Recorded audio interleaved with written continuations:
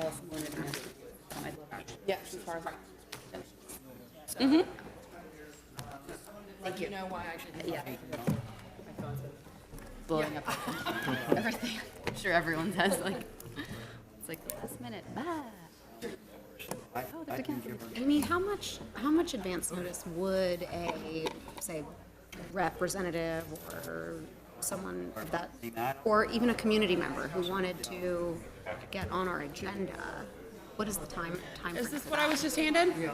Okay. Okay. Wednesday, the before, that would be ideal. Friday, before is kind of the drop dead Yeah. option. If they wanted to make a formal presentation. Yes. But Okay. That was not no, what he was it asking just for. makes sense it's Oh, okay.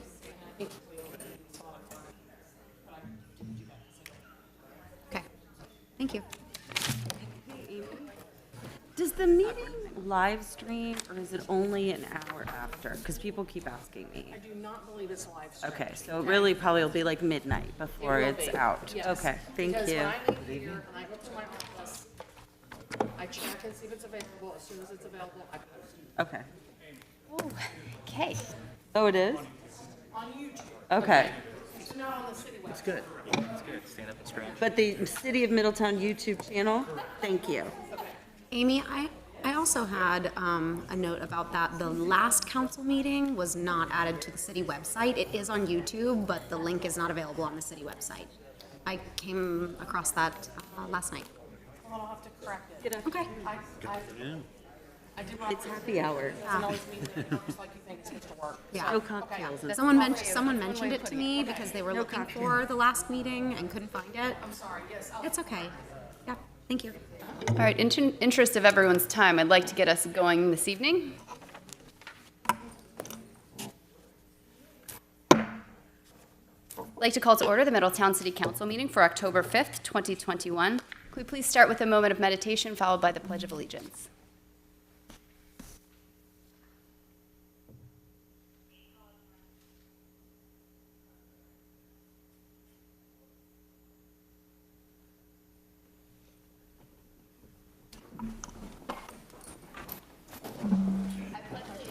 To the flag of the United States of America and to the republic for which it stands, one nation, under God, indivisible, with liberty and justice for all.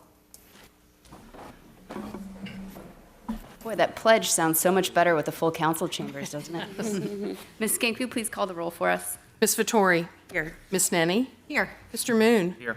Mr. Mulligan. Here. Mayor Condrey. Here. Okay, we are going to start this evening with a public hearing for a right-of-way vacation request. Ms. Combs, will you be the one presenting that this evening?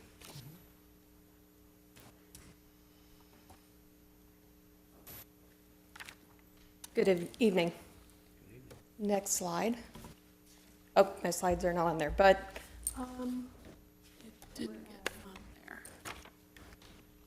okay, well, I'll go ahead and read it to you.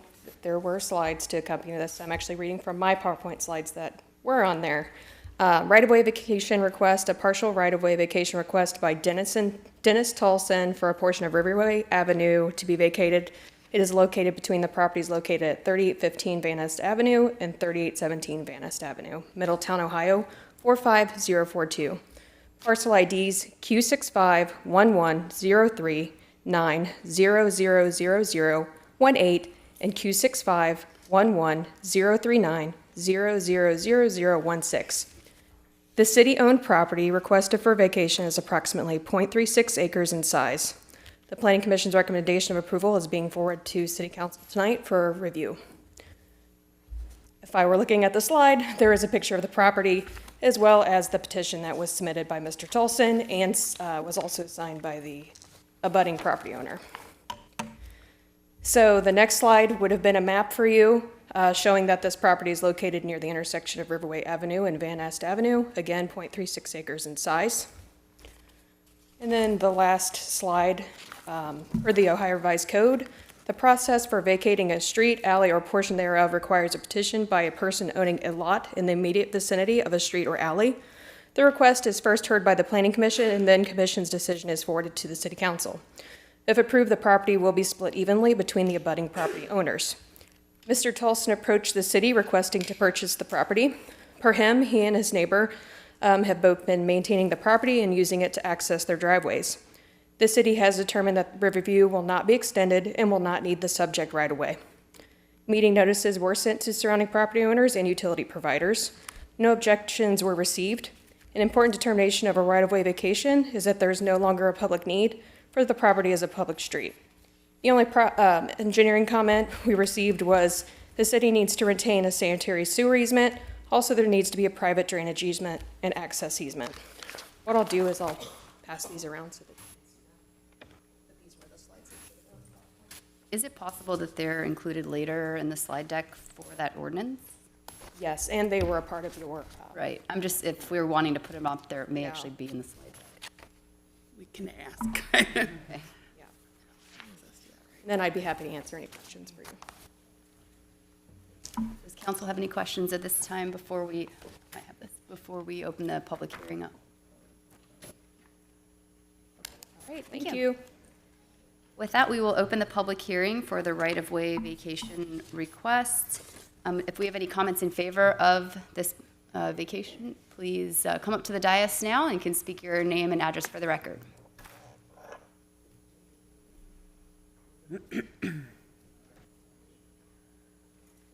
Okay, with no comments in favor of, if we have any comments in opposition to the vacation request, please come up to the dais now and speak your name and address for the record.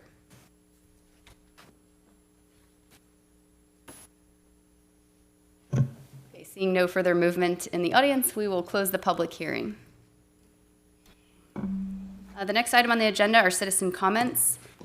We have this evening a total of 23 comments. I would like to make a motion that we allow all of these to be read, only because I know we have a 60-minute time limit. That leaves 3 people without commenting. I don't think it's asking too much to approve 3 more. That's just my personal motion. I'll second. Sure. Do we have to vote on that? We do. Okay, Ms. Skink, will you please call the roll? Ms. Nenny. Yes. Mr. Moon. Yes. Mr. Mulligan. Yes. Mayor Condrey. Yes. Ms. Vettori. Yes. Okay. That being said, we'll start with the first citizen comment, Ms. Renee Fossum. When you please come up to the dais and state your name and address for the record. And just to remind everyone, we have 3 minutes per speaker, and I will have to cut you off hard at the end of 3 minutes. All right. My name is Renee Fossum. I live at 501 South Main Street, Middletown, Ohio. And thank you for your time today. So I lived in the historic district within walking distance of the proposed plan since I moved here in 1999, so for 22 years. I moved here, I'm not from Middletown. I moved here to work in Cincinnati with my husband who works in Dayton because of our love for historic homes. I've been a member of Forest Hills for 17 years, and I routinely spend time on the riverfront bike path. We often pass the burned-out Whit Machine property and wonder why it hasn't been redeveloped and why it's been left untended for so many years. We commend you for trying to do something, make a better use for that property. The reason I'm here today is because I'm concerned that the Hollywood plan has not been fully considered, shared with affected property owners, and vetted with the community. I'd like to believe that the intentions are well placed, but without proper review, this project has the unintended potential to cause irreparable damage to the historic neighborhood, including Forest Hills. I don't understand why the plan includes purchase options of historic properties for 2 times their value, particularly when 6 of the 9 properties are well-maintained and open for business. The combined value of these properties is $2.3 million, and the plan authorizes up to $7.5 million using ARPA funds. I don't understand why the Swire and 68 South Main are included as separate items in pre-construction work to begin conversion to a bar and restaurant when the Swire is already a bar and a restaurant. Does this mean they will be torn down and replaced by a new structure? I fear Middletown has been down this path before with grandiose visions backed by federal and city funding that have never come to fruition, that we as a community are still trying to recover from, such as the City Center Mall, the Sorg Opera House, and the Manchester Inn. The renderings are beautiful, the promise attractive, but it sounds just a little too good to be true. I have serious questions about the developer's track record to complete projects. Where is an example of a completed project? All I could find are projects in progress or seeking funding. Mason City, Iowa, and Racine, Wisconsin have had similar projects proposed. In fact, Hollywoodland is also a name being used in Mason City. What's the plan to address the traffic, noise pollution, property value impact, and potential damage to the historic buildings on South Main? What is the justification to build a $1.3 billion project far from the highway within close proximity to other amusement and entertainment venues that offer similar attractions? Where are the results from the $250,000 feasibility study? What is the environmental impact on the Miami Conservancy District? Lastly, I've been questioning why we stay on South Main. Why haven't we moved away from this historic district or left Middletown altogether? Quite simply because we believe in what Middletown has to offer. Small town feel, located within an hour of two large cities, and the good people who live here.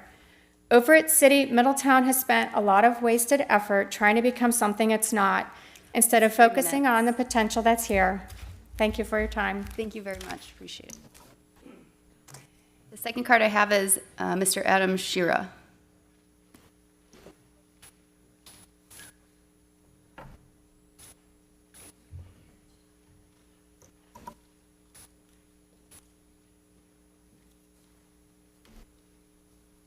Hello, everyone.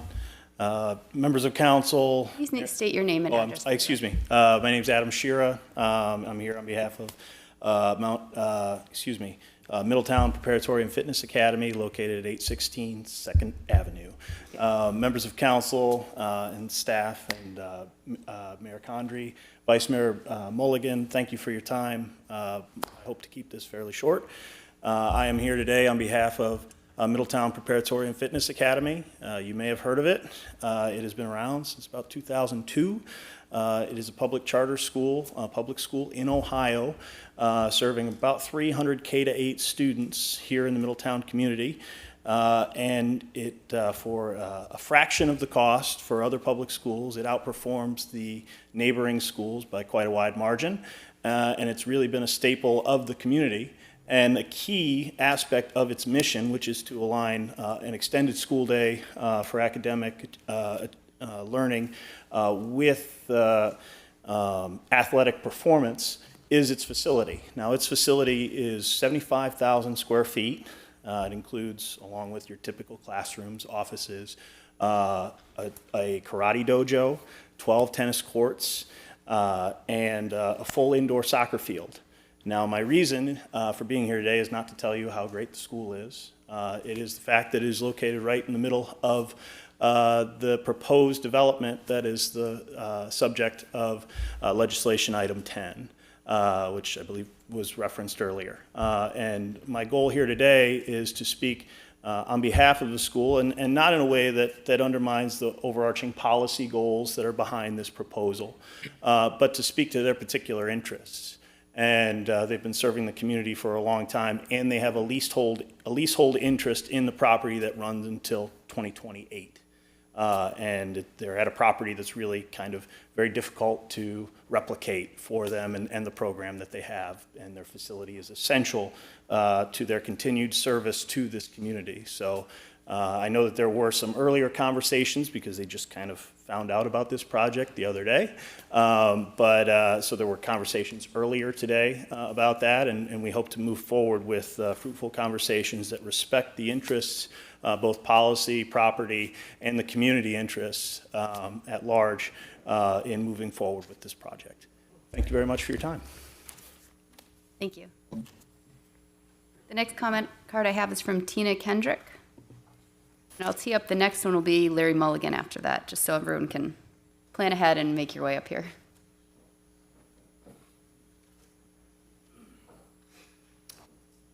Can you please state your name and address for the record? My name is Tina Kendrick, and I live at 313 South Main Street. So this is the first time I've ever done anything like this. So, good evening. I just want to let you know that I do live at 313 South Main Street. We have lived here for the last 12 years. I am here on the proposed riverfront project. My question is, what kind of studies have been made concerning how this will affect the residential properties in the historical district? We already have a prevailing problem with high speed and heavy traffic on Main Street. It's like a drag strip down there. We believe this will elevate the problem. Also, I have a concern for the noise level that this amusement area will cause for the residents there. Have you already considered that there is a water park and a proposed amusement park within a 3-mile distance with the Land of Illusion Water Park, and which would be our competition or your competition? Do you think we have the population to sustain both? We would hope that the city of Middletown would do everything in their power to preserve a well-known and highly respected piece of history with the South Main Street Historical District. It is our hope that this is voted against for the preservation of the historical district and its residents, because we on South Main Street, we work very hard to preserve our homes. I personally love my home down there. Like I said, we bought our home 12 years ago, and we've done a lot of work to it. We had to start from scratch with the home because it had been a 3-family home and they had totally destroyed it. And so we have built that home from the bottom up. And so it would be very, very hard to, what do I want to say? It would just be very, very hard to have all the noise and all the travel. Like we said, we have the issue with the traffic, which is terrible, racing down through there. But anyway, because we on Main Street, we work very hard to preserve and maintain our properties to the point that it is something Middletown can be very proud of. Thank you for your time. Thank you. Mr. Larry Mulligan is next up, and after that we have Gabe Schneider. Hello, my name is Larry Mulligan. I'm here with my wife Amanda, and we are residents of Middletown at 400 Cambridge Drive. I have the fortune of volunteering and serving on the board of the Sorg Opera Revitalization Group, whose organization will be greatly affected by the planned economic development in Middletown. Mayor Condrey and members of council, I'd like to express my concerns bordering on opposition to the development project listed as item 10 on tonight's council agenda. While I anticipate learning more this evening, 3 main areas of concern are absent from this proposal. I'd like to start with the $8 million of ARPA funds that we are sending to an LLC with no known local ties or intrinsic commitment to the city of Middletown. This plan completely bypasses any sort of direct investment in our currently existing local businesses, which are the backbone of our community. It's been proven time and time again that money spent locally stays locally and benefits the community. Second, some of the council members sitting before us have run on a platform of fiscal conservatism. Where is this a sound financial investment? Even if we are to believe that there will be tourism dollars coming from the I-75-71 corridor or elsewhere to visit a shopping center and amusement park through 20 minutes of local traffic, what taxpayer-funded infrastructure will be pushed through for homeowners and residents to pay? We still need updates on pre-existing sewage, electric, public safety, and roadways. The street traffic and infrastructure demands for a project of this size lead many to believe that tearing down what little remains of the historic buildings downtown are inevitable. Finally, as it currently stands, this development proposes massive commercial projects directly abutting both historic and single-family affordable housing neighborhoods. This project will inevitably gentrify the surrounding area and force current families that grew up in these neighborhoods and businesses that have established roots in our town. Frustrates those that invested all their lives to preserve and restore homes and historic community landmarks. Middletown already has one of the highest property tax rates in Butler County, and we will price out the community that will purportedly benefit from this project. Throughout my life as a Middletown resident, I constantly hear people, and some in this chamber, who may support this project, yearn from the days of Middletown's heyday. Downtown Middletown thrived most when small, locally owned businesses were supported and invested in. We already had the city center shopping mall fail adjacent to this location. We had a riverfront development flounder with Lake Middletown in the 70s. This is poor city planning that has already been done in the past, and I fear that council is about to make the same mistake again. We were, and still are, and will be a steel town. We are fortunate that Cleveland Cliffs is an international leader in the industry and continues to make local investments as they anticipate the changing landscape of the industry. I hope that the council will not forget this, and rather than chase dreams that ignore our history and reality, invest in the existing community, support well-paying manufacturing jobs from established industries, and better manage our existing infrastructure. There are already existing locations in Middletown that would better support economic development than shoehorning a project of this size in downtown. Thank you. Thank you. You can speak very quickly and succinctly, almost as quickly as I listen to Audible. Teaching. Thank you. Next, we have Mr. Gabe Schneider, I believe is the writing on there. And after that, we have Marty Kohler. Gabriel Shaneline, 121 South Main Street. Thank you. I want to thank City Council for the opportunity to speak about the Riverside Development Proposal. I'm doing so for myself and also on behalf of my wife, Jade Smarta. We live directly across the street from the proposed development. I want to begin by saying that we share all the practical concerns previously mentioned by our neighbor Renee, and I'm sure we'll hear more of them tonight. We also have 2 additional points we'd like to share. Firstly, the bare minimum expectation of this community is that we have the information and time required to form educated opinions on this proposal and share those opinions with City Council. We would vehemently oppose any decision being made before that expectation is met. This is especially true of decisions being made on the emergency track. Secondly, we want to call to mind the importance of aesthetics and the historic identity of this town. This area has its issues, but it is for the most part a peaceful, safe, and beautiful historic neighborhood. Even if we make the assumption that this project will be successful as currently envisioned, the identity of this neighborhood would be lost forever. I personally would not choose an indoor mini Kings Island over the status quo. If this mixed-use project were to move forward with a different vision, for example, an outdoor development like Newport on the Levee that overlooks our own beautiful river, the theme and aesthetic would need to match the surrounding area. In other words, the development should be modern, made to look historic. Miami University's newer buildings, like the School of Business, are a great example of a successful application of this principle. If we don't do this, we risk a $1 billion investment soon having a dated appearance and losing its appeal, regardless of the initial success of the venture. Aesthetics and due diligence are just 2 of the concerns we have with this development, but there are many, many more. Therefore, I want to close by reiterating on our initial point that Middletown owes it to its residents to listen to our voices and take the time to do this the right way. We shouldn't be afraid to be picky with developers about the final vision, especially when we are transferring city property and investing city money. If the developer ends up walking away because we are being too exacting in our contract terms, it would be clear that they were never sufficiently enamored with our community to begin with and should not be trusted with such a prominent place in our community anyway. Thank you. Thank you. Next, I have Marty Kohler, followed by Betsy Hannan.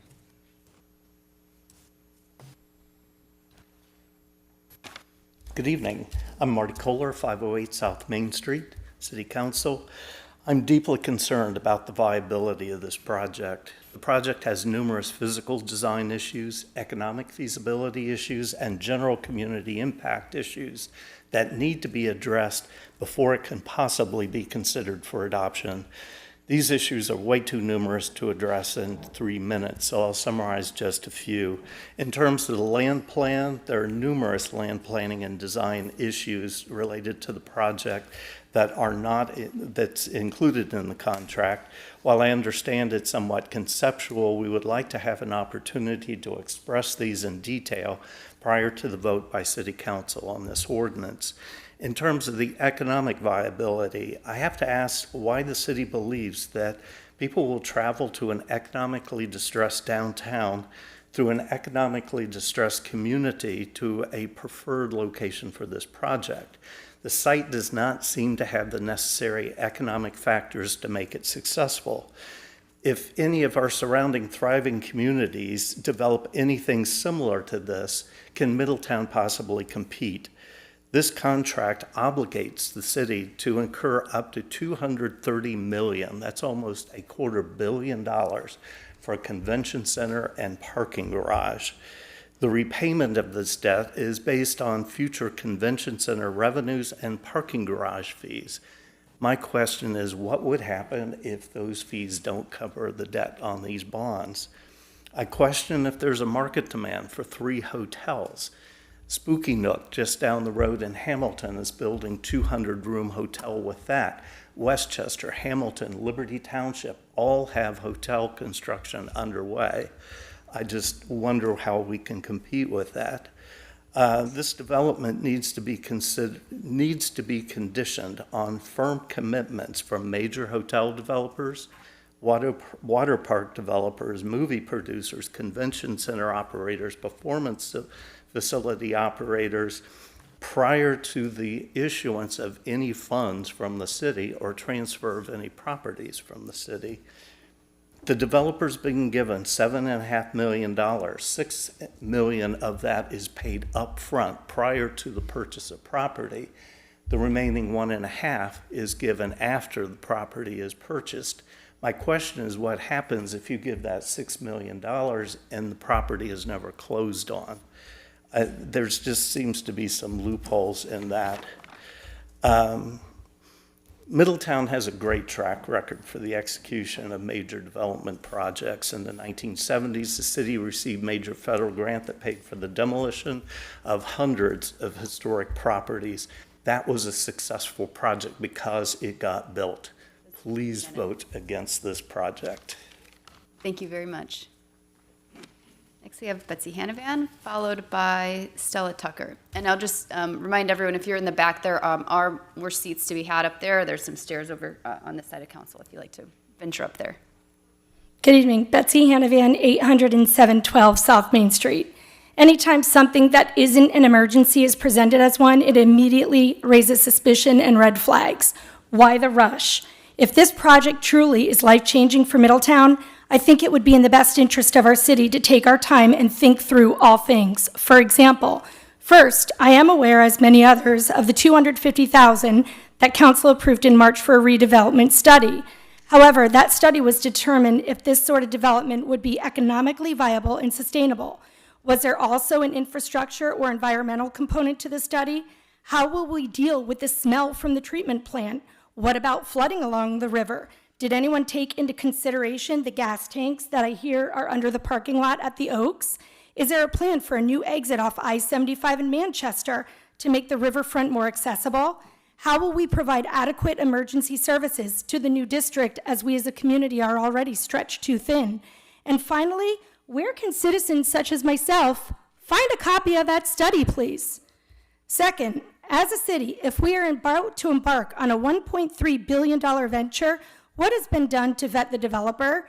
Can any member of council or the city please produce a completed project? I'm not trying to be disrespectful, but the city has made one bad deal after another, including but not limited to the Manchester, Getz Tower, Lake Mistake, and a covered downtown mall. There was a quote in an article that mentioned launching a film and entertainment district, permanently bringing the film industry to the state of Ohio. After reading that, I reached out to a local producer that I know personally who works with Film Cincinnati on all local SAG and union films. She said, the last thing producers would want are sound stages in the middle of a commercial development. Therefore, I'm curious as to what experts have been consulted for this claim to be made. Finally, how will we replace the historic properties after they are torn down if this project doesn't come to fruition? Living steps away from the proposed development, if it was executed flawlessly, I could personally stand to benefit. But that's the problem with this city. We have to stop thinking about what benefits each one of us individually and start thinking about what benefits us as a community.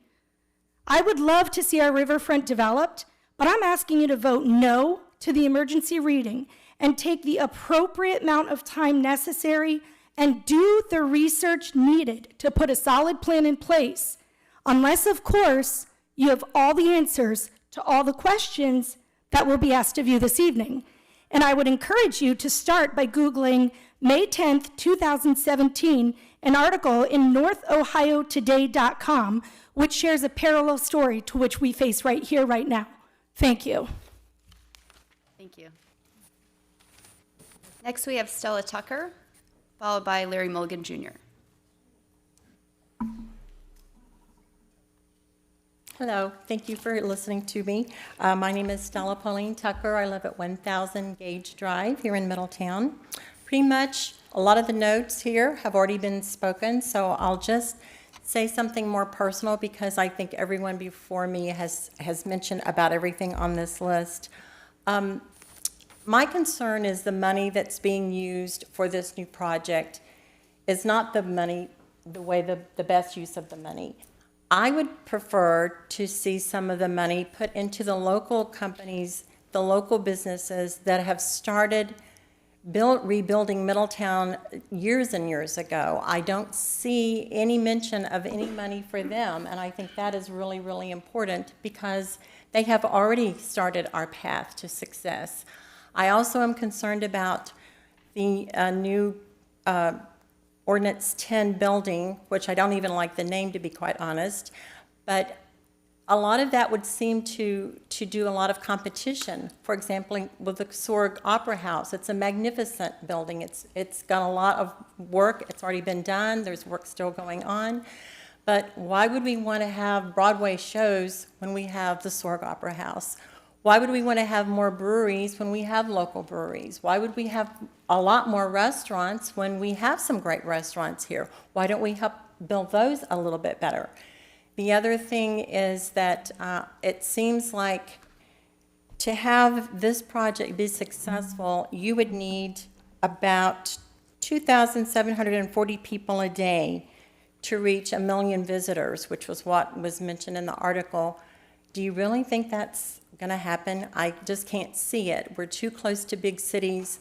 We're too close to Kings Island. I just think that we could use our money a little bit more effectively to continue developing the folks here in town and do something on the riverfront, but that maintains our historical buildings and what people come here for that have already been stated by so many. Thank you. Thank you. Larry Mulligan Jr., followed by Joe. I'm sorry, Joe, I don't know if. Hudak. Thank you. Good evening, Mayor and Council. It's good to be with you.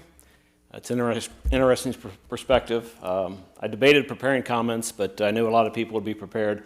So I just made a few notes to touch on some concerns I have. All right, I hate to ask you, could you state your name and address? Oh, I'm sorry. All that with you. Thank you. I know, Larry I Mulligan, know. 218 South Main Street, Middletown, Ohio. Thank you. I'd like to express that I'm certainly in favor of Middletown and development for Middletown. I worked for 13 years in your seats to further a lot of causes, and we'll admit to a few mistakes.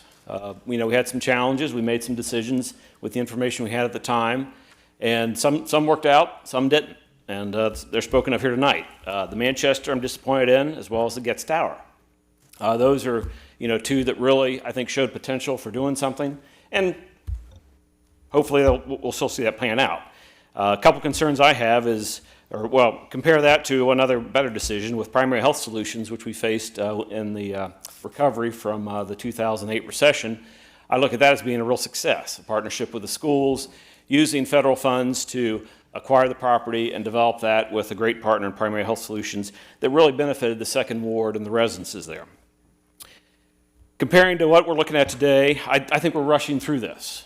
I think there's a lot of questions that remain to be addressed. I'm concerned that council has put forth a tax levy to support the fire, which is sorely needed, but yet you're granting 100% tax abatement on this property, as I understand it. I look at, as been mentioned before, the mall and its challenges. We just paid off the debt from the demolition, and we're looking at a huge investment that may or may not pan out.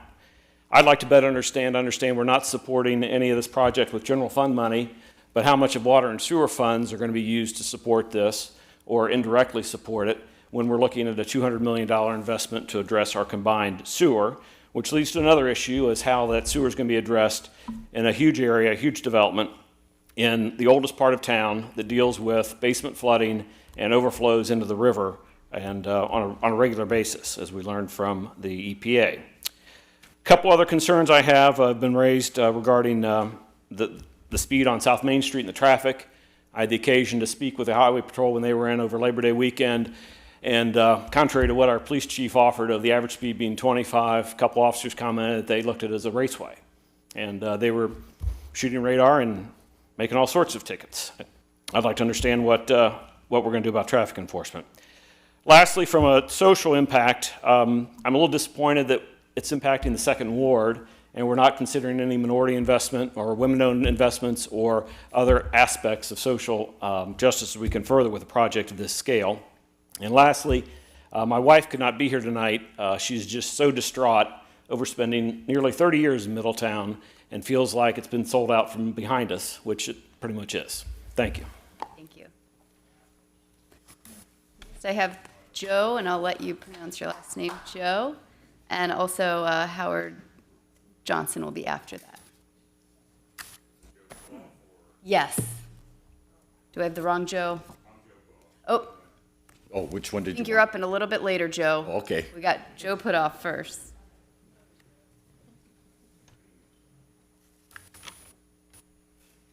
as I've stated, my name is Joe Putoff. I'm a lifelong resident here at Middletown at 19 Santa Fe Road.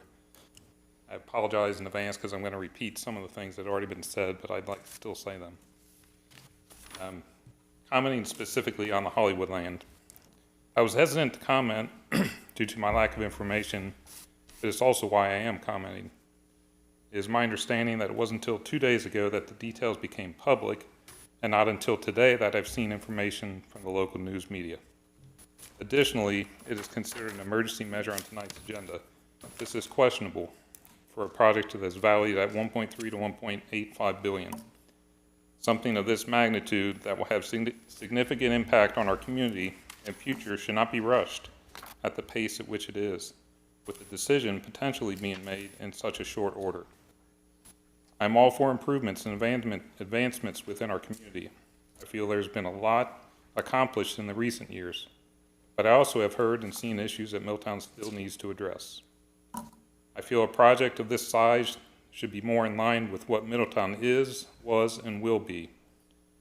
I do not feel we are a Hollywood, nor do we need an indoor amusement park or water park. We all know there are existing venues that are at a much better location that support these attractions. I feel there are some good ideas within this project, such as a destination hotel, restaurants, brew pubs, cafes, but a major indoor concert venue for national and internationally acclaimed artists? Are we going to be competing with Cincinnati, Dayton, and Columbus? Instead, why don't we support places like the Sorg and others that have been already mentioned? Neighboring communities are seeing a resurgence by repurposing buildings and creating unique spaces.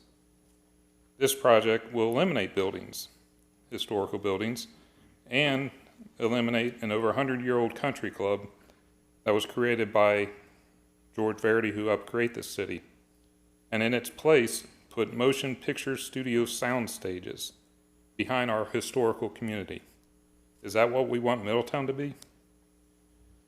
It is my understanding Middletown has received approximately $9.5 million of stimulus money from the American Rescue Act during 2021.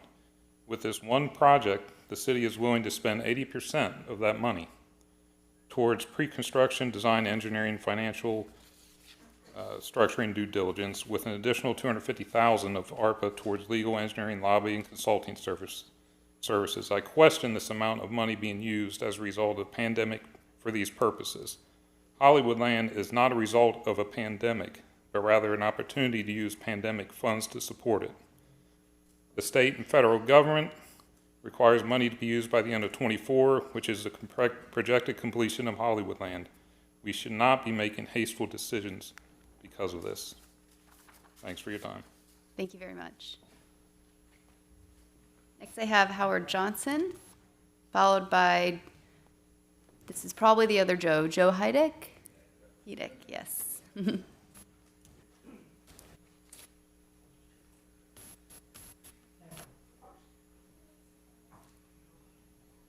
Ladies and gentlemen of the council, Howard Johnson.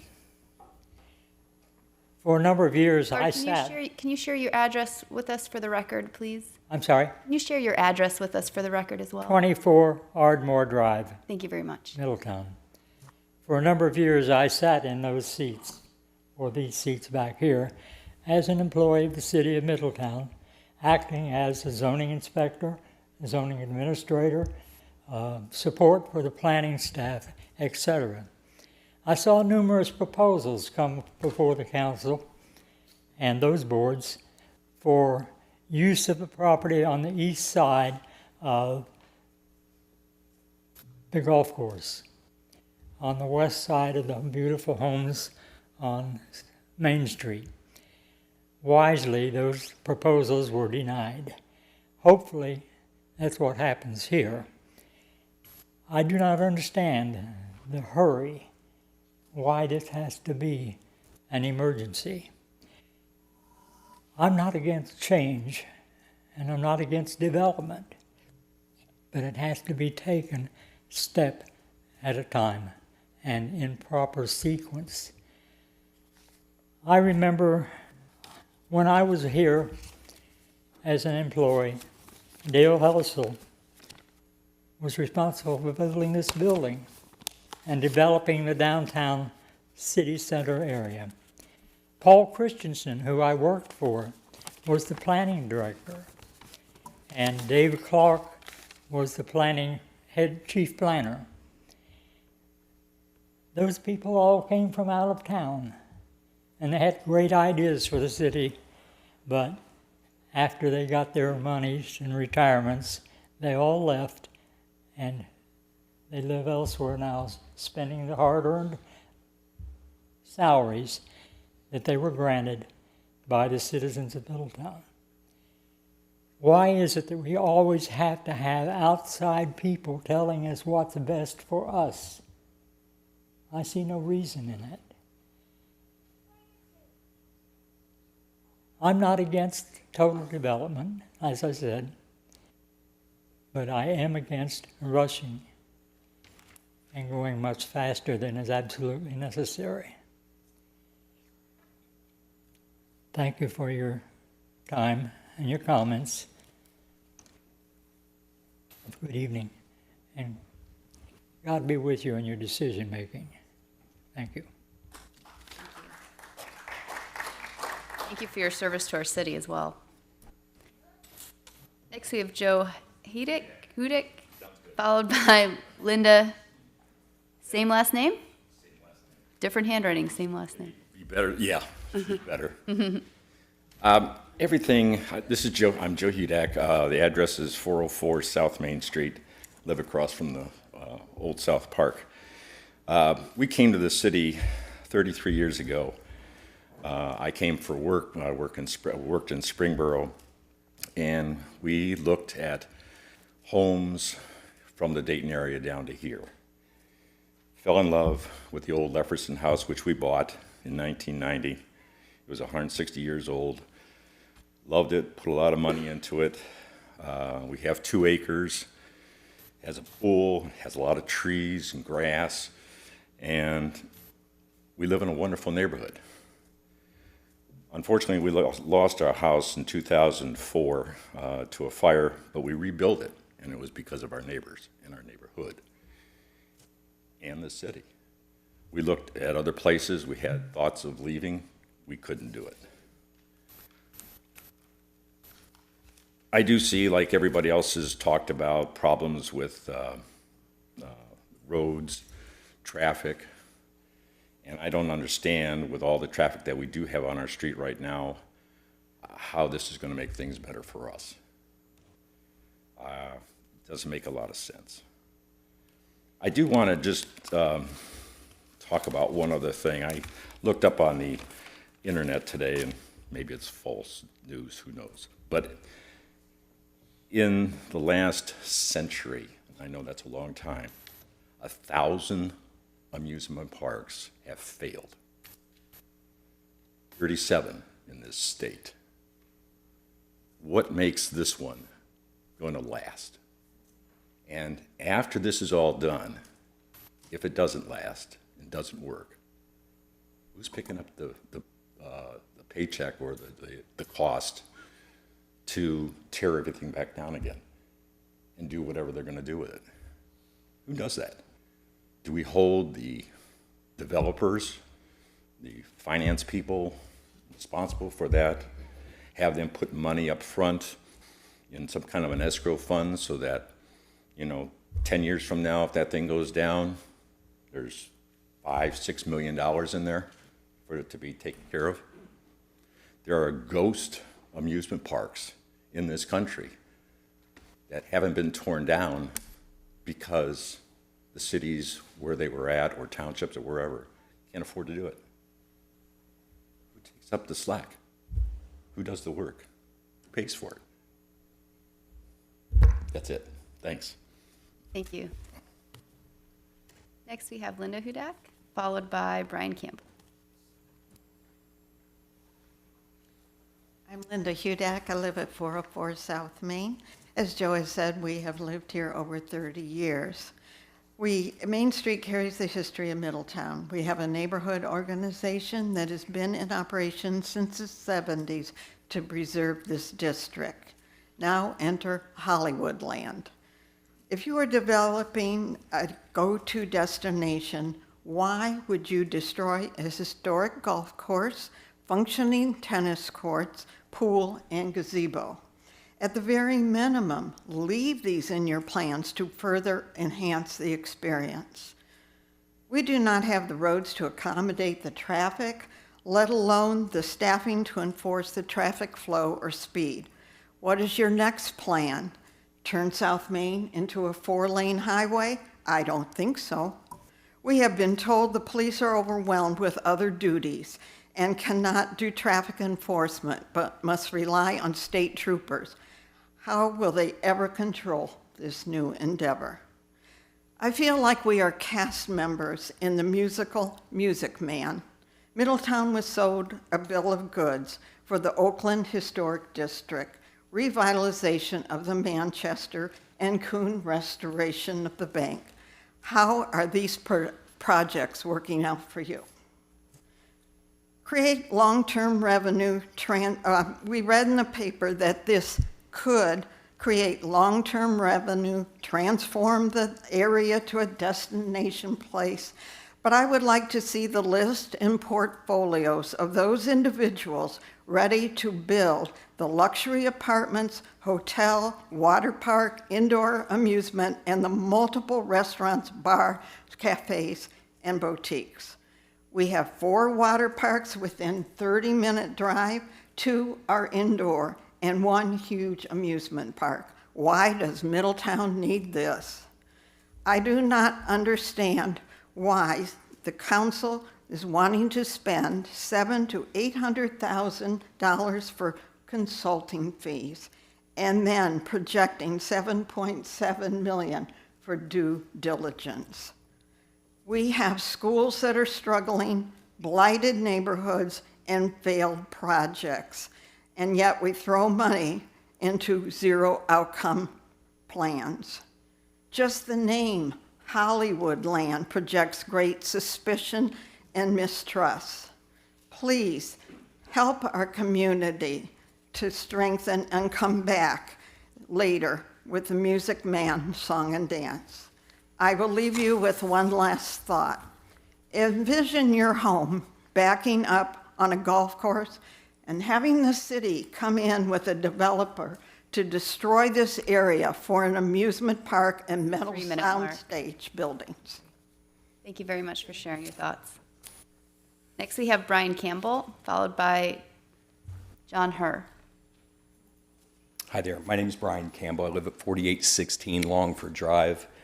A couple things. One, very concerned just like everybody else. I've lived here my whole life, 54 years. My wife and I, we chose to raise our family here, and I think everybody here wants what's best for Middletown. But what we're planning on doing is, like I said, is very concerning. I don't think anybody has problems with developing blighted properties and things like that, but these are not some of the properties we're talking about. We're talking about, a golf course that's 100 years old that has a ton of history. There's hundreds of families that belong down there. There's a swim team with, 60, 70 kids a summer, things like that would be gone, right? And once you lose things, you can't get it back, right? You look at the Manchester Inn. I know that there's been all these giveaways in the past, and these developers have not come through. If this happens, and we give away these 28 properties or whatever, and we do away with Forest Hills, what are we looking at? Are we looking at 28 Manchester Inns? Are we looking at a golf course where grass is this tall and things are boarded up? I wonder how much input has been given to the property owners down South Main.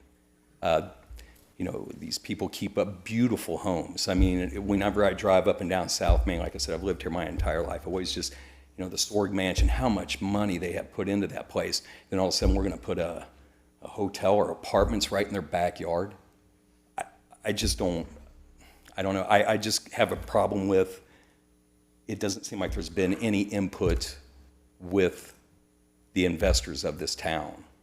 I mean, if you're going to have this kind of investment, shouldn't it be with people who have a vested interest? A lot of times we, give all this stuff away to people who don't have a vested interest.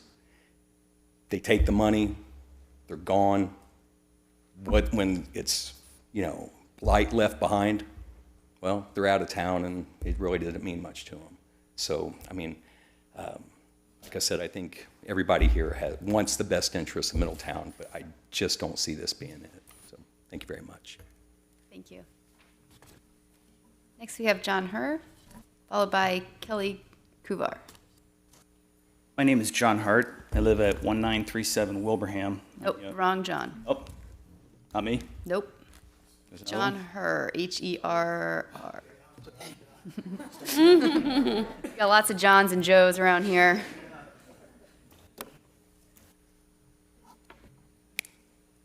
Good evening, members of council, Madam Mayor, council members. My name's John Herr. I live at 400 South Main Street. Now, I have a little different approach from what you've heard so far. And what you've heard so far is powerful. And I'm proud of my neighbors. They got their stuff together. Now, I'm here to try and maybe raise a little different flag, the flag of good governance. Now, personally, they all have questions. I have a question: how did this get this far? And I don't know, I don't think that, even if we tried, we could look into the black hole of executive sessions. Maybe you guys have been through all of this, but we don't know. And so I want to take, perhaps a legalistic approach. And, oh Lord, now I'm going to end up in jail. Excuse me, if I knew how to shut this off, I would. Okay, I'm sorry. But my point is this, that when I looked at the ordinance online and I read the typical tagline, "This is an emergency." Now, please get real. This is not an emergency, but apparently our good governance says, well, we'll call it that and then we'll go ahead. Why? I have serious objection to that. Now, I may be ignored, and that won't necessarily surprise me, but what are you about? If the rule says we can do it one reading as an emergency and we have to state the reasons for the emergency or we're not allowed to do it, then let's really have an emergency, not that we'd like to get this development started. So, you can obviously deal with it as you were, but as you would, but I just wanted to make that point, and thank you very much for your time. Thank you. Next, we have Kelly Kuvar, followed by Amy Ray. My name's Kelly Kuvar. I live at 2615 Worcester Place. I'm really thankful that Mr. Herr didn't get arrested. I don't want to follow that. So I spoke in August briefly, but I did go over my 3 minutes, so I boiled it down to a couple sentences.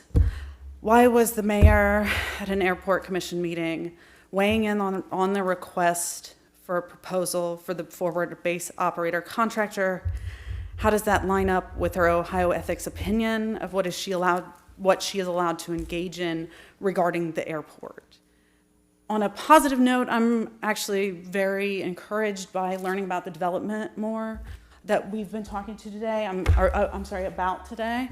I'm glad to see a lot of members of my community here talking about it, and I, for one, am very excited to hear about a development basically in the billions for the city that I grew up in and am back now for. So thank you all so much, and talk to you soon, I'm sure. Thank you. Next, I have Amy Ray, followed by Kathy Mulligan. I would like to start off I'm Amy Ray, 4818 Roosevelt Avenue. Thank you. I would like to start off by saying that I, for one, am excited to hear about a development within Middletown that could, bring others to our town. We do have great gyms in this town that should be discovered, regardless of negativity, I am looking forward to it. Now I would like to draw attention to a subject I find to be far more important and dire to Middletown. Transparency and ethics are two words that have been thrown around a lot in these chambers. If you are unfamiliar, transparency is defined as a way to refer to a state in which things are free from any attempt to hide anything. Ethical is defined as pertaining to things right or wrong in conduct. I am 100% in favor of transparency and being ethical, especially as a city leader, as you all are. Why is there a lawsuit filed against the city of Middletown from the mayor's home address? This lawsuit is filed by John Hart, who will be speaking later, against the city. I have taken the liberty to provide printouts to show the mayor's address is publicly assessed documents listed clearly and legally. How is it transparent or ethical to have your boyfriend/roommate sue the city you are mayor of? It's not.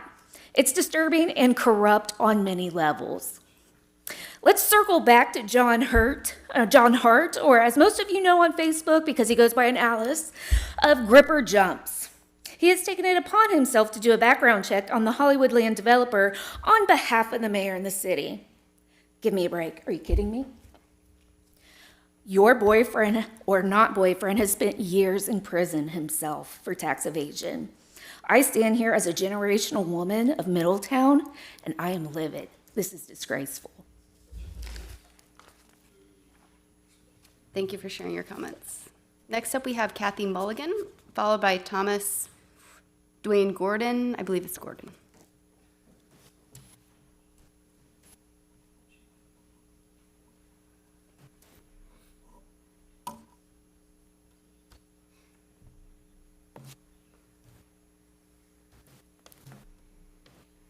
Old and tired and slow, but dependable and vertical. Kathy Mulligan. My address is 228 South Main Street for the last 45 years. I'm the third generation of Mulligans to speak here tonight, and I applaud everyone who's preceded me speaking. Their points are very well taken. I'm just going to put a few random ones that I think might need more emphasis or that are my favorites to talk about. I want to say that I know there are times when personal freedoms and personal preferences and personal conveniences have to give way to the common good.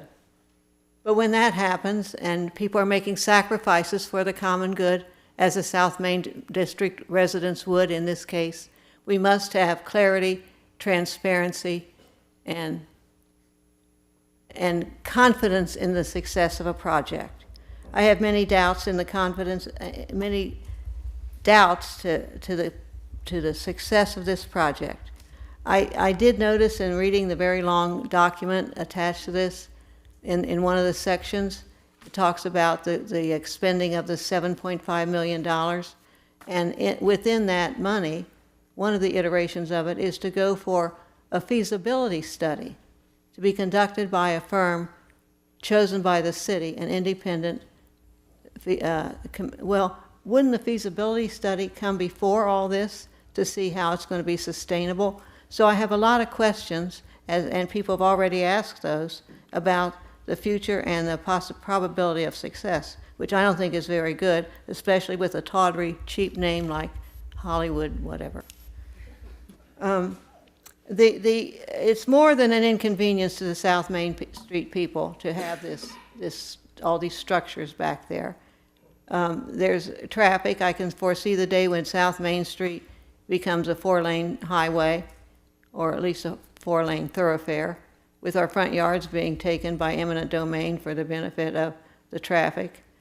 I see safety and security dangers for people. With a million people coming to my backyard every year, I would worry about the transients and the people who could be a danger to the security of my home. The South Main Street people, as been mentioned earlier, spend a lot of time, talent, and treasure on our homes. In the last 45 years, we have done everything we can to maintain our property, and it's a labor of love, but it's it's certainly an investment. I think that the impact that it'll have on Main Street, especially the residential part from the Sorg Mansion down to about 6th Avenue, where the golf course is behind all those properties, is going to be significant. Anything from an apartment building in your backyard, for mine, or sound stages in your backyard down the street, it's just not right. And so I would ask council to deeply consider all the questions you've been asked tonight. More due diligence is necessary. And if it comes to the fact that it goes through anyway, which I hope it doesn't, I think that the South Main people are owed consideration for it'll change our neighborhood. My goodness, there will be a parking structure just north of the beloved Sorg Mansion. Picture that. It changes the whole ambience of the neighborhood. It's our 3-minute mark. And I guess that's my 3 minutes if people are starting to talk. Anyway, just wanted to let you know what I think is a considerable impact on our neighborhood and the need for more transparency, as the lady mentioned earlier, and due diligence. Thank you. Thank you. I've got a backup timer going, don't worry if the slides aren't out there.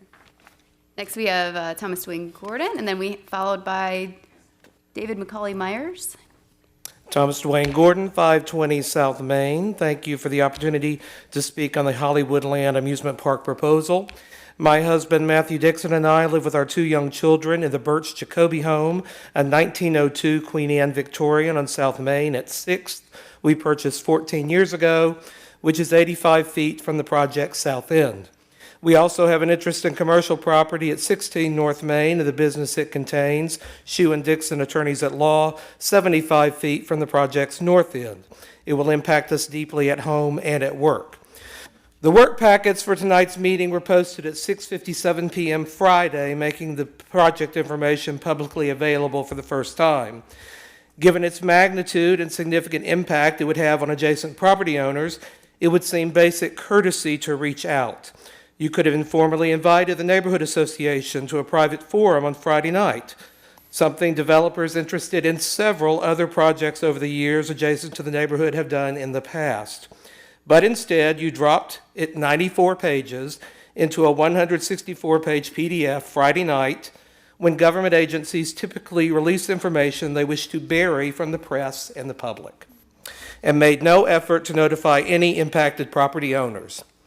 Luckily, 24 hours later, someone read through the packet and shared the designs on the Facebook page of the city's other historic district, which alerted the residents of South Main. Not bringing the affected residents into the circle of knowledge the moment it was released to the public was very disrespectful and immediately placed all residents of the neighborhood in an adversarial relationship to the project due to your mistake. It may be impossible to repair this damage, but one step I urge you to strongly consider to possibly recapture some goodwill is to immediately appoint a neighborhood advisory committee of residents from South Main to be kept abreast of all developments with this project and to provide input into all future decisions, designs, and activities on the property, from current research stage through construction and continuing through operation, if it eventually comes to fruition, similar to the Community Advisory Council established by Suncoke when they came to the city. Secondly, traffic. South Main is a residential neighborhood street misused by speeders day and night as an arterial thoroughfare. Rather than address this, the city seems intent on making it worse. The designs show ingress and egress not only from 2nd, but also 4th and 6th. Commercial and retail traffic on residential South Main, much less its side streets, is completely inappropriate. If the project proceeds, I suggest South Main should terminate at Yankee, so through traffic is impossible, and access to the property from 6th or 4th be expressly prohibited. Thank you. Next, we have David McCauley Myers, followed by George Putoff. Sorry. Good evening. David McCauley Myers, 308 South Main Street. Actually, I just wanted to echo the comments by my neighbors on South Main. I've lived in the neighborhood since '92, like Renee. Actually, Renee contacted me before moving to the neighborhood because I came to P&G in '92 and specifically sought out a historic district and sought out Middletown for that reason. We looked everywhere from Newport up to Springboro, and we ended up here because of what Middletown had to offer. And been thrilled with the slow progress that we've made in the years since, opening up the mall, the development we've seen downtown, and all our, hardworking business people that we have risking their own, visions monetarily with their dreams they have of the businesses they've created.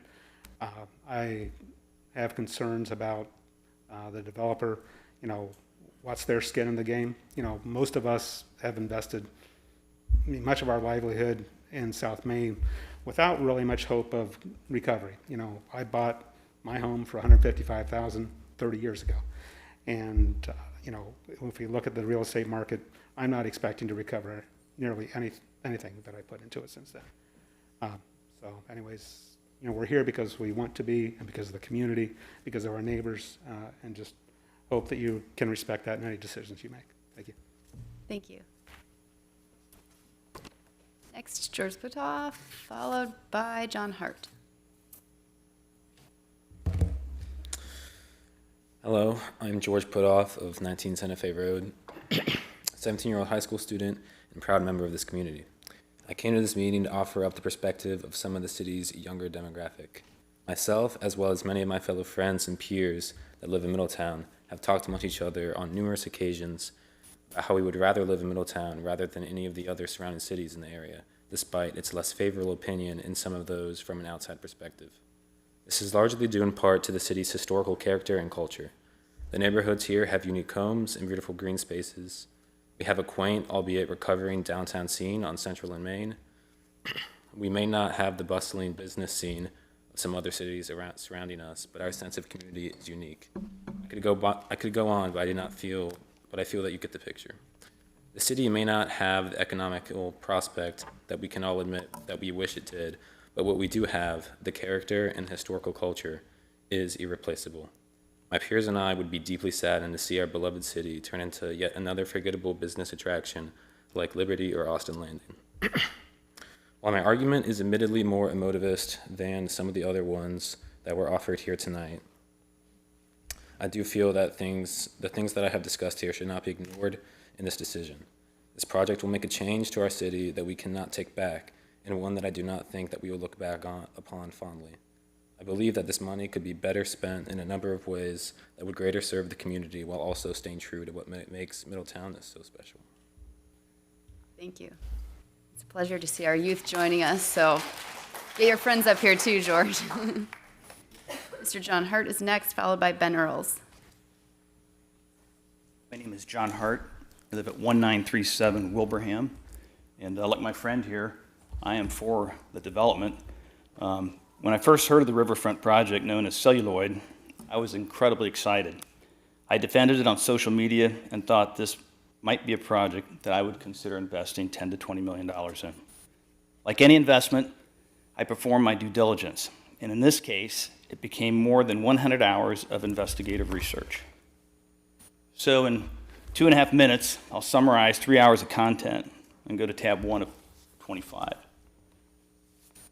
I doubt that anyone in the city building has performed due diligence on this project, for if you had, this discussion would not be happening today. Principals of this company, of which has changed its name 3 times in the past year alone, have had numerous lawsuits served upon them, filed personal bankruptcies, have had foreclosures on their homes, a DUI, fled the scene of an accident, have federal tax liens greater than $100,000 currently in place, in addition to other tax liens, state tax liens, numerous judgments, and personal liens. No bank, pension fund, or investor like myself would invest in this project. Our city manager wants to provide $8 million of ARPA funds and 26 signature pieces of property to this business for $1, a business that you know nothing about because no due diligence was performed.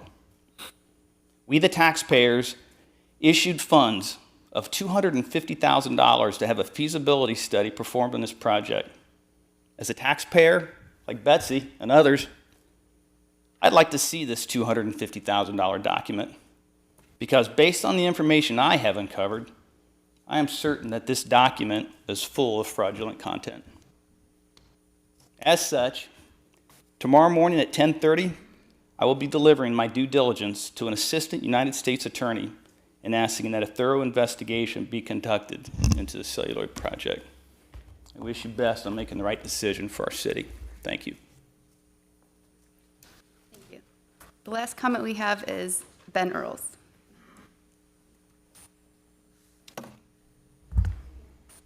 Council, thank you for your time. I'm Ben Earls, 5022 Oakview Drive in Middletown.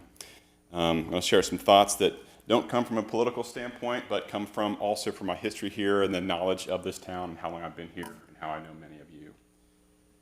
My name is Ben Earls, and I was born and raised here in Middletown, Ohio. I left briefly to attend college and start my career, but ultimately moved back 21 years ago to be closer to family, to potentially start my own and continue the pursuit of my career at a design firm in downtown Cincinnati.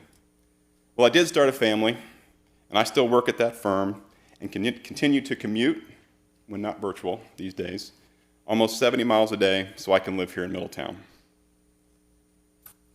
despite opportunities and offers to be relocated.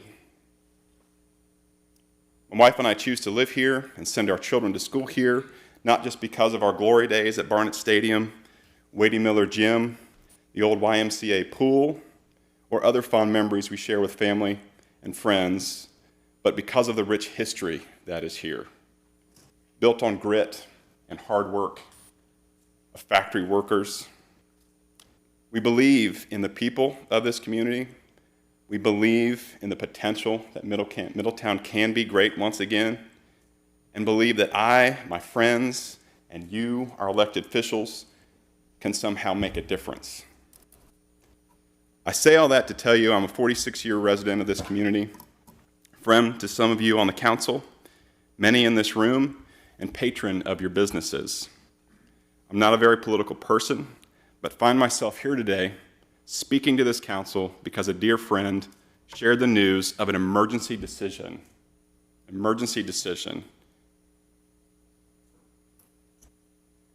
that the council needed to make on perhaps one of the grandest schemes no one has heard of until 2 days ago.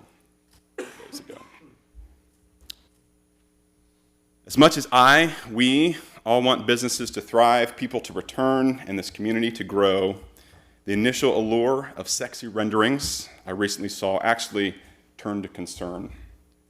I didn't take this lightly, because I am familiar with design and development process and what effort, planning, funding, and time it takes to bring something this grand to life. But most importantly, the buy-in needed from the community. And we're just hearing about it. In fact, I've hardly digested the plan for the Old Town Mall site, recently published in March of this year. I've since spoken to close friends, professionals, and business owners, and have found they too share in the anxiety of what this seemingly quick decision could do to the history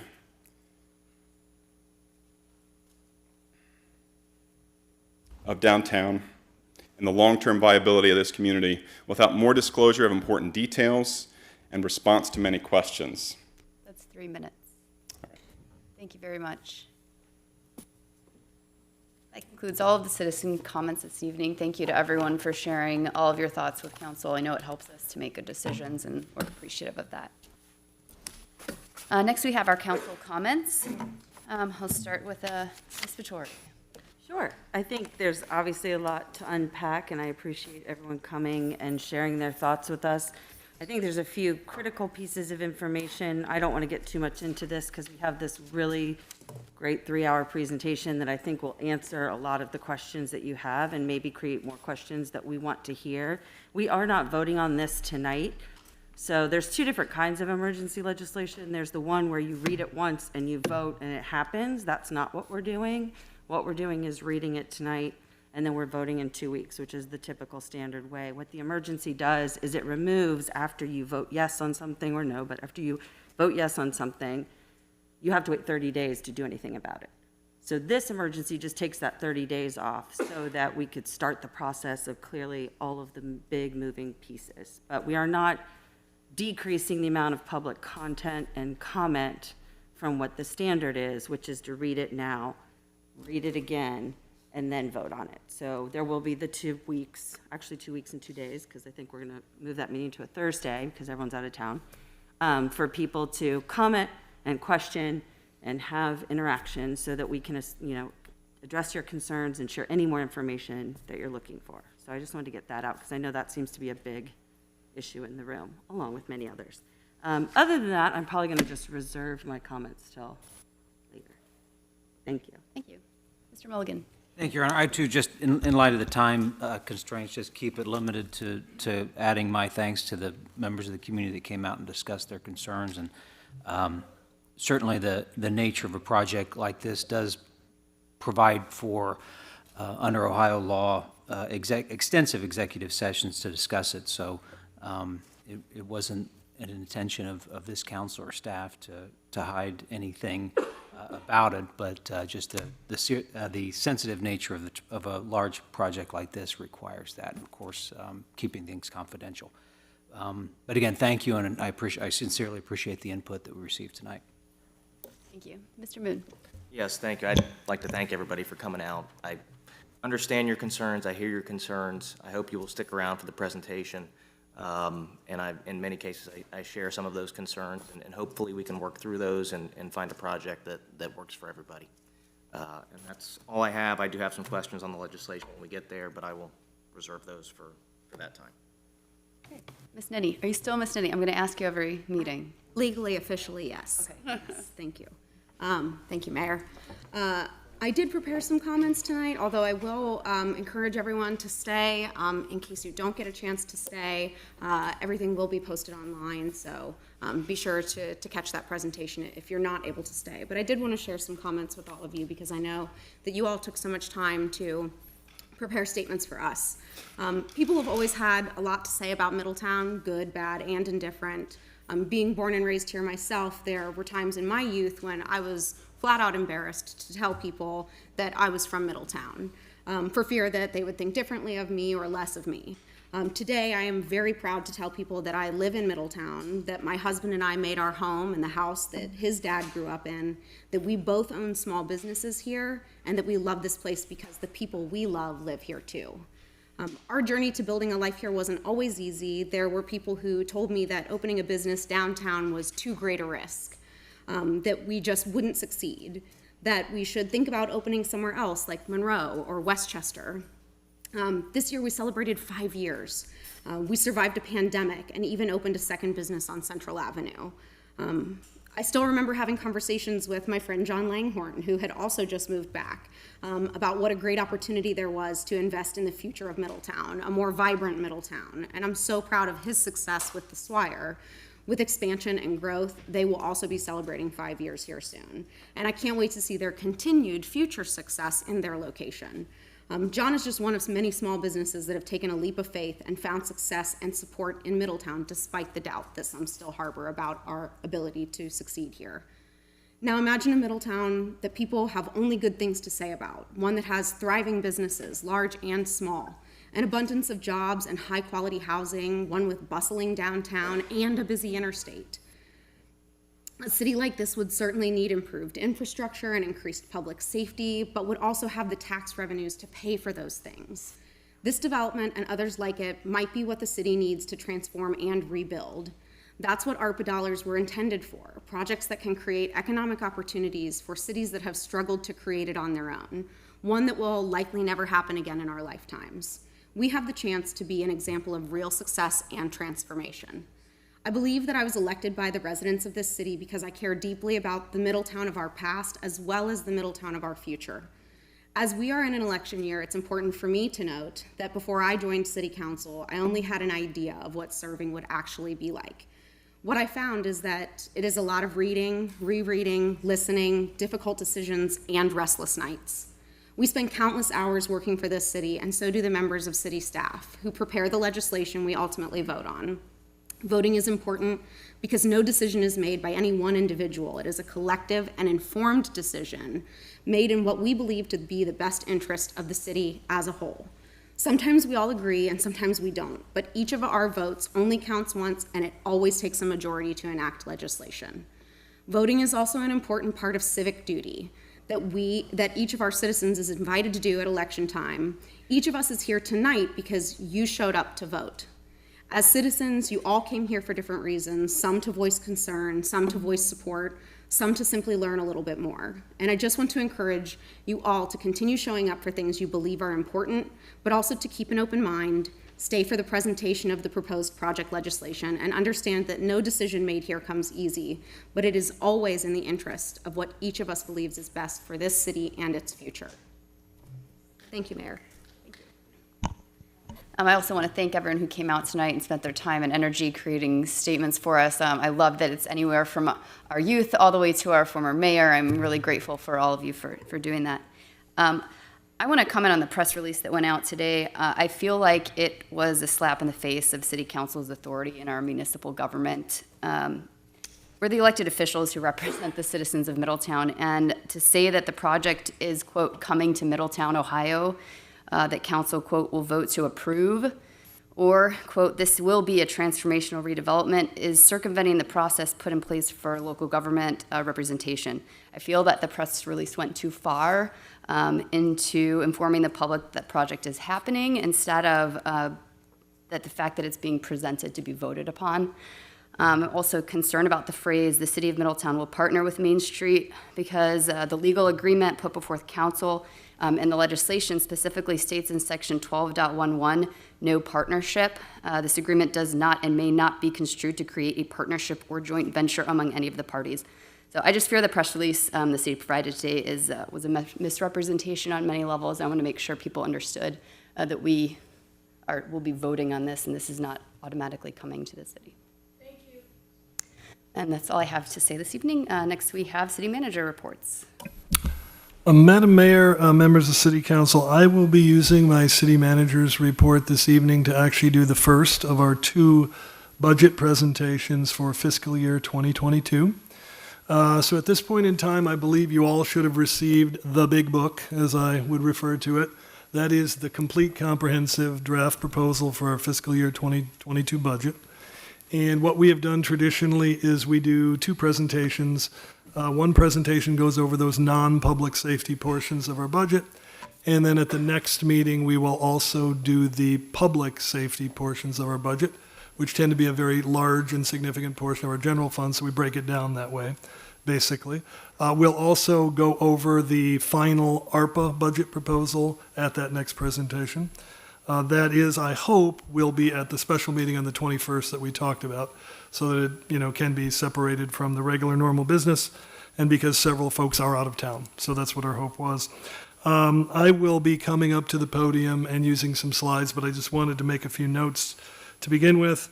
One of the things I wish that we would have gotten more detail to you earlier this year. It has been kind of difficult, as you know, without a finance director. I want to give special thanks particularly to our finance staff, who have just done an incredible job, without the help of that. Angie Carr, our budget director, has just been unbelievable, fantastic, incredible. We have an incredible resource in her. If it wasn't for her, we'd no possible way to do this budget. Barb Bradley has been interim finance director in the absence of having a finance director, has kept us all together. We really appreciate her effort. Everybody else from the finance department has been unbelievable in doing their job. All the department heads this year really stepped up to the plate. They did an incredible job. They really recognize the fact that they are not individual cogs in the organization, but they all come together and they look out for each other. They look out for the best interest of the city. So with that, I'm going to come up and I'm going to follow through this. And I think we've also made actual printed presentations for you this evening, and you should have those so you'll be able to follow along. And this follows somewhat of our format in the past. And let me just do that. You want me to flip for you? You may not know when I need Then go for it. Go for it.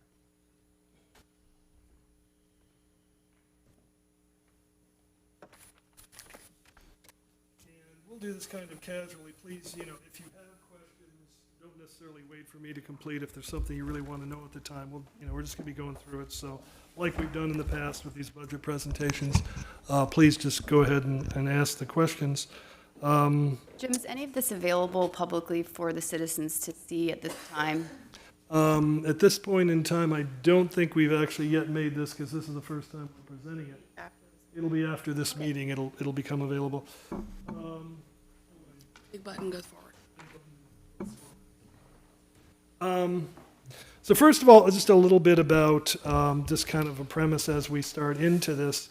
What you're going to see, for the most part, is a budget that, in many regards, is status quo, but status quo in a good way. That is, we've been able to maintain all of those traditional services that we have become accustomed to. There are absolutely no cuts to this budget. There are actually a couple of additions in terms of staff in a couple of places. The pandemic obviously was a very difficult thing to go through. We've continued to go through it. Its effects have been very negative in a lot of different ways. But from a financial perspective, oddly enough, I should say, is they've actually put us in a relatively positive position. When the pandemic hit, of course, it had a significant negative impact on our income tax revenues.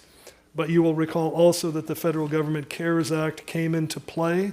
We received funding through that program in amounts substantially more than the negative that we saw.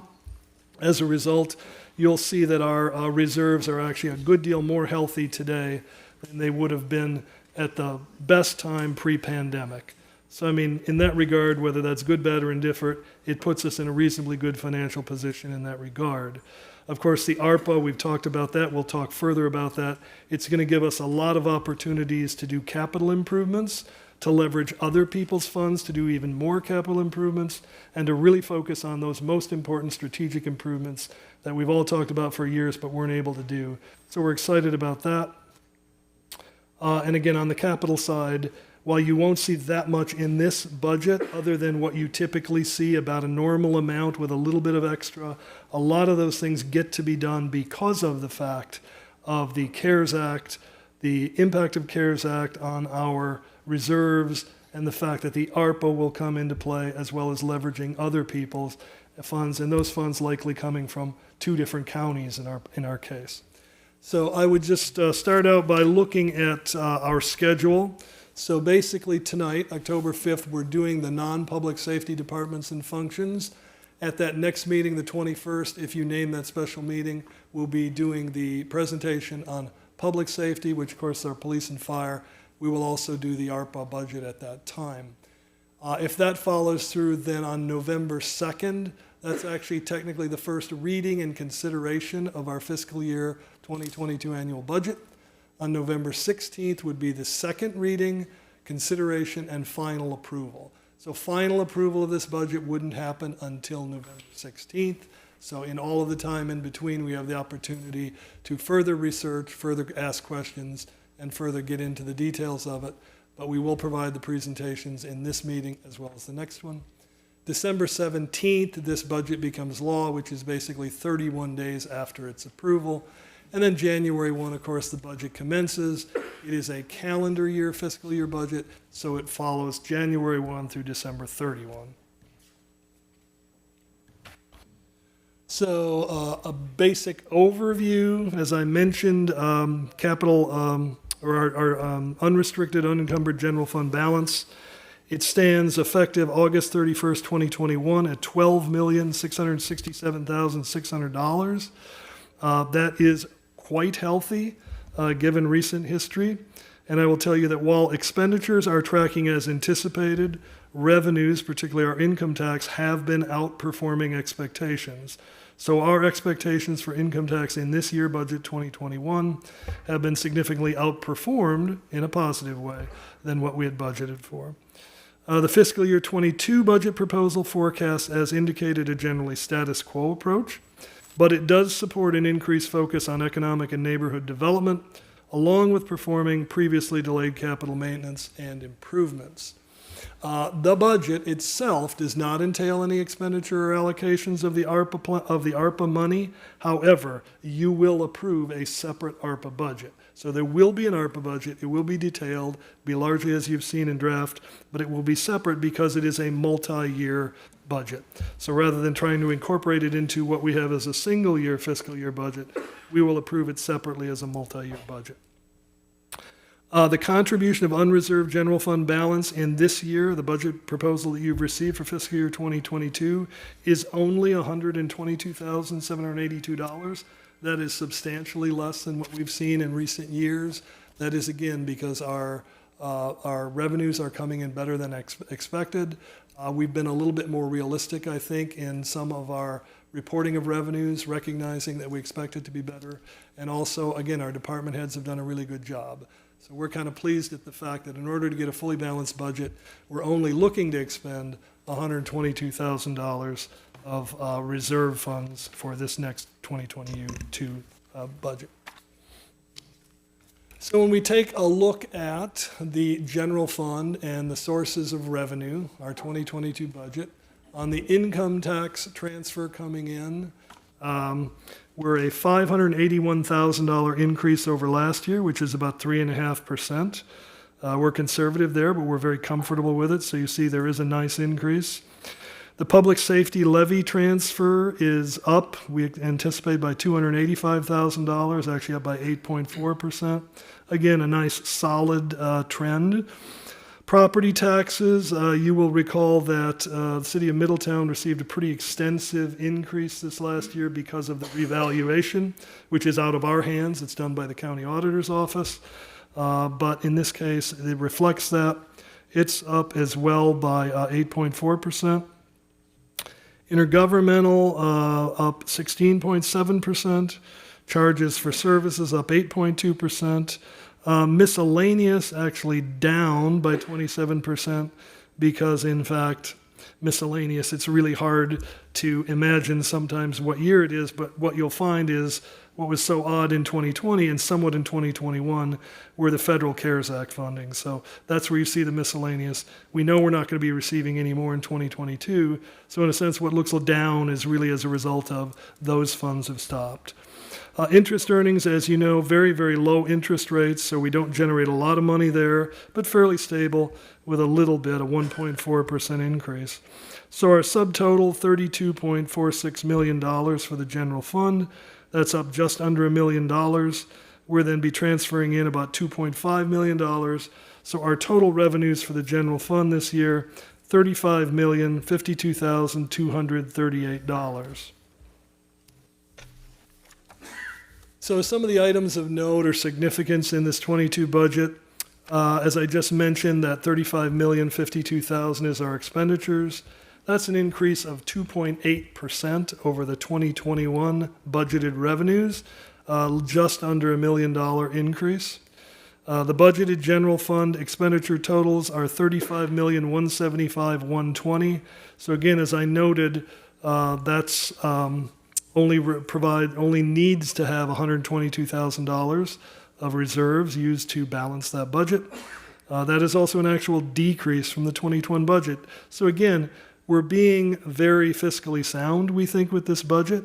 We're doing the things we have to do in the best way that we can, and we've still been able to bring it in basically a little bit under the last year. There are no yearly rate increases or proposed or included for any of the enterprise funds. So we're pleased at that this year. So nothing for sewer, nothing for water, nothing for solid waste, and nothing for stormwater. Now, we do know that with the long-term control plan, we've had to have a significant number of increases to sewer particularly, and that's been difficult. But in this year, we've gotten that at least in good enough order so that this year you're not seeing anything. You will continue to see increases in the future. We think they'll be more modest. But they will continue, but at least in this year, there was no need for that. This budget also provides for a 2% across-the-board wage increase for all non-union employees. So the fact is, it does provide for that. That's already incorporated into this budget. Also incorporated into this budget are all the other wage increases that are based upon the previously approved collective bargaining agreements, except in the case of the police, the FOP, the patrol, the sergeants, and the lieutenants. Their contract expires at the end of this year. So we don't know yet what will be negotiated for them. In the absence of that, we have at least put in the same amount that is included for all non-union, which is a 2% increase across the board. So that is included in this budget. Further looking at items of note or significance within this budget, and this was one of the areas where I said we actually have some additions, and that is we have shown an increase of 3 firefighter EMT positions, and that's consistent with our optimal manning study. It's also response to a grievance that had been filed regarding staffing ratio between our EMTs and paramedics. You may recall we applied for a SAFER grant that would have fully funded 6 positions.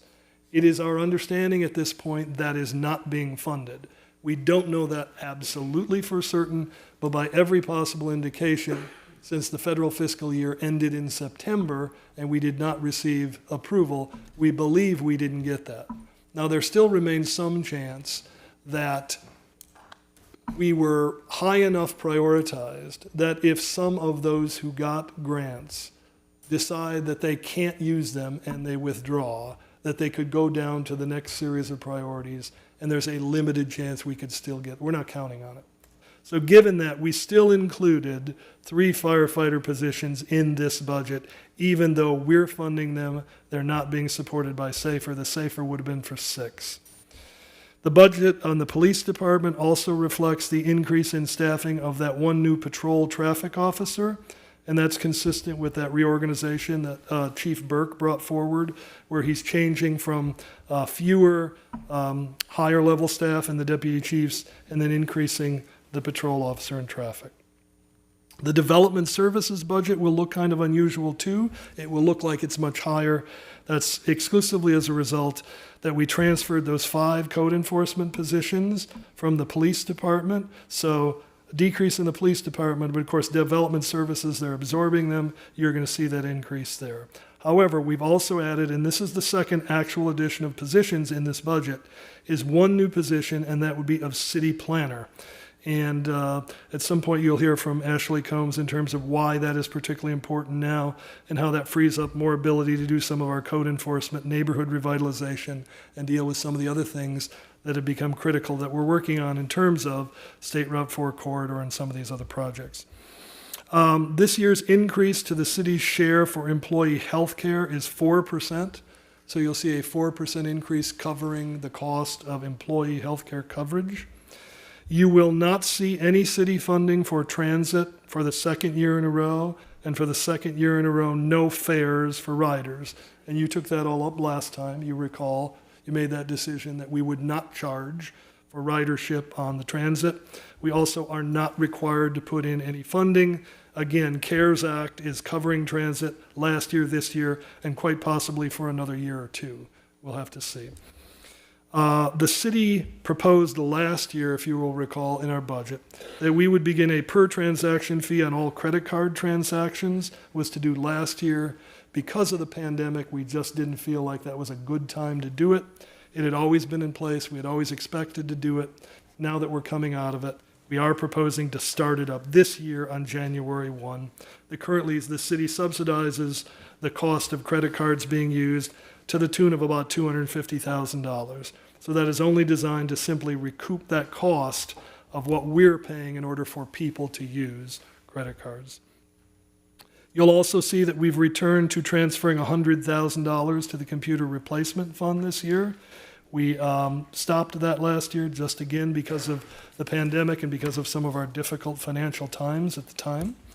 Alan, before we move on, on the development services, just clarification, and I'm assuming I'm correct on this, but perhaps I'm not. The 5 code enforcement folks, those are not police officers we're taking off the streets. Those were code enforcement people that were overseen by the department? These were civilian employees who did the exact same thing, code enforcement. Yeah, they were simply overseen by the police department. We're not decreasing their... Absolutely not. Okay, no. thank you. It's just putting them into a department where it makes more sense because they're so much a part of neighborhood revitalization and the things going on. So. Thank you. So when we look at our general fund expenditure overture, and this is a listing in 2022 for each of the individual component functions we have in the general fund. And again, you see that bottom line, $35,175,120. And we see city council, for instance, up a little bit at 7.3%. The city manager's office looks to be up significantly, but that's really because of the reorganization, having the assistant city manager and putting some of these other functions in with it. Finance department, status quo, 3.3% increase for inflation, basically. Information systems, relative status quo. I will say that on information systems, obviously keeping up with the software needs becomes, really difficult. And the more things become cloud-based, it tends to be yearly subscription fees that tend to be even higher. So we're seeing a lot of that in IT. So keeping it just even at that 5.6%, we're pretty, feel good about that.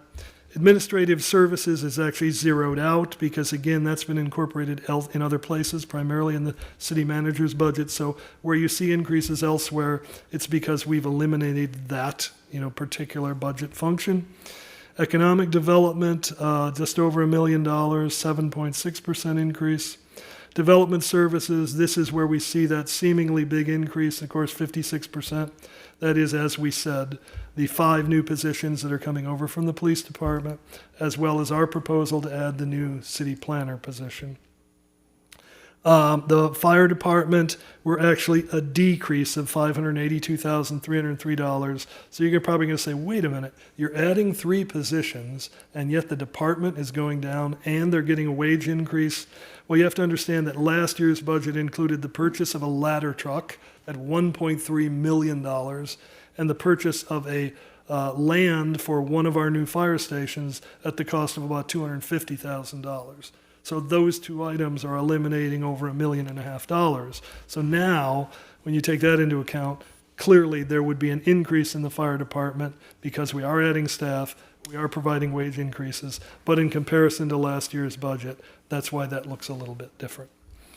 The police department, really, Chief Burke done a fantastic job, keeping it at a relatively minimal, and I think there's an unfortunate part of that, and the primary reason for that is we've had such a changeover from longer tenured, higher paid employees to much less tenured, lesser paid employees that while the costs of wages are going up, they're actually going down for the individuals that are being employed because they're at that lower end of the spectrum. So that's why you can sort of reconcile the fact that it doesn't look like much of an increase. What's happening is this turnover of long-tenured individuals by much less tenured individuals. Community revitalization, that was eliminated effective with 2020, so you just don't see that in the budget anymore. Public works and utilities, actually a relatively small decrease there, primarily attached to some of the capital things that we're doing. Non-departmental amounts to $1.9 million. There's a 10% increase there. And then on our transfer side, we're actually transferring about 22% less. And with regard to those transfers, so that we sort of understand what that's about, the transfers out of the general fund specifically are, we've got $100,000 going back again to the computer replacement fund. We're transferring $16,000 to our conservancy fund. Nuisance abatement is getting $100,000. Economic Development Bond Fund, $157,000. Transfer to Downtown Fund is $175,000. And those 2 particular transfers, Economic Development Bond and Downtown Fund, are in effect subsidies that some particular TIFs aren't covering because they, in effect weren't successful enough to cover debt service, so they still require a subsidy from the general fund. So in total, those transfers equal $548,000, and that's consistent with the overall budget that you see. So then going through some of these individual budgets on the city manager budget, and I said we've consolidated some of these together, so that's why it looks like it was higher, but it actually includes city manager's office, the communications, the human resources, law, and community center. Law, we are projecting being down somewhat, and of course, as you know, we've spent an awful lot in legal fees this last year, so certainly we're hoping that that can be less, and we're budgeting so. Community center is near status quo. We're budgeting at $5,000 than we did last year. Human resources, we have more staff than we had in the past. That's reflective of that addition to staff from last year. Communications, we are trying to accomplish a good deal more there. It is up somewhat. So in 21, we did add that position of assistant city manager. We consolidated those various things. We just wanted to note in terms of city manager goals, obviously some of the higher level ones are providing the adaptability and the consistency in meeting ongoing pandemic concerns while still maximizing responsive service. And that's been the challenge over the last year, and your staff have done an incredible job in that, continuing to provide high-quality responsive service in the face of so much disruption and so much uncertainty. And it has been difficulty, but I think they've done a really great job. We're continuing to develop long-term revenue stabilization and growth initiatives, and really that's where economic development comes in, because if we ever hope to have growing, recurring revenues in the community, there's only one way to generate that. That happens through economic development. There is no other way to do it. You have to grow your way out.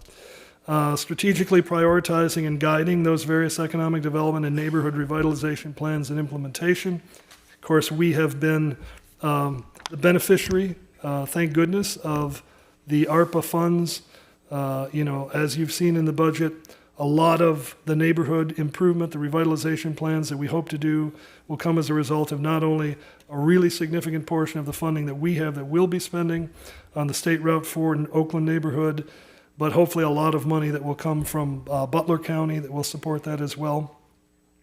Also with the town mall redevelopment and leveraging Warren County's money as well. And of course, that leads into developing and implementing a number of long-term capital improvement planning. But we also hope to have that 10-year capital improvement plan included in a budget. It would have been here this year. And again, I apologize, but for having a finance director for most of the year, that would have been a thing. Now, the one thing I want to tell you tonight is I'm feeling good about this is we have located a finance director candidate. That person has accepted the job, dependent obviously on your approval of their name at the next meeting. So if that happens, this person is prepared to start after giving notice to their current employer.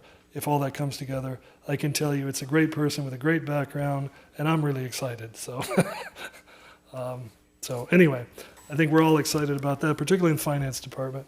Too many folks have done too much work for too long without enough support. So we're feeling good about that.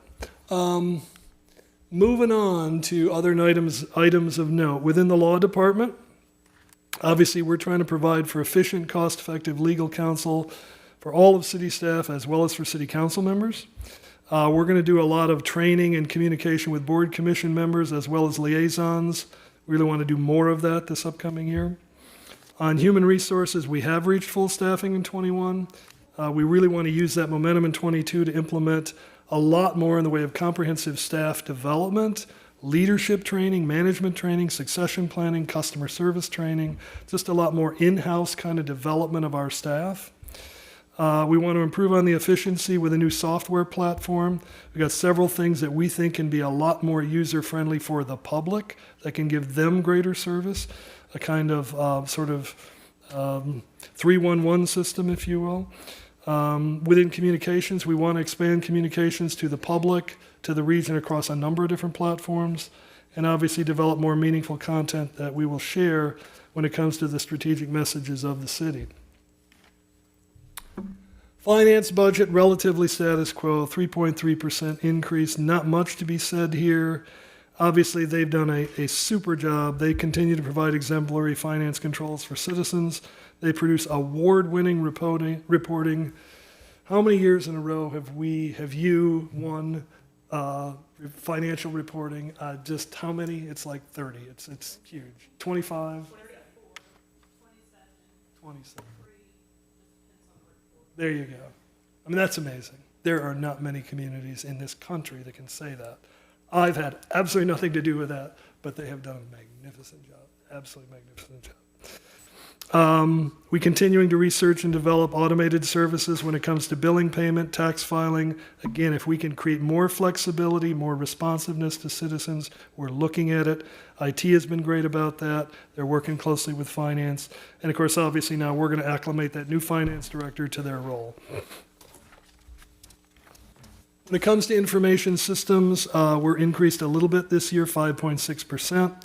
There is some software that we think can increase productivity and connectivity that we're looking to implement. There's some new software for public works, as well as a suite of new municipal software that will actually manage workflow and citizen requests, allow more input from citizens, allow citizens to interact with what's happening on that workflow. So we're excited about that. We'll be rolling that out in future months. Deploying a new LTE network to provide for remote connectivity at reduced costs. Mr. Palahniuk, is the deployment of that software, that's related, is that mostly or partially to code enforcement? I know that that's a suite of it, that's part of it, but it's going to allow more things for public works as well and others. So I know that there's a number of different functions and capabilities of it. You'll hear a lot more about it in the future, but I think you'll be excited about it once you hear it. Economic development, obviously we've had a big focus in the last year or two on economic development. We're trying to use those dollars as diligently as possible. There is an increase here, slightly 7.6%. You heard about the new Small Business Alliance that'll be further developed in this upcoming year. We're going to be proactively promoting, facilitating, implementing the city's transformative development projects, of which you're hearing about many of them, not the least of which is the State Route 4 Oakland Neighborhood Corridor, the Town Mall redevelopment, the Riverfront redevelopment. We have some very good things going on with Manchester as well as Vale Site and several other projects that we hope to talk about in the near future. So again, we're excited about the way the future looks. We also want to very much promote workforce development through proactive programs that are business-led and demand-driven. And of course, you're seeing traction with Butler Tech and others. We're really focusing on workforce development, partnerships with the Chamber, partnerships with other higher education facilities that are going to be critically important in the future, because matching a lot of jobs that are out there to the skills are going to become a really important function. Middletown Regional Airport, if you notice from 21 to 22, our revenues are up a good deal, 8.3%. Our expenditures will also be up, primarily as a result of more activity out there, a lot more fuel sales. What this budget does not represent, however, is a subsidy or transfer. So we're not requiring any subsidy or transfer this year from the general fund. We are just relying on some of the existing reserves in the airport fund. We feel comfortable that that can do that without a year of subsidy. We're also working to develop some new potential partnerships that we're very, very excited about, that we hope to be announcing in the next month or two, that will bring a new fixed-based operator service to this community, as well as overall comprehensive management to the airport. And that's going to be presented, as I say, in the next month or two. And we think in both cases, it's going to dramatically enhance the finances of this airport so that they'll get substantially better in the near term and much better in the long term. With development services, I think I've highlighted already primarily the changes that we talked about. The newly formed department that happened in 21 now has this sort of one-stop shop: planning, zoning, building inspection, code enforcement. Everything and anything that's neighborhood, that's building, that deals with those issues are together. They're being driven by one kind of leadership team, and we put them together now with code enforcement so they can really focus on it. We're asking to add this city planner so that they can focus on enhancing that review process for the Planning Commission, the Zoning Appeals, the Architectural Review Board, and the Historic Commission, so that in turn that code enforcement staff then can really focus on proactively and progressively getting out there and doing their job. And we added the additional staff person to code enforcement, so again, hitting the ground running. And at some point, Ashley will tell you more about where they are with this, but we're excited about the direction of that department for the future.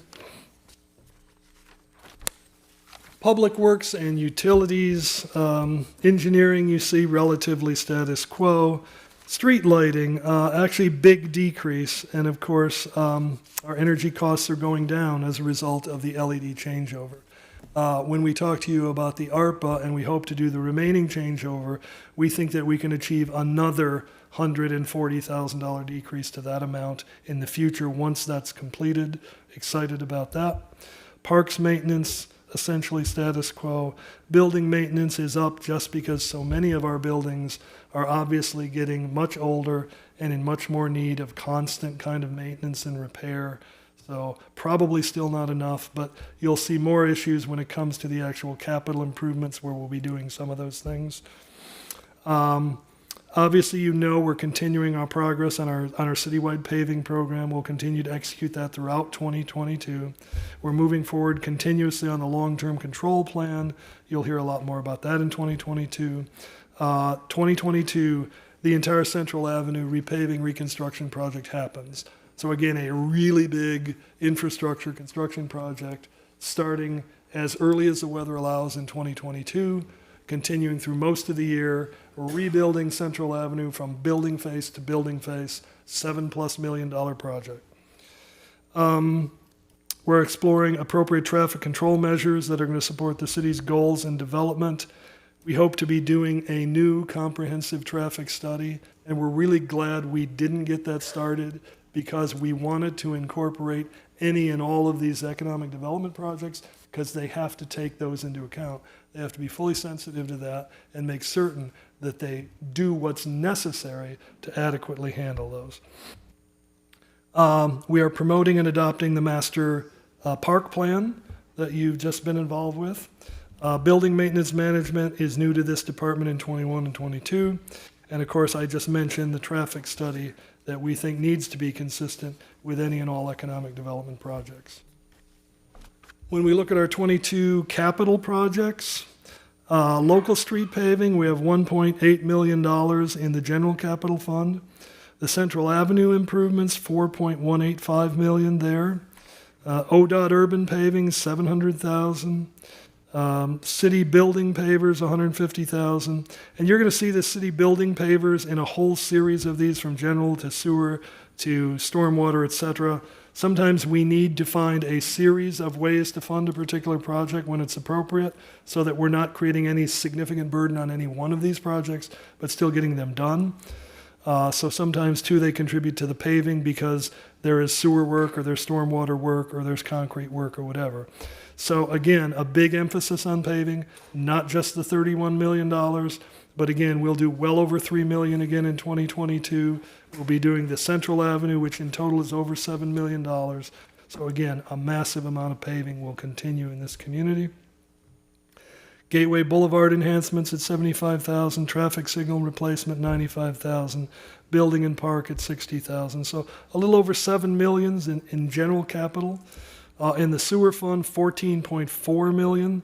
$2 million of that is water reclamation facility improvements, an MTU replacement at $1 million.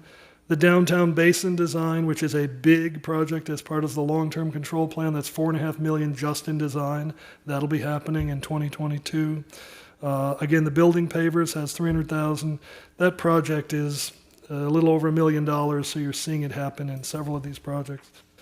System replacement, $5.6 million just in replacing those, sewers throughout the system. Central Avenue is $1 million in sewer work. The GIS system is $10,000. In the stormwater fund, again, local street paving, another $600,000.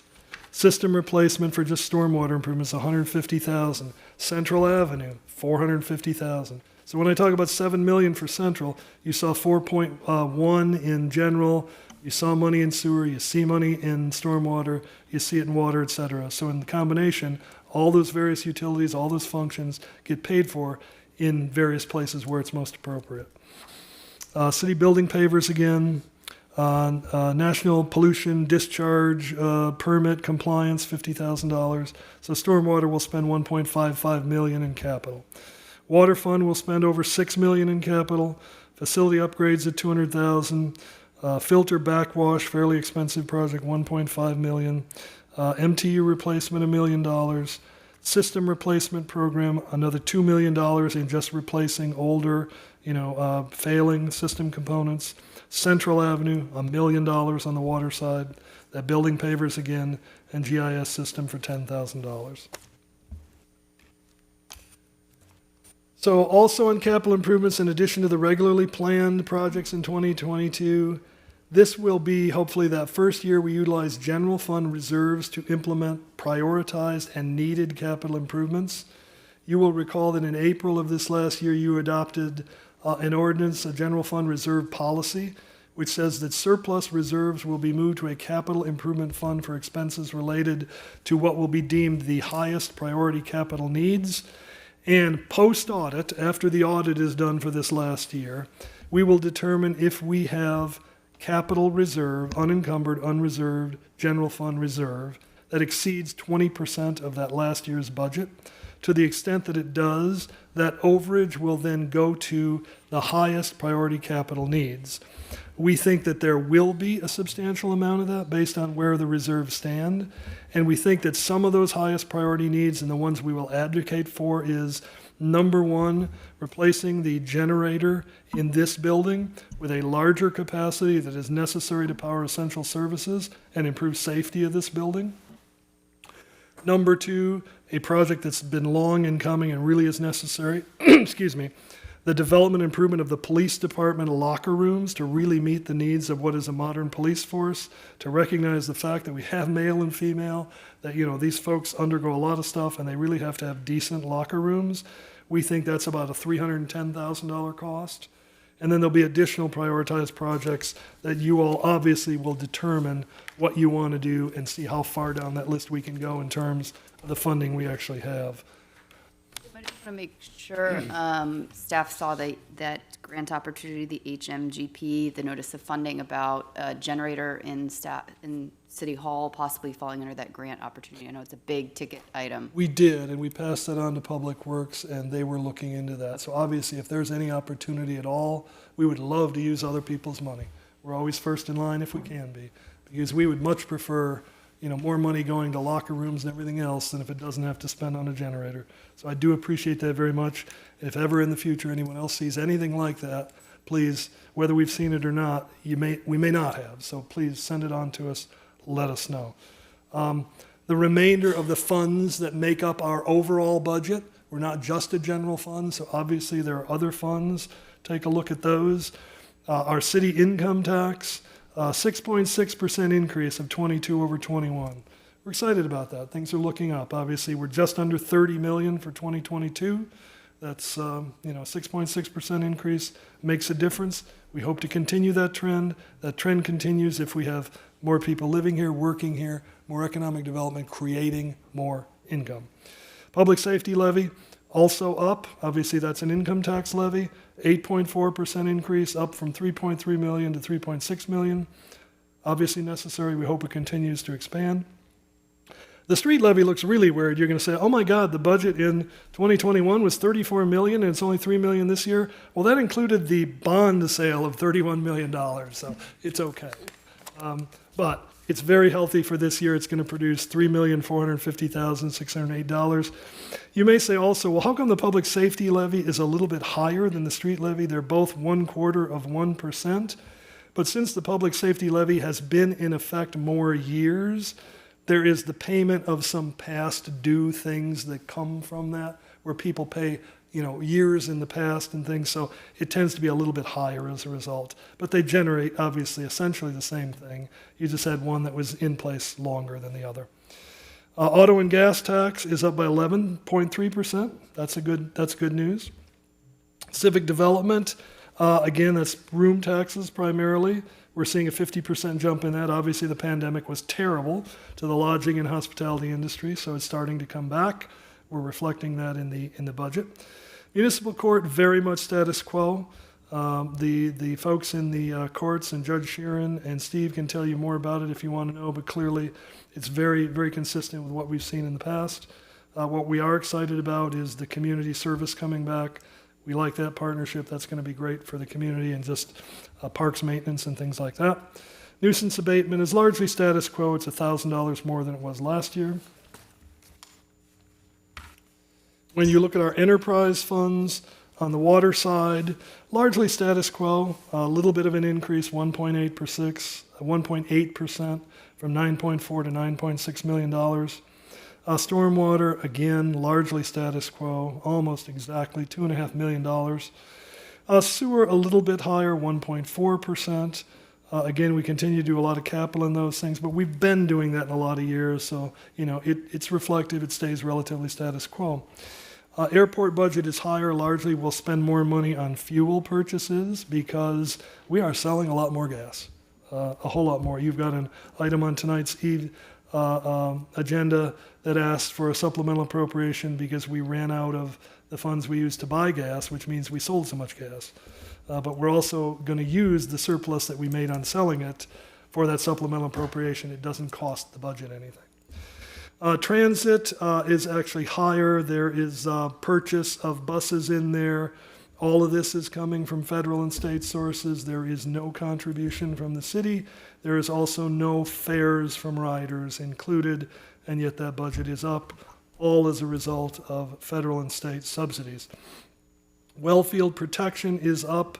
We plan on doing a lot more this year in and around the Aranca area where we've had monitoring wells for years, but if we do some cleanup, we really need to be doing some of that relative to the EPA and what they expect. So we'll be using a lot of the funds that we've been building up in there to start doing some of those improvements. This is an expense budget, so that's why you see the expenses up. And then solid waste disposal, largely status quo. We've seen some increase in our number of residents in the city, as you know, as a result of the census. So as we have more residents, of course, that solid waste cost goes up because there are more of them, and they pay the freight. So that is generally our presentation of the non-public safety portion, with a little bit of public safety thrown in to the budget this year. We feel good about it. The trend is good. It is now like we've suddenly become affluent. We haven't. But for the last number of years, we seem to have come out of the pandemic in pretty good shape, and we feel like we're on the right trend. So I would answer any and all questions you may have, and obviously we'll have another couple of presentations and give you a lot more chances to ask questions as we move through this further. Jim, on the wellfield protection and the Aranca site, are we hoping there might be a chance to redevelop that at some point? That would be the hope, yeah. Obviously, you clean it up because environmentally we have to be responsible and there are requirements for it. But at the same time, clearly the goal is, that we can redevelop that site at some point in the future. Jim, I saw a few eyebrows raised when you mentioned that the downtown TIFs had to be funded out of the general fund for lack of being funded themselves. Can you go into a little bit of detail about how that would happen or why? And one of the things too is I think when we say downtown TIF, and I'll let somebody else respond to this if I'm being inaccurate in what I say, we gave a name to a TIF as downtown that isn't downtown. It's actually, I think, out like at the Bender Tract or something. So it's one of those things where you created a TIF with the belief that there might be some kind of economic development attached to it. But the TIF got created not attached to the development, but attached to the hope that development would come. But there was also debt service that got imposed in order to cover some infrastructure and or the purchase of the land itself. And because there was no subsequent development, we still are responsible to pay that debt service. The TIF itself has no ability to pay the debt service, so it has to come from the general fund. Because it's undeveloped. Because it's undeveloped. But and I that believe Bender tract is specifically something that's the Bender Tract. Yeah. However, having said that, obviously, we're very excited about the future. That's a fantastic site.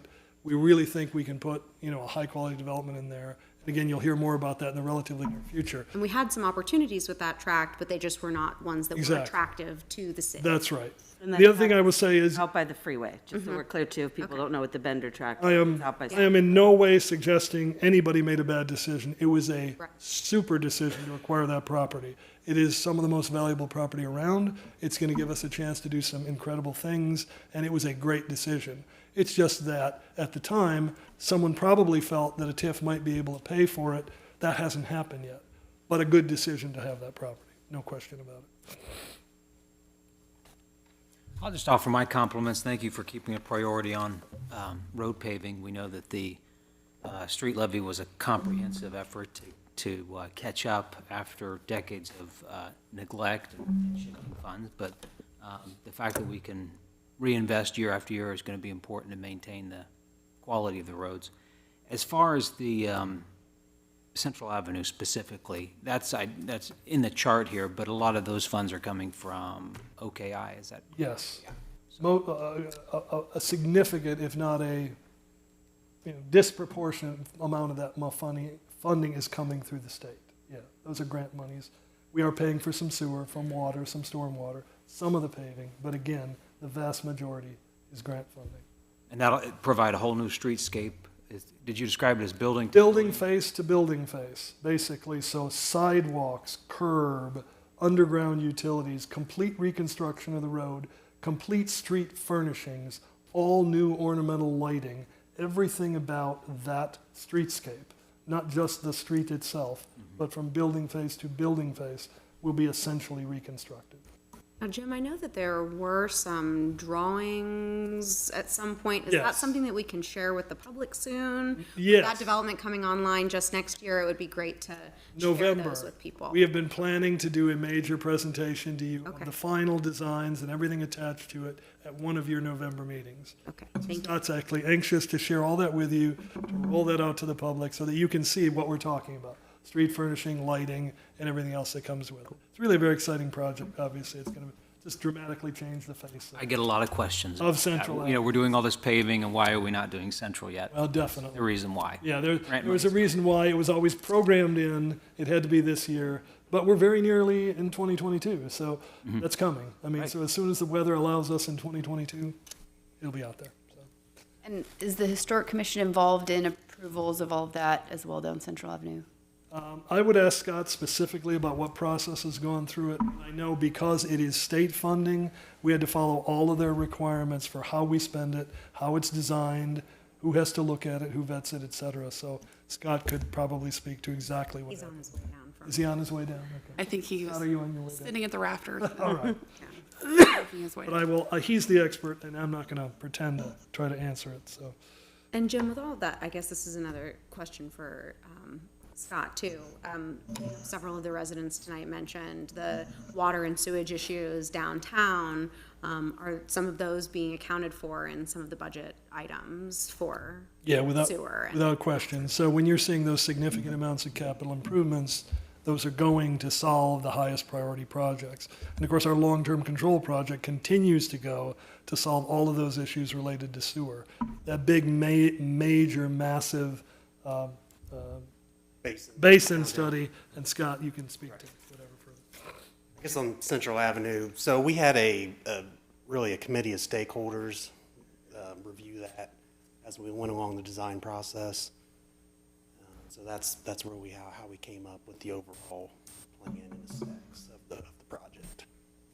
Okay, I just want to make sure we don't violate any charter regulations. Now, I think because it's in the right of way and not private property, we're not subject to the same, unless Ashley correct me if I'm wrong. She's up in the balcony as well, but we certainly take those into consideration as we go along, or as we look at the design of the project. When that presentation comes online, maybe that's something that we could share with Historic and just Yeah, absolutely. include them in that so that they are. Right. In fact, we had a meeting today to talk about our communications effort that's going to be coming for that project, as it'll affect a lot of existing businesses and property owners in that corridor.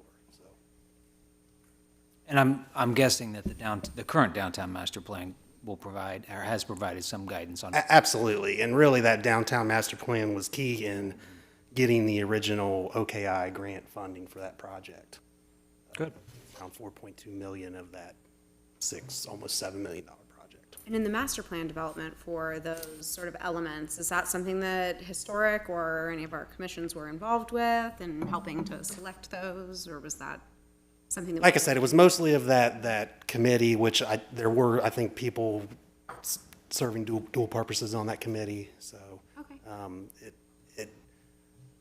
we started out with a very modern twist on the project, but I think we honed back to a more traditional focus at the end of the day that I think everyone will really be happy with, and we're excited to see happen. So, thank you. Thanks, Scott. Thank you. Any other comments or questions for Mr. Palaniuk on the budget proposal?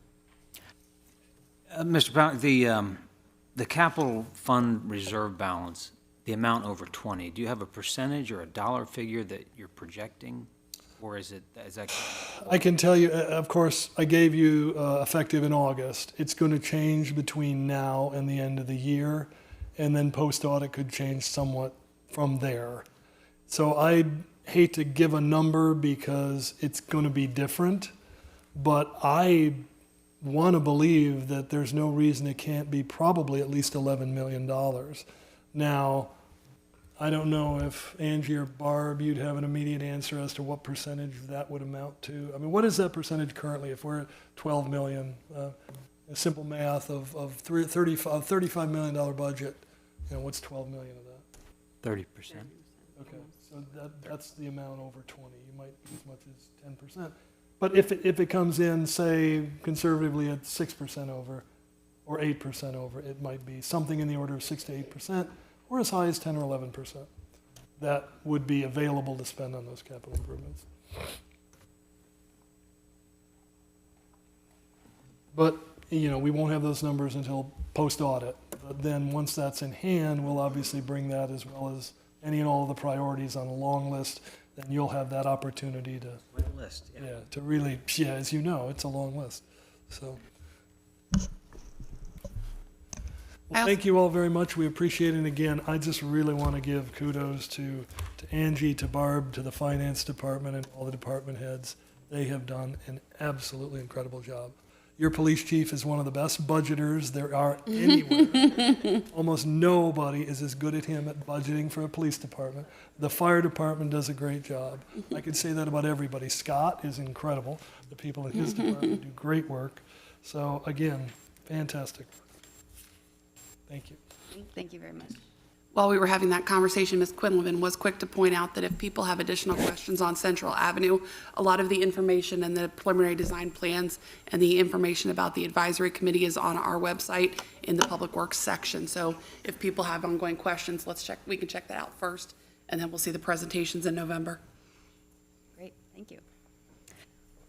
Well, next we have scheduled in a break. I feel like it is much deserved for everyone. I personally need to stretch my legs. Does that sound still good with the rest of council? We have it as 15 minutes. You guys feel like it's a good amount? Too much? All right, let's reconvene at 7:30 then. That's a little less than 15 minutes, but that we were here all at the exact same time. Sound good? All right, thank you.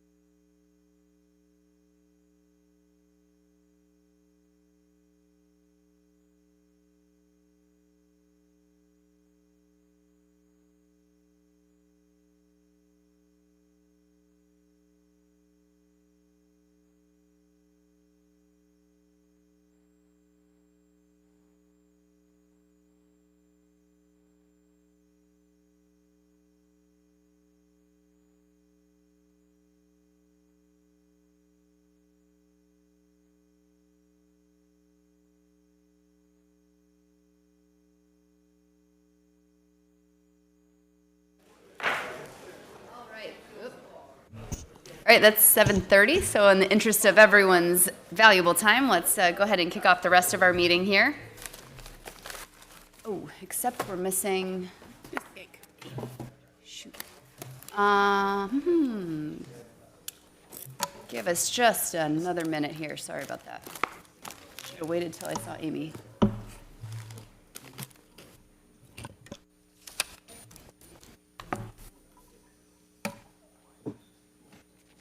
For those of you wondering, the legislation item 10 that most of you are waiting around for, I anticipate we'll be getting to it here within the next 10 to 15-ish minutes in my grand guessing.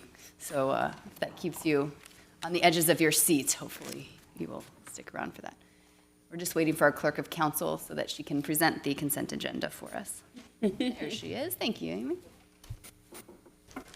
And thank you for the mockingbird sandwiches. They're delicious. All right, Ms. Fink, whenever you are ready, would you please present the consent agenda for us this evening? For consideration this evening, we have the approval of the city council meeting minutes from August 12, 2021. For your consideration this evening, we have the city council minutes from August the 12th, 2021, to receive and file the following board and commission minutes: Architectural Review Board of April the 7th and August 17th, 2021. To confirm the promotional appointments of Michael Jones and Sean McIntosh to the position of Fire Apparatus Operator in the Department of Public Safety, Division of Fire, and to receive and file an oath of office for Jared Haley. I move to approve the issues and actions set forth in the consent agenda. Second? Ms. Gay, could you please call the roll? Mr. Moon? Yes. Mr. Mulligan? Yes. Mayor Condrey? Yes. Ms. Nenny? Yes. Ms. Vettori? Yes. And Ms. Cohen will be presenting legislation. Thank you, Your Honor. We do have two matters this evening we are asking you to consider as emergencies and vote on this evening. That is Resolution R 2021-39 and Ordinance O 2021-88. I'd ask if there's a motion to waive charter requirements for 2 readings and 31 days to enactment for those pieces of legislation only. I move to waive the charter provision requiring readings on 2 separate days for the previously read ordinance or resolution, and to be declared emergencies and read one time only. Second? Ms. Gank, could you please call the roll? Mr. Mulligan? Yes. Mayor Condrey? No. Ms. Vettori? Yes. Ms. Nenny? Yes. Mr. Moon? Yes. First matter for your consideration this evening is Resolution R 2021-39, a resolution to make adjustments to appropriations for current expenses and other expenditures of the city of Middletown, counties of Butler and Warren, state of Ohio, for the period ending December 31st, 2021, and declaring an emergency. This involving the General Fund for Human Resources. So move for adoption. Mr. Palahniuk, did you want to present anything on this one?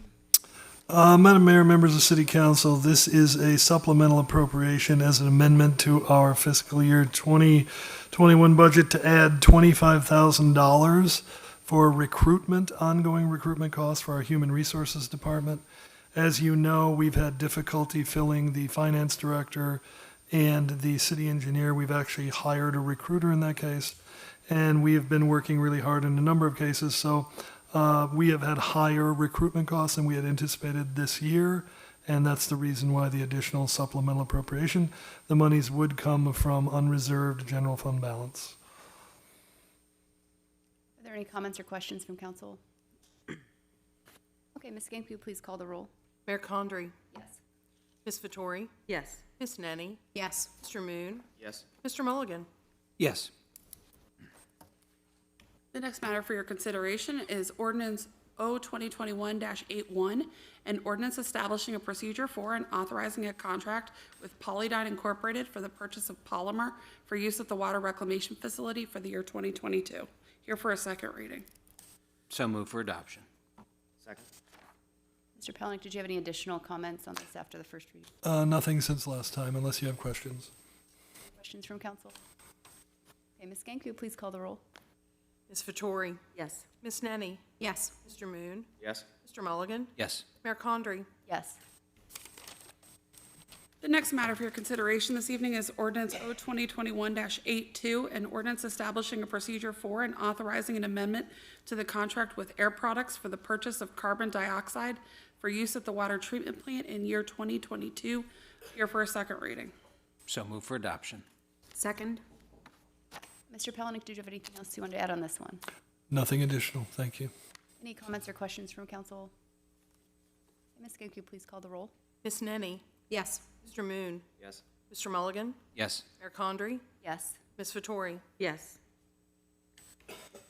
Item number 4 this evening is ordinance O 2021-71, an ordinance establishing a procedure for and authorizing an extension of the contract with CBM Managed Services, now known as Summit Food Service, for jail food service in 2022.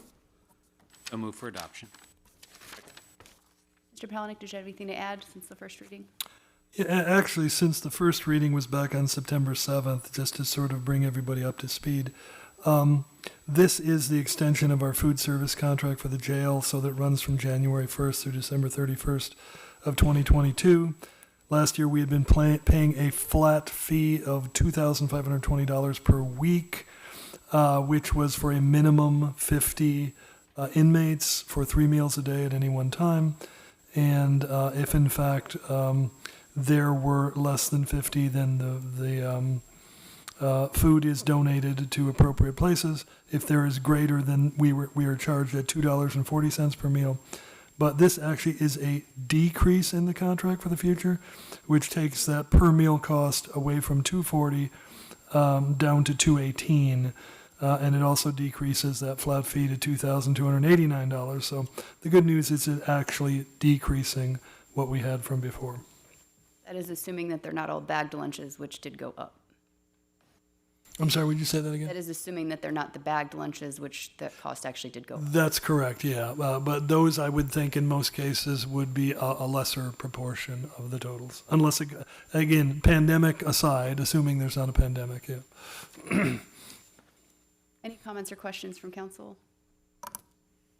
Ms. Gank, could you please call the roll? Mr. Moon. Yes.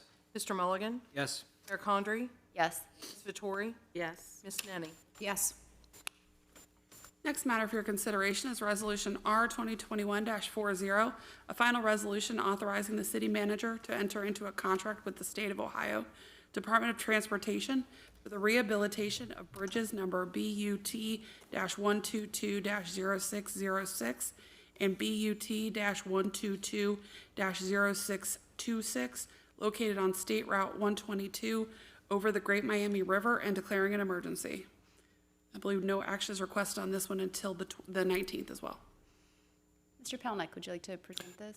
Yes, Madam Mayor, members of City Council, the Ohio Department of Transportation will be rehabbing the State Road 122 bridge over the Great Miami River. And rehab really isn't probably a big enough word because really it's milling and resurfacing, it's upgrading the barriers, it's painting the steel, it's replacing the joints, replacing the street lighting, and all new curbs. It's about a $5 million project. The city share in this case is only $209,248, and we would be spending those funds from our auto and gas tax fund. They are included in the budget. And essentially what we're paying for is a small portion of the curb, the lighting, and a small portion of the resurfacing that are our responsibility. The remainder of the responsibilities fall with ODOT. Any comments or questions from council at this time? Thank you.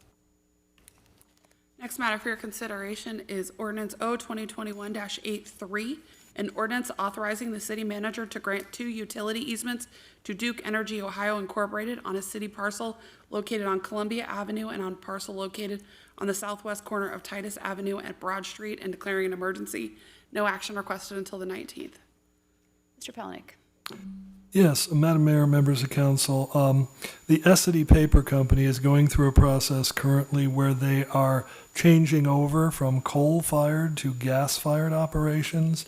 To do that, they have asked Duke Energy to provide them a fairly significant capacity of gas. In turn, Duke is having to put a gas main in place, and for that to work, they're having to traverse in a couple places 2 separate city properties.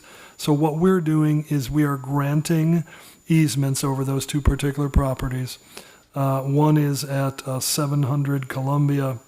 The other is, well, no, actually, one is at our water treatment plant. The other is a vacant city parcel at the southwest corner of Titus and Broad. And this will simply allow Duke to then put that gas main in this 8-inch main along Titus and Reinhardt's that will wind up serving Essity. So fairly standard kind of a thing. We would obviously always grant easements for this type of a project. Any comments or questions from council? Jim, can you talk to us a little bit about the impact of helping them change over from coal to gas and what impact that would have on downtown? Yeah, we're very excited about it because with a coal-fired plant, as you know, typically then what you have next to that are these coal ash ponds. And coal ash ponds, if you've seen what happened in North Carolina and other places, they tend to be toxic. You don't want them around. You don't want them leaching into rivers or water sources or whatever. So the fact is they'll be eliminating that process entirely. They'll be fully and thoroughly cleaning up those ash ponds that exist. And there'll be a much cleaner, more environmentally responsible process all the way around in what they're doing. They'll also be removing that 200 and some foot tall smokestack that was there because they've been coal-fired. So a lot of the processes that they'll be using will be much, much better for the environment and really help to clean up that area. And those ash ponds, are they visible from the street, from anywhere down? I think they're reasonably blocked, but probably if you got close, you could see them. They're in and around where they do their water treatment in that area there. Any other comments or questions from council? Next matter for your consideration is ordinance O-2021-85, an ordinance establishing a procedure for and authorizing an extension of the current contract with Smart Bill LTD for the printing and mailing of water bills, here for a first reading. Mr. Palahniuk, did you like to comment? Yeah, Madam Mayor, members of council, we have been doing outsourced billing through Smart Billing for quite some time now. This is simply an extension of the contract that we have. The cost is 13 cents per bill plus postage. We average about 18,500 water bills a month. We do it on a 5-day cycle. This would actually extend the contract through 2022. The price would remain the same, no change from last year. So what it amounts to is about $8,300 per month, and then we'll spend another $14,000 in restocking costs annually. Can you remind us what we've done to try to convert away from the paper? I know. Gosh, I need to ask our folks in finance, or Susan, maybe you can respond. I know that we were offering certain incentives to folks. Yeah. I think a lot of the trying to move away from the paper has been offering the virtual options. We've had the invoice cloud that people have signed on with, but it is a voluntary process. So it's getting citizens to actually elect that option, but they have tried to move that. And I know some of the finance goals we talked about earlier are continuing to make those payment and review options easier virtually. So we continue to try and make that, but it is ultimately a choice of the citizens. And the invoice cloud is great. That's how I pay my water bill. It comes through email. You can press the button and it pays it automatically if you set up an account. It is a great tool. I'd like to encourage us, I think we talk about communications with our citizens, and it's very difficult. We all get our communications in different ways. But I anticipate those who still end up getting the paper bills are also the people who probably also read the newspaper, or they may have more hard copy versions of things. And so the more, if we can use that we're already paying for postage to our citizens, maybe we can use it more of a communications platform if that's a viable option for us. Put another piece of paper in there about whatever's going on at some given time, basically. I know we used to have a newsletter in the water bill, I believe. Not saying we need that, but I'd like us to think about some other options. I think we do that. We use that space on the bill a lot. I haven't gotten a paper bill in a long time, but I'm pretty sure that they have used that single-page paper bill to encourage people to sign up for the online system and to. My understanding of this is very basic, so I apologize, but there is a small space there that we do have available to print things. We try to use that very judiciously because of the inference and getting it to citizens and being able to intrude more into their lives. But I do think that has been an option for certain needs we have. I also think you heard Mr. Palahniuk speak earlier about some opportunities for additional software and things that will allow us additional means to effectively communicate with citizens and in a cost-effective manner. So I think we constantly look at those things to see what would be the best way to reach people, and we certainly take that as an important goal. Thank you. Any other comments or questions? Okay, next item. Next item is number 8. It's ordinance O-2021-86, an ordinance vacating a portion of the public right-of-way located on Riverview Avenue between the properties at 3815 and 3817 Van Nest Avenue. Here for a first reading. Mr. Penelick, would you like to add anything from the public hearing earlier today? No, I think Director Combs really gave you a pretty good background on, what this was about, what it accomplished, unless you had any additional questions. Any comments or questions from council? I also believe the information that was in Ms. Combs' slide was included in the handouts that went out to the public and are available in your books. So you'll be able to see the maps, the petition, and some pictures of the site. Apologize for the technical difficulties earlier. Thank you. Next matter is ordinance O-2021-87, an ordinance authorizing the city manager to enter into a small business grant agreement with Sparky's American Motorcycles. Here for a first reading. Mr. Pelnick, or possibly Michelle, I'm not sure. Would you like to present this one?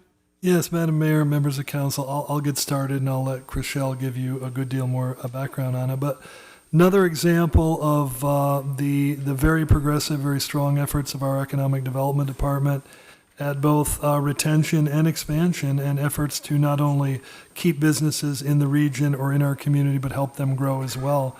Maybe many of you are familiar with Sparky's Motorcycles, who are currently in Monroe, on the road as you go down to Monroe. They're really looking to expand, and they found a facility with the help of our staff here in the city of Middletown. And this is a $25,000 grant coming from our Property Development Fund under our Small Business Grant Agreement program that basically is just going to assist them with some of the building improvements that they need. They'll be relocating to 3711 Commerce Drive. And I'll let Chriselle tell you about the amount of investment, the number of jobs, and everything else that's coming here. But quite an exciting project for a relatively small investment of ours to just assist them in the process.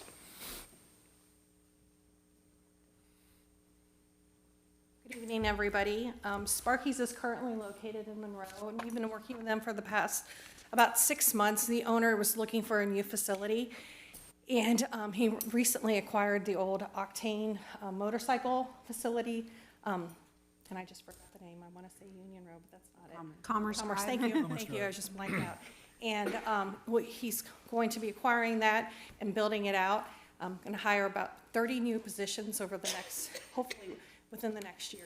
Because a lot of them will be transferring from Monroe.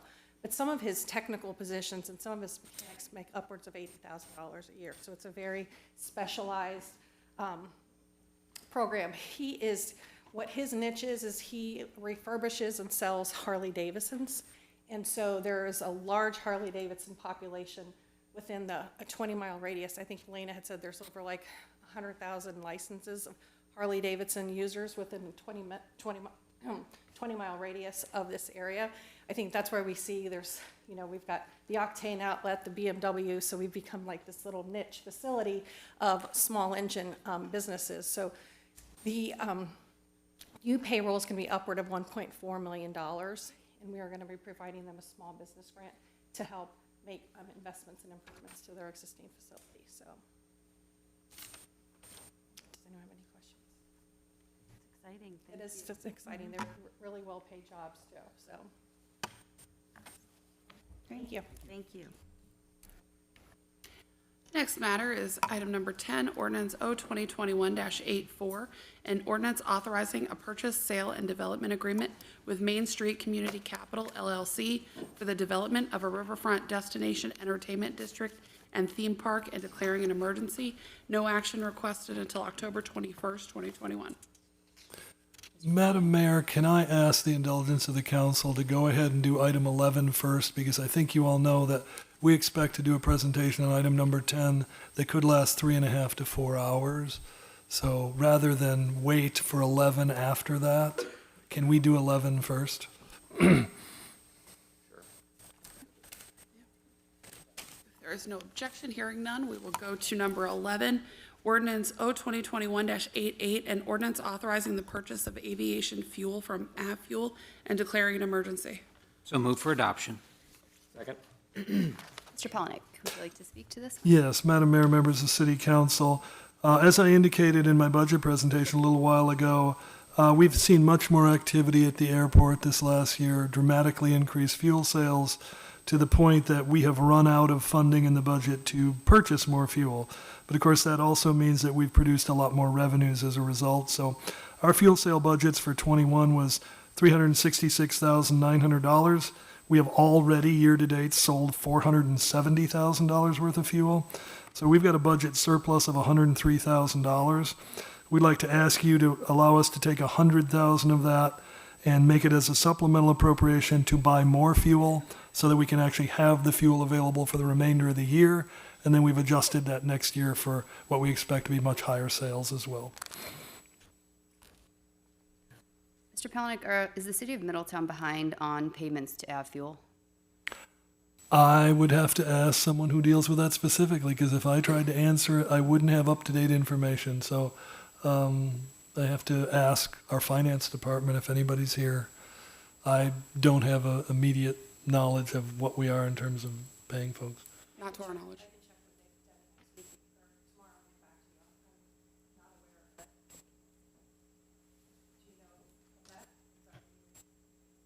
I'm just asking the question. I would think staff would know, so I don't. Not to our knowledge. Yeah, clearly we wouldn't be bringing this if we thought that we were behind on our payments to the vendor. But if someone tells me that we are and there's an issue, then clearly I would make certain that that's taken care of. I would look into it.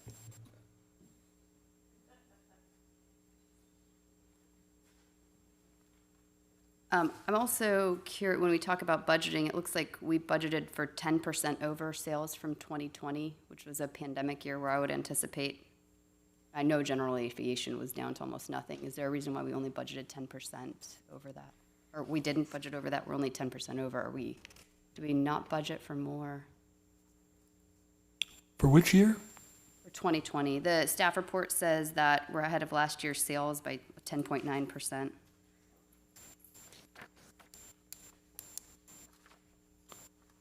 And the question is in 2021. Question is, do we not budget for more than 2020?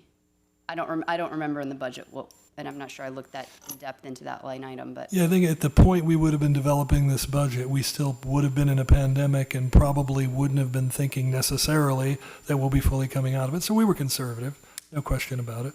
Better to be that than the alternative.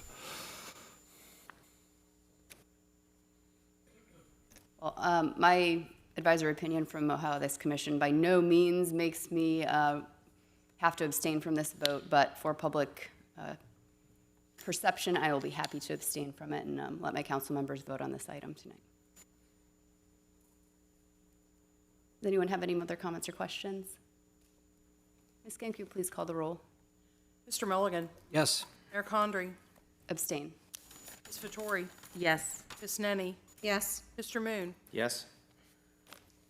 We will return now, for the record, to ordinance O-2021-84, an ordinance authorizing a purchase, sale, and development agreement with Main Street Community Capital LLC for the development of a riverfront destination entertainment district and theme park and declaring an emergency. No action requested until October 21st. Mr. Palahniuk, would you like to? Yes, I would be glad to. Madam Mayor, members of City Council, you will recall back in January when we did our, I think it was January, was it February? I lose track of time. When we did our strategic planning retreat, you for the first time heard an executive session at that time about a project that we referred to as Project Celluloid. And of course, at the time, you give these projects a moniker, something that is, a nom de plume, if you will, but it's tied in some way oftentimes to what the project is. The celluloid sort of harked back to the idea of celluloid was the material that film was made out of in the early days of Hollywood. So we knew at that time that what we were trying to work on was a entertainment-themed large-scale riverfront redevelopment, and you heard about that. And in the intervening months since, you have gotten updates on it. And as you know, we have continued to work hard to see if this was possible.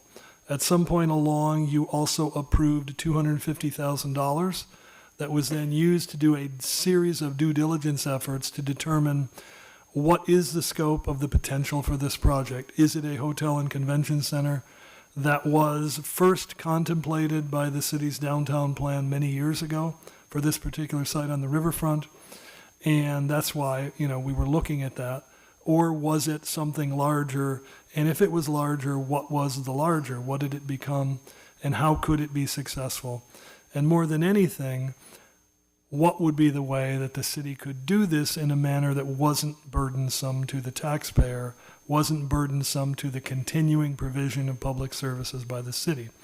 And that's, in effect, the process that we went through. You have met David Rachi. I think you've probably met at least one of his partners from First OZ Hotels and Resorts. He will tell you tonight why the name has been changed and why they've evolved. They are now Main Street Community Capital. I am going to let Mr. Rachi actually introduce each of the principals that he has tonight.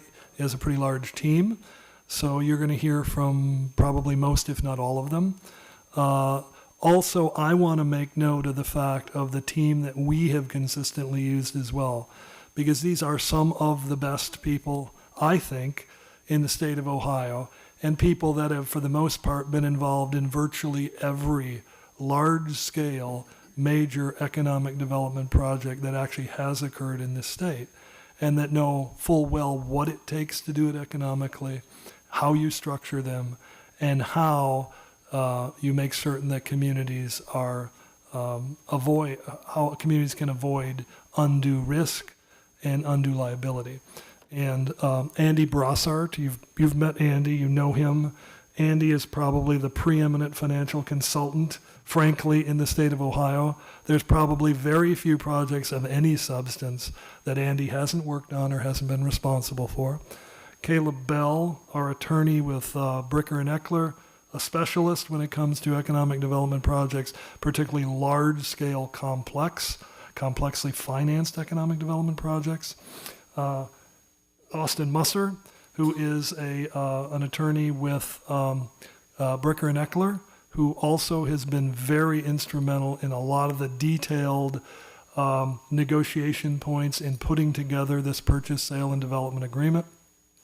Incredible amount of effort and man hours have gone in to that effort and to vetting all of this over and over and over again, thousands, maybe tens of thousands of man hours on behalf of our team. So, if you don't believe that it's been properly vetted, if you don't trust it, if you don't believe in it, then I guess you don't trust, you don't believe in, and you can't vet any of those people. But more than anything, you can't trust, you don't believe, and you can't vet me, because I'm putting my reputation on the line for this. So I just want to make that clear to begin with. And then I'm going to let Mr. Rachi particularly introduce all of his team members, and they're going to be giving you a very lengthy and a very detailed presentation on what we have, what we hope to do, what we've come to in this case. And all along this process, we're more than happy to be answering questions. There will be times when questions are easier than other times because some is just pure presentation, and I think it'll become clear when that's appropriate. But with no further ado, David Rachi, who is one of the principal members and one of the founders within Main Street Community Capital. You've met him before, and I will allow him to introduce the rest of his team. Thank you. First of all, I want to thank Madam Mayor and members of the council. I think we all here are delighted to be in an open session. I think we can all agree with that. It has been a lot of time in executive sessions, and it's been a lot of work. I know on each one of your parts. You were talking about earlier tonight, it's a lot of reading, right? It's a lot of work. It's a lot of angst. But I will tell you, no angst for me last night. I felt for the first time in my life as an adult, like I did as a kid, waiting for Christmas to go. Because I wanted to open this up for the public. I think all of you have wanted to talk about this for a long time. And by the way, it's really important when you're putting these together that there's a lot of things that have to happen before you can bring it public. And all the people on the board here and the mayor really kept this under wraps. I appreciate that. It made all of our jobs easier, and I appreciate that. And again, I truly am glad that we are here tonight. Thank you for that introduction. It was amazing. And I keep swiveling. I like councils where the podium's here and you can face the audience too, because I want you to be able to see me. So, thank you for that, Jim. I will tell you that before I introduce, I want to thank your staff. The amount of work you guys have done, they've done an amazing amount of work too. I've had the chance to work with everyone on a one-by-one basis at some point or the other. And I said this today many, many times about Andy and Caleb and Andrew. We actually, as a team, learned a lot from them. There's things that are in Ohio's laws for development, as you know, they're very unique and that they're wonderful as a developer. We didn't know them, and we honestly thank you. We wouldn't be here tonight if it wasn't you. This last week was trying, and it went to the very last minute, as Jim knows, with a lot of, hey, we got to get this done. So we got it done, and I appreciate that. From our team, we have Bob Johnson, who I think all of you have met before. He's a principal. Rob First is a principal. And then from the DLR group, Ed Wilms is here. From the producers group, we have Bob Johnson. There's a lot of Bobs. Chambers. Did I say, what did I say? Oh, sorry. See, there's a lot of Bobs. It's hard. And then we have Richard Spreichert, who he's with MJ Hotels, but I will tell you one of the things about this gentleman. He has been in the industry for a very long time. Whenever I have a question, and I've been in it a long time, this is a gentleman I always go to. He's really quite amazing. And they do a great job, and they will do a great job here, and I'm going to let him speak a little bit later. So this is, the six of us really just represents a small part of everybody's team. Everybody here has a team of probably half dozen to a dozen people who've worked on this. It has been an enormous amount of work to get this to this point. So I will apologize for having my back. Sometimes it's hard. But I want to thank everybody here that came and spoke tonight. We watched everything. I think the criticisms and critiques of the project itself were fair. And since we have so many people here, and I appreciate that. I know it's hard, it's an emotional. I've been up in front of councils on personal issues and where I live and the school board. So I thank you all for speaking. And since you've been here for a long time, I'd like to just kind of go a little bit off of what prepared statements were, just to answer some of the questions that we kept hearing. So, by the way, Can I encourage you, Mr. Recchi, to that microphone, if you don't speak into it, when it gets Oh. onto YouTube, no one's I will gonna be do able that. to hear It's you. really hard for me not to If look you at people. think there's a that lot I'm of talking people to. here, most of them are on YouTube, so. Okay. Put your back Would it, to us. would it be okay to spin, You can look, or come to the other side of the podium? you can, I don't think I'm moving. I'll tell you what, I will stay here. you can I twist think the you can go to the microphone though corner, and then stand maybe that way. Take it to the corner of the podium.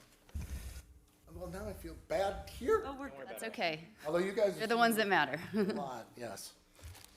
So Bob, can you come up here when you have a second? So Bob Johnson, so each of us on the partners bring a different specialty to the group. You mentioned that you wanted the address, the name change. Really, Oz Hotels and Resorts, when we first got together, it really was the same mission. And he is a national expert on opportunity zones.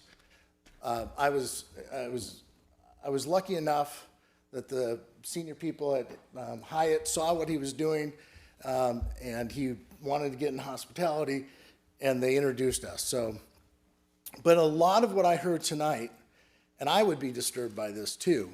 The reason we went with Main Street Community Capital is one, a lot of our projects are partly in opportunity zones, partly out. So we didn't want to really just identify ourselves just as opportunity zones. What we really, really want to do as a company is to rebuild the main streets of America.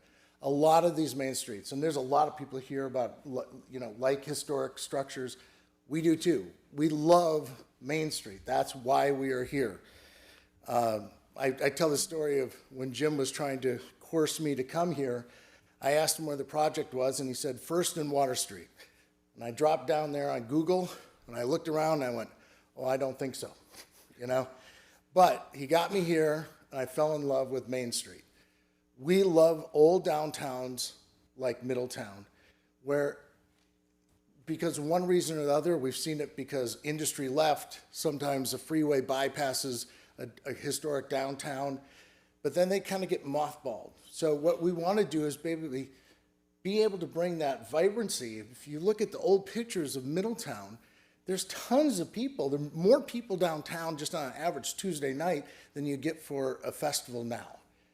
And that's what we want to have. We want to have a vibrant downtown where you don't have, you know, dozens and dozens of empty storefronts. There are great buildings downtown. They really should be utilized. So the one, I will tell you, there is not a historic building that we are acquiring that we are going to tear down. It's just not going to happen. Specifically, a lot of people talk about the Swire Inn. The Swire Inn is being bought. It'll stay the Swire Inn.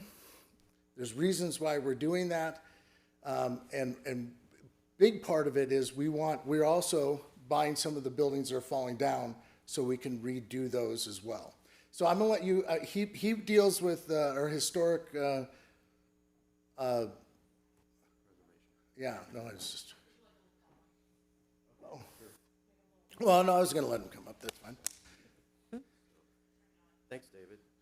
Is that working? Here, just go up here, that's fine. Test. That way you don't just stand at the mic. Okay, works. Oh, there we go. So, yeah, as David mentioned, we were watching all the public comment, and I wanted to talk to the screen many, many times. There was a repeating theme of what's going to happen to our historic fabric, to the buildings that are downtown, and I'm here to repeat what David just said. That's what gets me up in the morning. I'm a historic preservationist.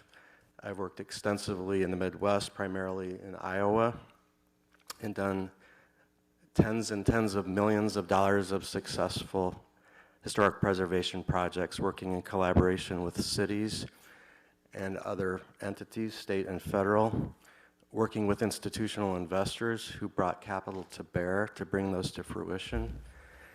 And if you look at our website, you can look at Dubuque and see something called Novelty Ironworks, which has been a key focus for me for several years.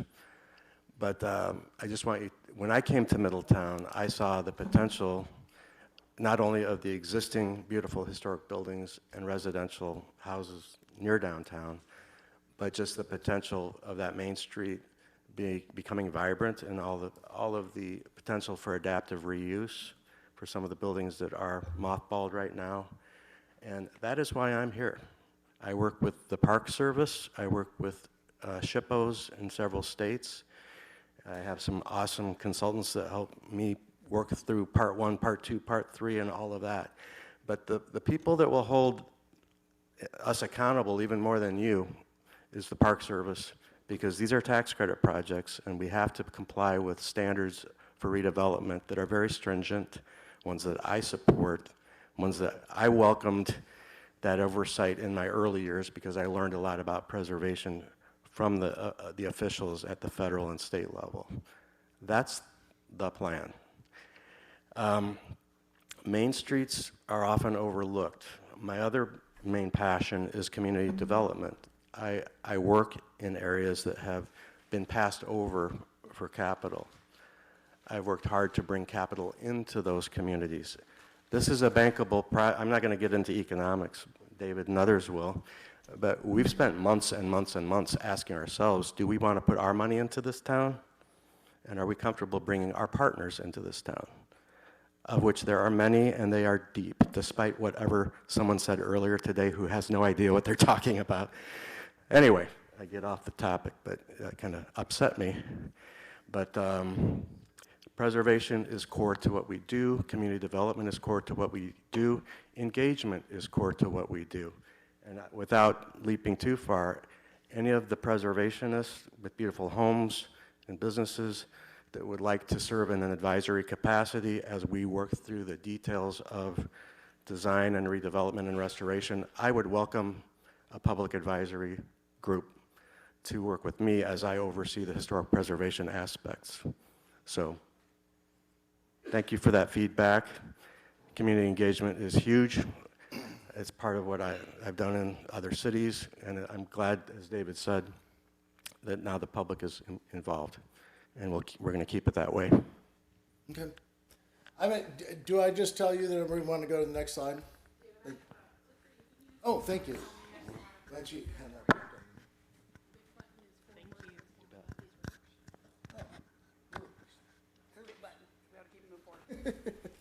Do you still want me to face this way? Is that okay? Yeah. I'm sorry, I didn't mean to upset how you usually do this, but I think there's so many people here engaged. I feel more comfortable that way. So when we were engaged a long time ago, there was really three primary areas in which we were engaged to look at to try to do an assessment and put together a plan for redevelopment. And that was the Manchester Hotel site, the the National Bank, First National Bank building, as well as roughly 12 acres that are over on Water Street, that Carmody and 2nd Street are up against. So, we looked at the Manchester site. We think it's probably absolutely best for residential. Unfortunately, it'll be residential that needs to come once downtown is a little bit more vibrant, which is, what we're working towards in terms of putting together a plan. It's something we're certainly interested in, but it's absolutely a phase 2. Our initial assessment on the National First Bank building was probably phase 2, and then we looked at the 12 acres. So we looked at that, and then we wanted to take it and say, well, the original site for that, the reason it was acquired by the city for a very, very long time ago, I don't even know when it was bought, but was for a hotel and convention center. So what we did is we looked at that site, and we used a design that we've had successfully approved by Marriott for another hotel and convention center. We spoke to Marriott. Frankly, they were concerned about the location, not in terms of in Middletown, but Middletown itself. We did, so there were concerns by the flag, but we really felt that this was the model in which to look at. And when we went in to engage HVS in doing basically their thoughts on what Performa would look like, what we were informed was that the city had already engaged HVS to do a study in 2018 and really said that, instead of doing a new one, which would really be based on 2018 numbers because of COVID, our industry really has gone back to those numbers. Yes. David, I just wanted for everybody's knowledge, because I think we all talk about things we think people know about. HVS is Hospitality Valuation Services. They basically are the preeminent entity in the United States that does feasibility economic analysis when it comes to hospitality products. So that's who HVS is. Thank you. I apologize. So we basically took those metrics and we put them into this site, which was 288 keys, which is really kind of the minimum you need for a convention center. A rooftop bar and restaurant because you have such lovely views out towards the Miami River. And then it's 32,000 plus or minus net rentable square feet. I think what's really good about this site, if you looked at the positives of the site, is it's really close to downtown, and it's a very charming downtown, as most of you are here to make sure is preserved. And it's also has great views of the river. It's a big site in terms of for what we need it for, so there's plenty of parking, and more importantly, there's room for a phase 2, and you can kind of start seeing where we started playing with going out to a vestibule to go out to, right now, to parking and valet, but in the future, that would go into a second phase of the convention center. So we took a look at it, and it's really works well in terms of physicality and looks. This is from 2nd Street looking northeast. So what would end up happening, I'm going to go back, whoops. Just the other thing I want to point out, on the top is 2nd Street, on the left is Water Street. And the reason we like this, and we like the corner, and we like this particular design for a hotel convention center, is you have 2 fronts. You have 2 entrances. You have 2 main entrances. And they're separate. So you have a main entrance on the left there for the hotel, and then on the top, you have an entrance for the convention center. So if someone's having an event that, let's say, is for a local company, they don't have to go through the hotel. They can go and just go straight into the convention center. So it's a great site for that. And again, it looks good. This is looking at the main entrance of the convention center. It has a really wonderful opportunity with that glass area to have a very architecturally significant stairwell that's very interesting, and then you can go up to a lobby bar and lounge area and additional breakout space. So we really liked it. We engaged Gilbane to do the costing on this for us. It actually came in about $8 million less than we thought, although to be fair, the other hotel that we did like this, we were basically building in a swamp, and we were spending about $6 million simply to make sure it didn't sink. So we were encouraged by that. However, at that point, we put in the matrix from that 2018 study, which is what really any bank would look at right now for financing. And this is without financing. We had, it basically lost money. So it's really clear that your typical, Rich, do you want to come up here for a second? That a typical hotel and convention center wasn't going to work as is. And I don't know that, Middletown is the type of town that probably would ever have that. I'm going to get over here. But if you get more drivers, if you can get some more demand drivers, I think what you'll see is that you probably can. And I'm going to, Richard is with MJ Hotels. He has been in the industry. How long have you been in the industry? Well, I guess I don't want to tell you because I'll probably find old. Yeah, I'm gonna let you. It's been 40 years I've been in the hotel business. I started when I was 17 years old working for Hilton Hotels. So it's been my whole life. I went to hotel school. My wife is in the hotel business. None of my children are in the hotel business. I guess I inspired them not to be in the business. But yeah, I've been involved with the development of convention hotels, limited service hotels throughout my career. So one of the things I want to mention is we worked with MJ Hotels on this as well and said, and HVS, we were all on this together. And again, even though they weren't officially on it, we did have the report, and the city was the client then.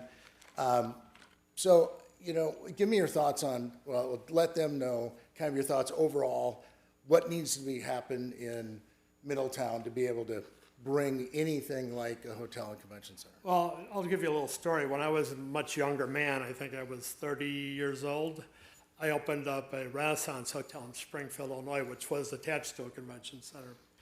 And what we found there, that was in 1985, we found that without demand generators, convention people want to have things to do when they come to a convention other than just go to meetings all day. So you have to have things for them that are going to drive them to come to the city. So you have to have some attractions. You've got to have, reasons for them to come here. So if you just build a hotel And as nice as your city is, Springfield was a nice city too, but we didn't have enough demand generators, so we had a lot of problems making that hotel successful. So you really want to make sure that we have, we call site amenities and demand generators. So when people get here, they can experience various things. And when they're booking, they see there's other things to do than just go to a convention. So that's what the key to success of any hotel. As David said, the game plan here is to have a formal feasibility study. We're just hotel guys. We don't do feasibility studies. We do underwriting from data we get. So that's what the next, if we go farther, do that. But I'm just telling you, as a hotel guy who's been in the hotel business 40 years, that you have to have demand generators for the conventional hotel to be successful. Thank you, I appreciate it. So again, this is a clear, when you're losing $1.5 million a year, it's a clear indication that really you need to find some other way to attract people to come. Because it's really about putting heads in beds. If you can do that, a hotel will be successful.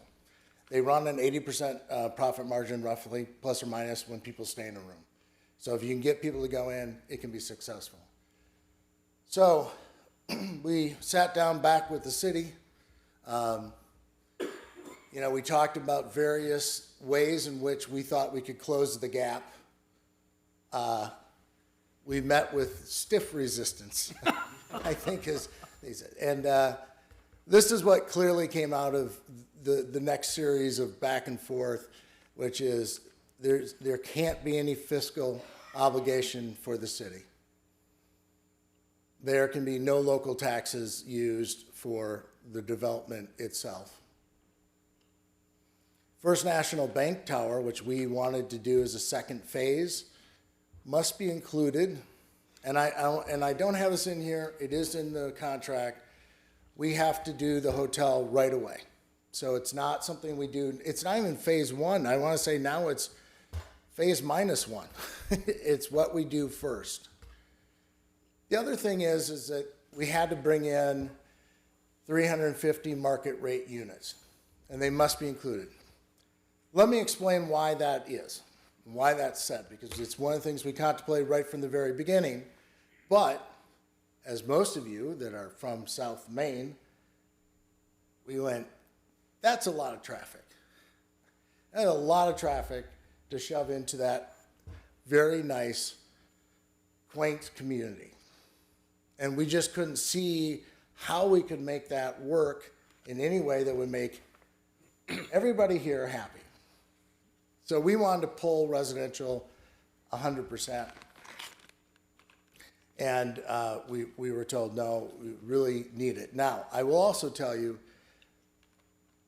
we didn't really fight that because we do need to have residential in this. You do need to have that core base of people downtown.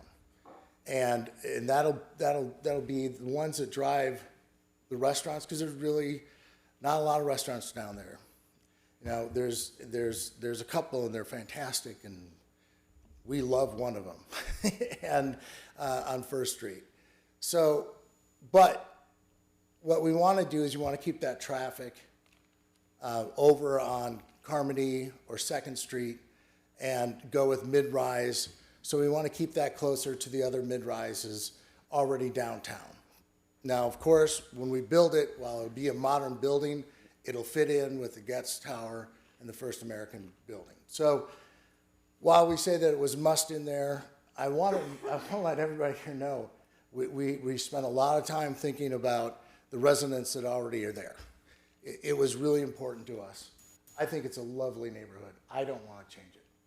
We're preservationists, as Bob said. So I can understand why, this is the first time you heard it. And it really didn't come out the way we wanted it to. It was supposed to be embargoed. We were gonna have the full presentation before it got out, but it got out. That's life.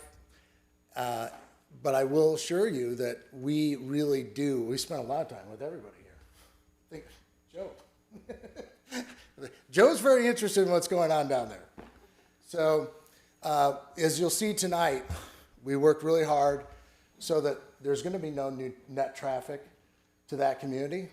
We rerouted it, and it's going to be very quiet and a peaceful place back there. You won't hear lawn machines as much as you used to. You're not going to hear golfers or people walking around. But in terms of preserving the feel of the neighborhood, you know, we're very cognizant of that, and we want to keep doing that. So now, speaking of downtown, we would really prefer to be a downtown location, but at the time, at this point, we had just 12 acres. And I can't tell you how many times we were directed to go back and try to make demand drivers in those 12 acres. And it simply was impossible. We need more space. This would be about a third of the size of the other Hollywood lands that we're working on. And that would be a third of the smallest one. And that's when we started talking about other locations. But at that point, we also started talking about the golf course. And we felt that if we could get the golf course, then we could make Hollywood happen and be able to preserve downtown. We could be able to do the historic hotel, do the historic renovations. I think it's important. I know you love the neighborhood, but you have to look at it honestly.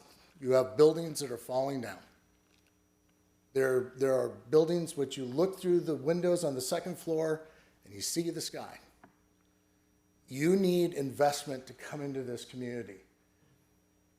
Investment's not going to come into this community if you don't start adjusting what you want to do with the community. If it's simply, we're not going to change anything, buildings are going to start falling down.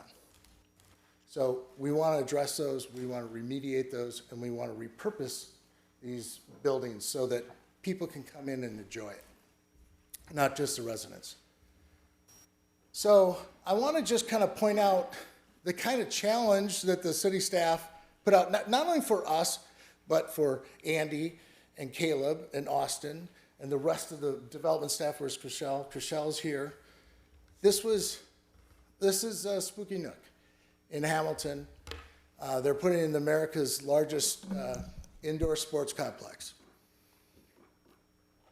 The city is putting up $20 million of general obligation bonds there, which means their citizens are on the hook for $20 million. We had to come up with $0. That's for a $144 million project.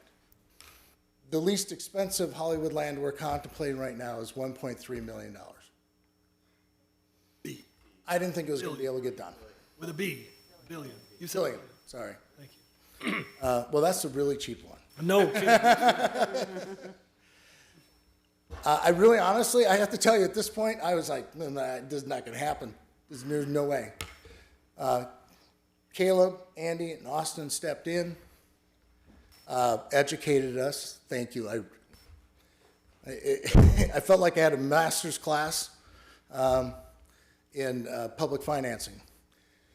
And we were able to put together a structure, and Andy's going to address that later on, where we're going to be having zero. There are no bonding out there that are general obligation, so there's the citizens aren't on the hook for any of the bonds that are going out. There's no local taxes going directly to this project. There are obviously things that the city has to do in terms of working with any developer, frankly, that's going to cost some money. I don't know what it is, and I'd let John or Jim address that. But in terms of for the project itself, there are zero local taxes going to it, and we would estimate this to be about $1.5 billion.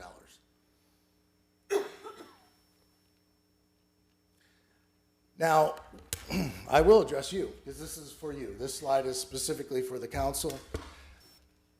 We have met a lot in executive sessions, and I wanted to give you some updates from the very last executive session.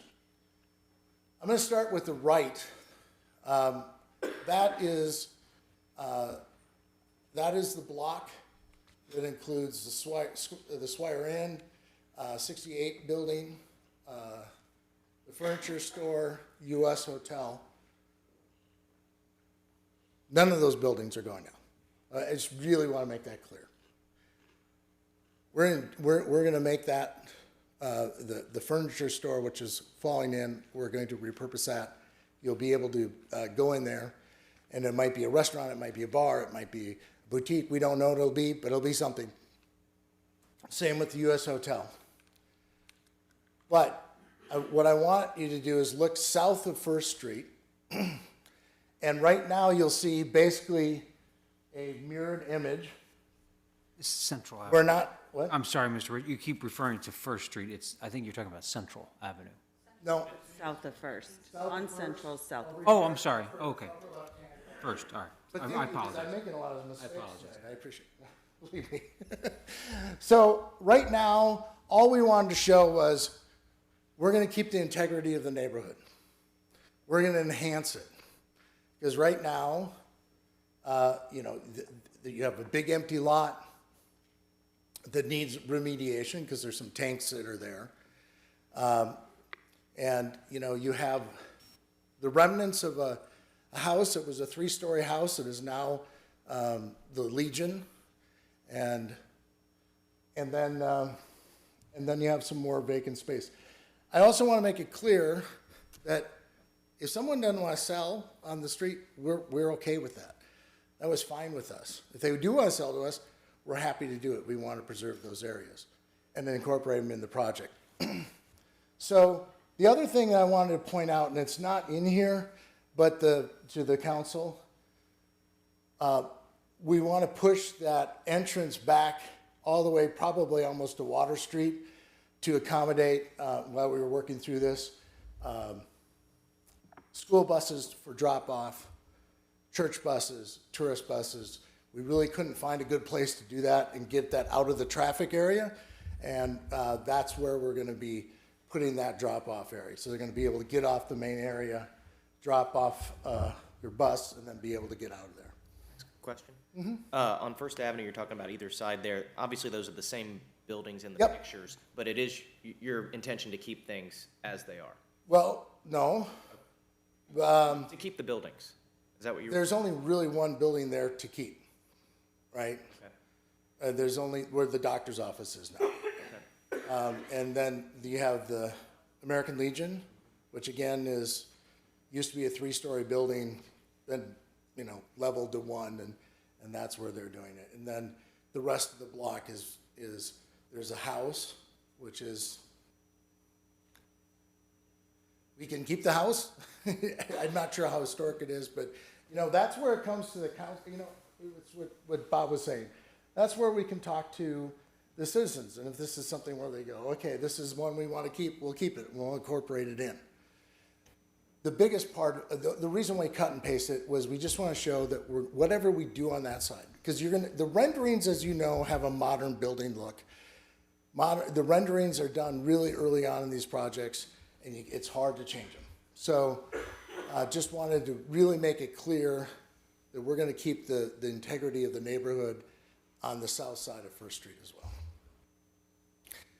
And if you look at, again, this is for the council, it's new. We're still working on where the residential goes. Ultimately, we think it should go south of First on Main Street as kind of the main entrance, probably at the corner, set back a little bit so you don't have a towering building, but we're still working on exactly where the residential is going to go in the mid-rise. And what we did was we replaced the residential area with the studio sound stages. And one of the reasons we did that also was in working with our partners on Hollywoodland and our content partners and the people who will be doing productions here, we didn't have enough production space. It's not even close. If you look at what's going on, there's the streaming wars have just exploded with the number of productions. Netflix is spending $20 billion a year producing content. They don't have enough studios. It doesn't. The industry doesn't have enough studios. There's a huge studio building boom. So we're going to be able to do that. And it's, studios themselves, well, don't know if you've ever been to a studio lot, not a lot of traffic on the outside. And we will have shuttles to the parking, general parking will be back where the rest of the project is. So there's studios, and the only entrance will not be anymore off of 4th Street. It won't be anywhere else. It will be all coming from 2nd Street. So I wanted to go through those updates. And then I think what we're going to do is talk about the demand generators. How do we get people to come to Middletown? I think I understand sometimes it may be hard to wrap your head around it. And I will tell you the one thing that's the same in every community, it doesn't matter where I've ever worked, is people say, why would I want to go to fill in whatever town you're from? People don't think it's special. Middletown's special. Downtown Middletown is extra special. I think all of you in here believes that, but there's a lot of people in Middletown that don't. In terms of numbers, so I live in the Twin Cities area. I have a hard time wrapping my head around this, and I actually go there quite a bit. The Mall of America gets 40 million visitors a year. 40 million visitors a year. It's an astounding number. Within 3 hours of the Mall of America, there's just a tad bit over 7 million people. Within 3 hours of right here, Middletown, you have roughly 18 million people. So the ability to attract for a drive-to location is actually quite strong. We don't need to get even a tiny fraction of, we don't even think of Mall of America numbers. We don't.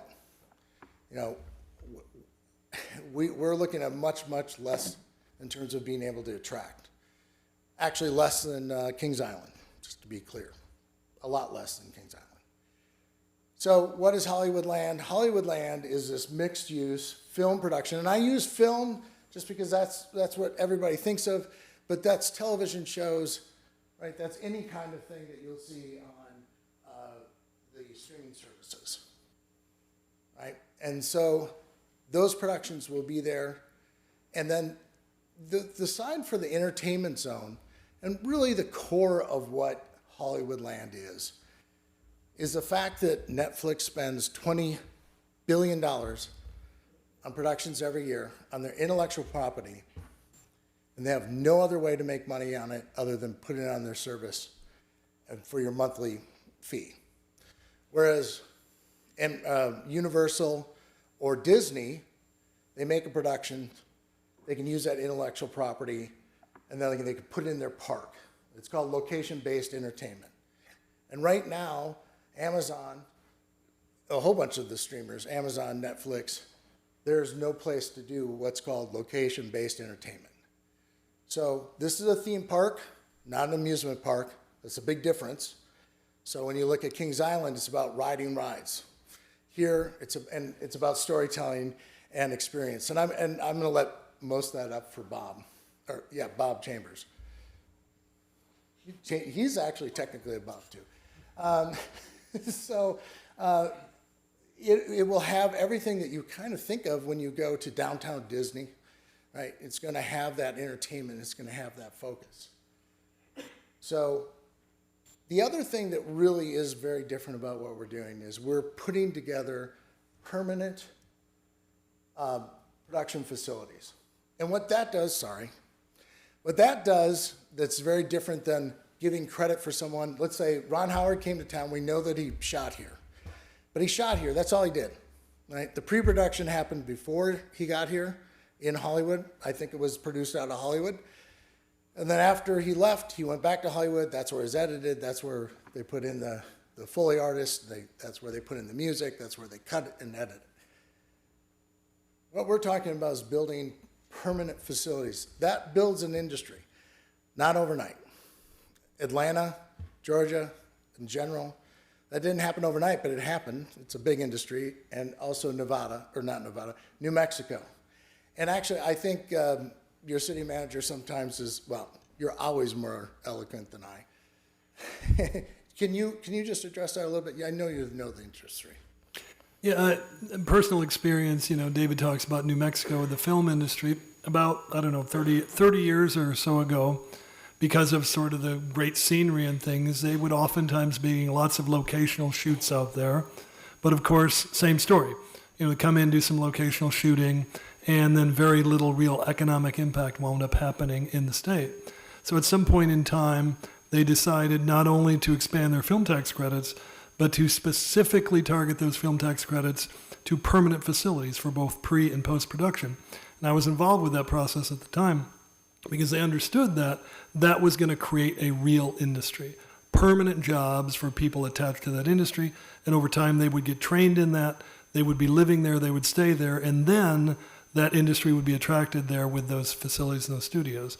So now, fast forward to 2021, something on the order of 30,000 people are permanently employed in the state of New Mexico in the film industry.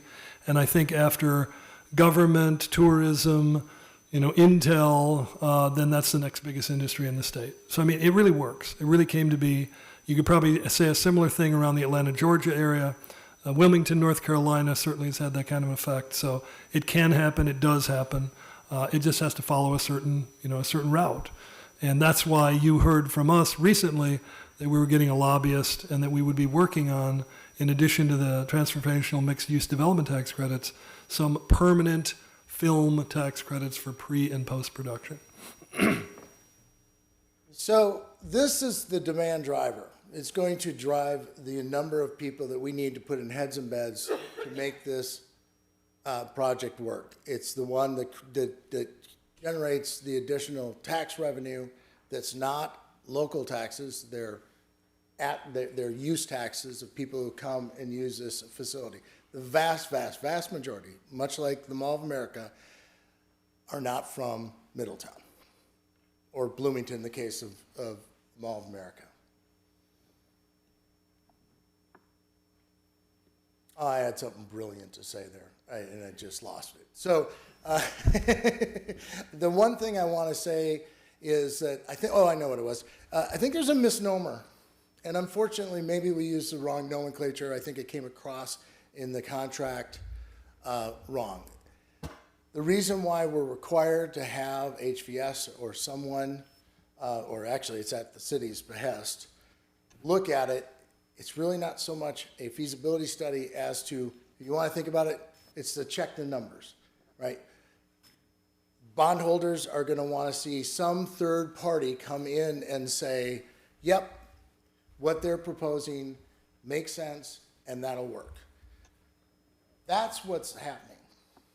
Our numbers, we can make this work on everything at half the numbers. And I will say that our projected numbers are really, really conservative. And we've worked with people in the industry.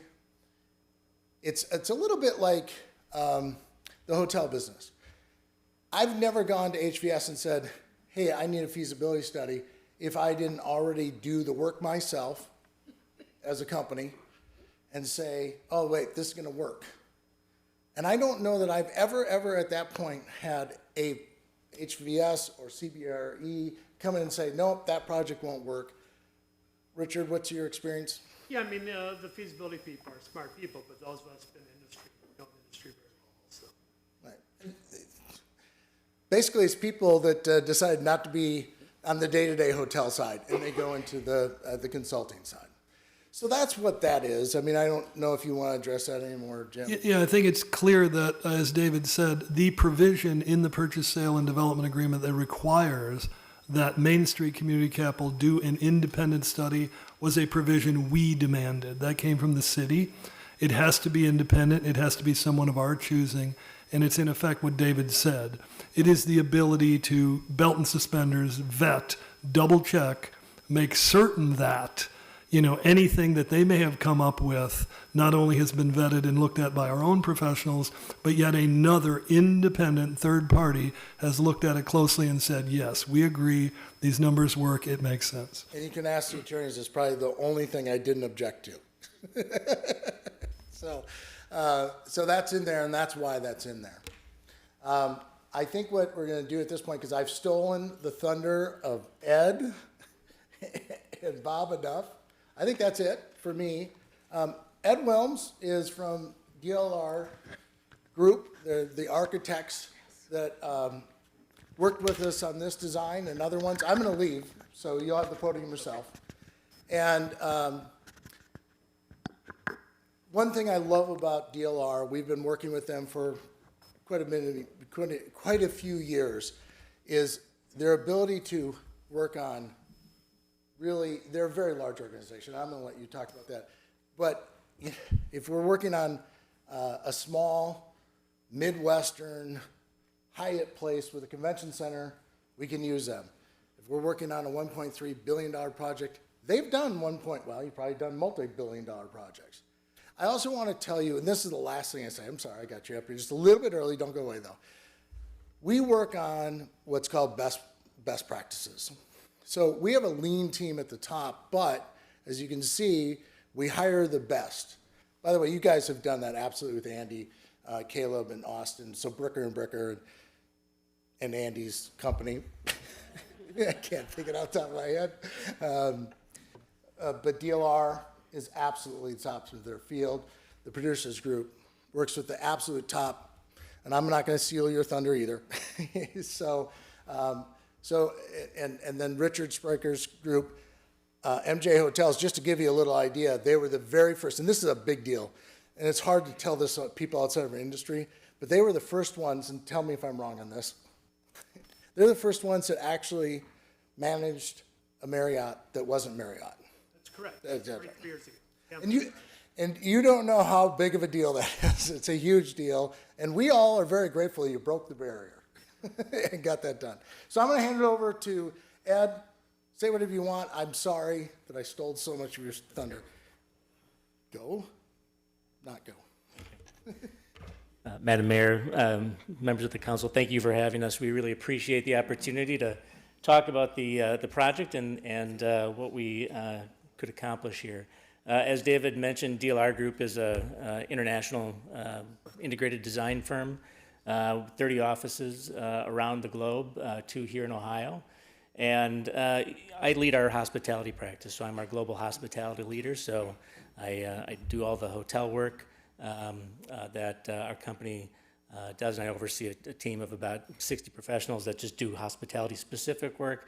And I have a counterpart that does the same thing for mixed use and retail development as well as housing. So it's a very diversified company, and I think what I have up here on the screen right now is just a little bit of a sampling of some of the work that we've done. Sports Society, which is actually a large sport-driven entertainment retail mall that actually happens to reside in Dubai, where we have an office.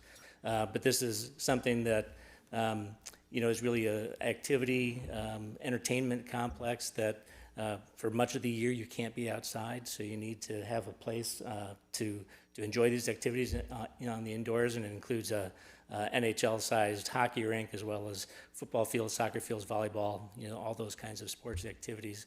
But it's a way for families and professionals to come together and be part of a community.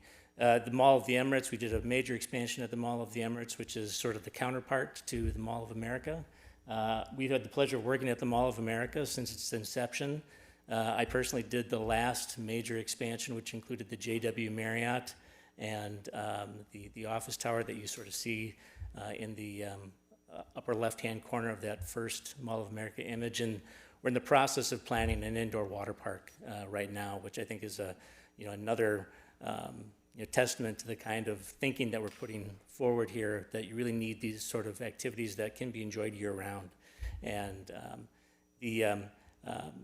some of the other images on the screen, talk a little bit about our hospitality practice. We've done, I think, something over 10,000 guest rooms at this point. This is the Moxie Hotel in Chicago.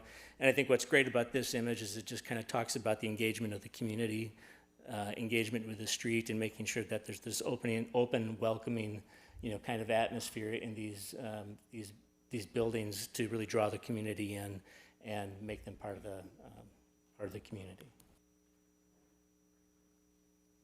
A little bit about the context. Obviously know the site very well, but as David mentioned, we're really interested in preserving the historic buildings here. I myself have just recently completed 3 major historic tax credit hotel renovations, one in Des Moines, the Surety in Des Moines, the Cottonwood in Omaha, which is a Kimpton property, and the Canopy in Minneapolis. These are all properties that have been redeveloped into hotels with the use of historic tax credits.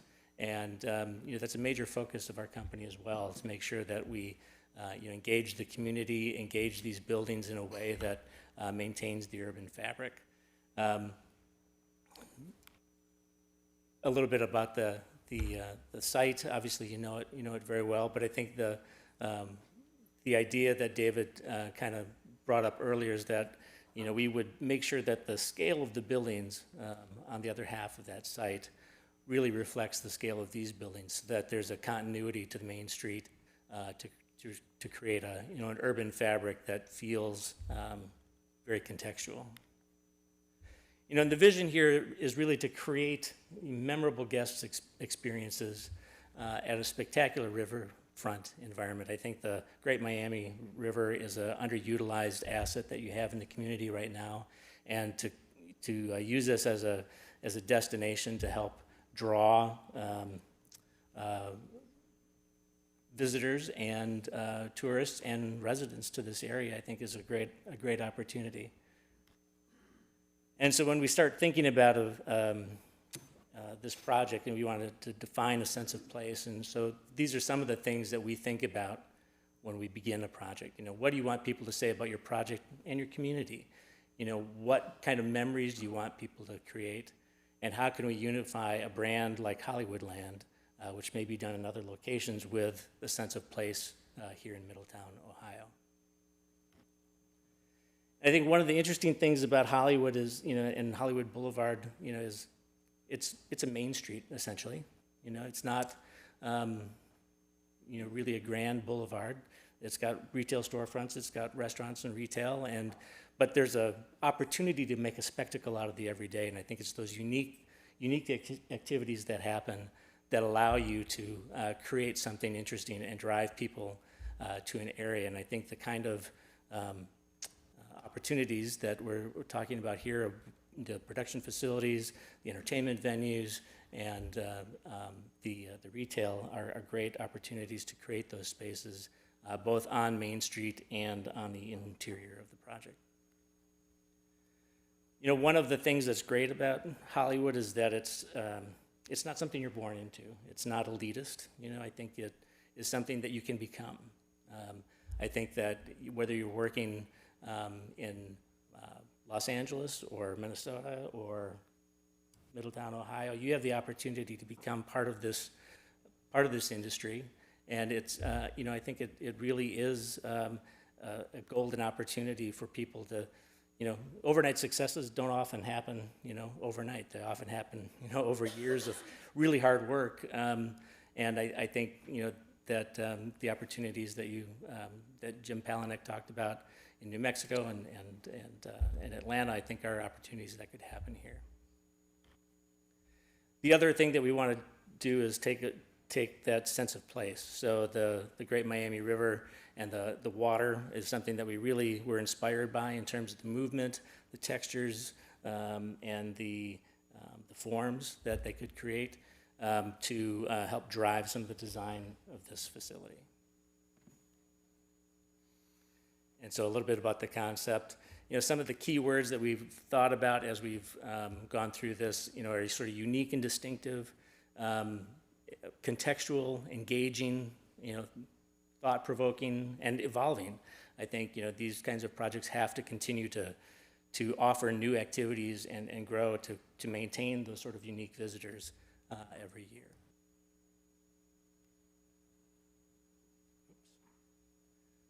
let's see. Can we get that back to presentation mode? Thank you.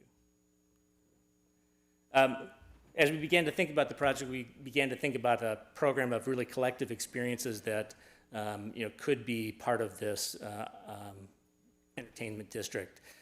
Obviously, there are community-driven factors. We want to create places that are, urban living rooms that really create opportunities for social engagement, to have obviously some shopping, but are family-friendly and drive professionals and families alike to this location. Obviously, the residential is a big component of it.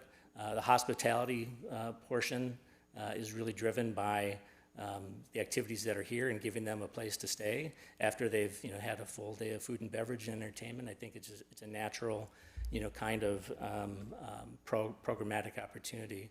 And so when we take these kinds of things and think about what they could look like, these are just some sort of conceptual images to give you a sense of what some of these things could be.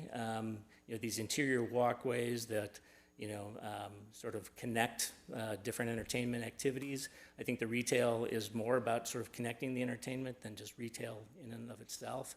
I think it's a way to sort of drive people through the space. The fluidity that we talk about in the upper left-hand corner, sort of these covered walkways that are transformed by light. These are big ideas that I think we've thought about. Having experiences that are immersive and dynamic and sort of engage the community in ways that really these entertainment facilities can do. So whether it's an amusement park with rides like you see in the upper right-hand corner, which happens to be at the Mall of America, or a House of Blues, at a live music venue, is always a great attraction. And I think it's about really linking the community to the project with a real community support. And then some of the ideas about how to take that and have it be transformed from day to night are some of the things that we've talked about. And so this idea of projection and light, is really important in sort of an experiential, graphic, wayfinding, interactive identity, I think is something that can be really effective in creating this sense of place. Just from a very broad brush sort of conceptual diagram, and I'll let Bob talk about some of the other things that are happening on the inside, but I think the street retail is really important to us, on Main Street, having that entry and that community gathering space in various zones actually around the project itself, I think is really important. And you'll see the amusement park, the sort of fashion zone, entertainment zone are really linked together by the retail and sort of stitch all of that together. At the top, looking out over the Great Miami River, sort of this outdoor event space with a promenade and dining spaces.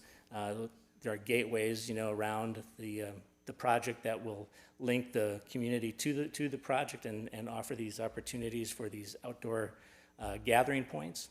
And then as you kind of go out towards the Plan West here, Convention Center Hotel, the theme park or the themed hotel with the water park, and the studio sound stages that David mentioned, and then maybe relocating the residential, more towards Main Street or towards the shared parking structure there. An aerial view, just to kind of give you a glimpse of of what the opportunity is. Obviously, this has not been updated per the sketch David showed you earlier, but the idea would still here is that that there's a sense of scale to these buildings at the Main Street level, and that they're really part of the context of the community. A little more detailed plan here. It's roughly 2 million square feet of built area with parking to support that. Obviously, there is a structured parking area, which I think is number 16 here. But the majority of the parking is really under the facility, right? So we're utilizing the slope of the land and the terrain to allow us to park underneath the retail, and you'll see that here in some future slides. But we're trying to drive that traffic sort of away from the Main Street area to allow that to be pedestrian friendly, and to have these accesses from Central Avenue and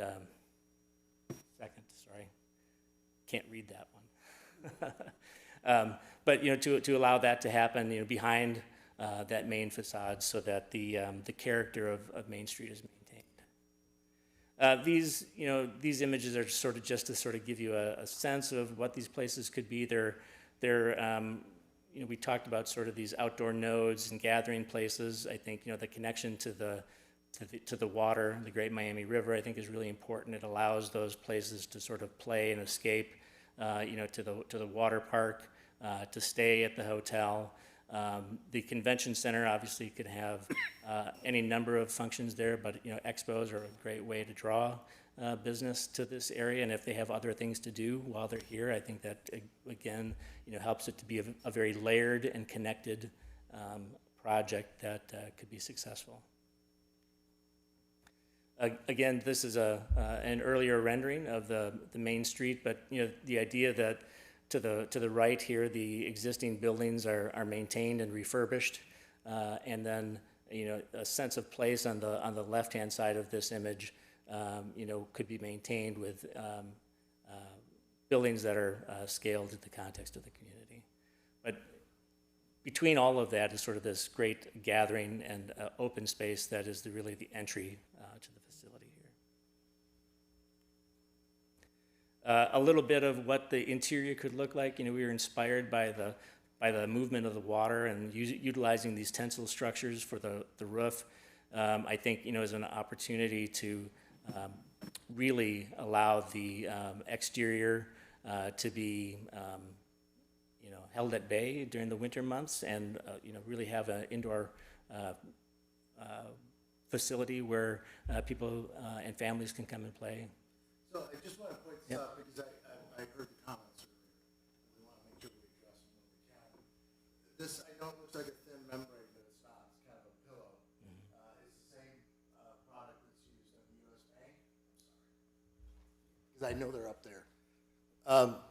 On the U.S. Bank building. And I think one of the things that, this is indoors, right? So if you're outside of the U.S. Bank Stadium during a Vikings game, which lately there's not a lot of cheering, but when there is, you can't hear it on the outside. Can you address that a little bit? Because Yeah, I mean, I think it is it's an insulated, as David described it, sort of a pillow system, but it, that insulation of the air in between the two layers does have some sound absorption as well, and so, much of this, facility is on the backside of this project as well, and so it's really not part of that Main Street experience, and it's away from the existing residential. I think it's really activating the backside, which faces the river. And here's sort of an idea of how that could look in the evening, in an activated social zone where you've got food and beverage really surrounding these sort of urban lounges, on the interior of the building. And then at night, through projection and other lighting, situations, we can really transform that space into an interactive and vibrant environment. Sort of a conceptual view of that outdoor promenade. I think we want to look at things that can be both indoor and outdoor, kind of harkening back to the Moxie Hotel in Chicago, where the doors, open up and really invite the interior to the outside and let people in. I think it's a great way to welcome folks, and having programmed areas for food and beverage and outdoor activities here along the promenade, I think is a great asset to the project. Promenades along the river. Yep, correct. Yep. Promenade is along the river. Yep. Promenade is along the river. I think here's the view of that. So Central Avenue on the left, and then the river is off to the right in this image. So I think coming into the city, there's sort of this iconic destination image created through the tensile structures and the activity on the river, and then there are really two sides to this project. On the other side, it's the Main Street side, which is contextual and scaled appropriately. These are further plans that kind of show how some of these things will work. Obviously, there's lots of development that has to happen here with probably hours and hours of community engagement and work with council and the developers to really understand all the opportunities that are here. But I think what this is showing is the first floor that really shows how the parking is sort of tucked in behind Main Street, kept away from the promenade on the outside, and that there are actually 2 levels of parking here underneath the first floor of the retail and entertainment. So we're putting most of the parking underneath the building and sort of out of sight of the public, so it's not a sea of parking. I think the opportunity to create live music venues, destination retail and entertainment retail, I think is really critical, and this plan will change 100 times before we're done. But it's the retail that's connecting these entertainment facilities to the amusement park and to the convention center and to the production facilities as well. A second floor of retail up above that. I won't read the chart, but these are just square footages of what the project entails that allows the financial people to run numbers so that we can test the project and understand kind of where we're at. And then I think, here's a couple of conceptual sections through the building. I think what you see is on the section A, which is at the top, Main Street is to the left, the river's to the right, and you can sort of see how the parking is really tucked in underneath. And I think, that's a great benefit to this project. Mall of America has 2 giant parking ramps, on either side. They certainly work, but they've sort of reached the end of their useful life, and so they're trying to figure out what to do with them for the next 25 years. And then another aerial view just to kind of give you a sense of what the project is. I appreciate it. Thank you very much. Anybody in the council have any questions for Ed? Because he's going to not going to be here much longer, so he's going to take off. Any questions?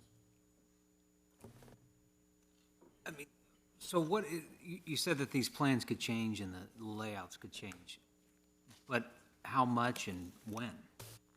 Well, the design process is very fluid. I think as we, gather feedback from interested parties, community organizations, and we work with our development partners to really understand what the final project is.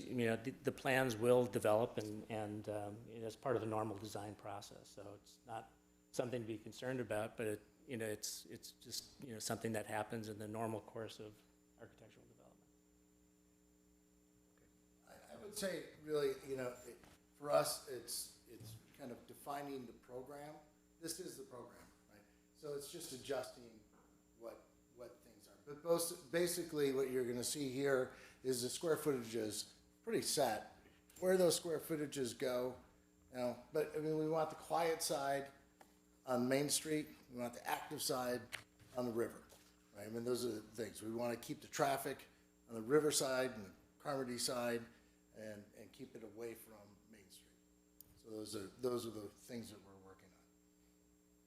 Does that make sense? And to clarify, Ed's part in this is the designing of most of this. Yeah. And you seem very capable of designing something incredible. I think most of my questions probably aren't necessarily the design of it, unless that entails some of the actual agreement, but that's not really a question for you. So I want to make sure I answer them where appropriate. No, thank you. I mean, we take sort of the program information and understand the budget, and then design something that works for the developer and the community. Thank you. So the one of the things, and I'm going to have Bob, but I do want to address one thing. There's a gentleman from the Sword, which we've met with, I don't know, how many times? Several. Okay. We love the Sword, right? I mean, again, we're preservationists. And I will tell you, from the last time before that to the time before that, what they have done in there is amazing. If you haven't gone in there, you should. They've done a great, great job. And we would look to support them and the things that they're doing. One of the things that we've talked to them about is giving them a grant so that they can get that facade in the front more to what it originally was and what they'd like it to be. But most of our Hollywood lands have a facility that's 1,200 to 1,500 people. That's the size of the SORG. You don't see that in this programming because we don't want to compete with the SORG.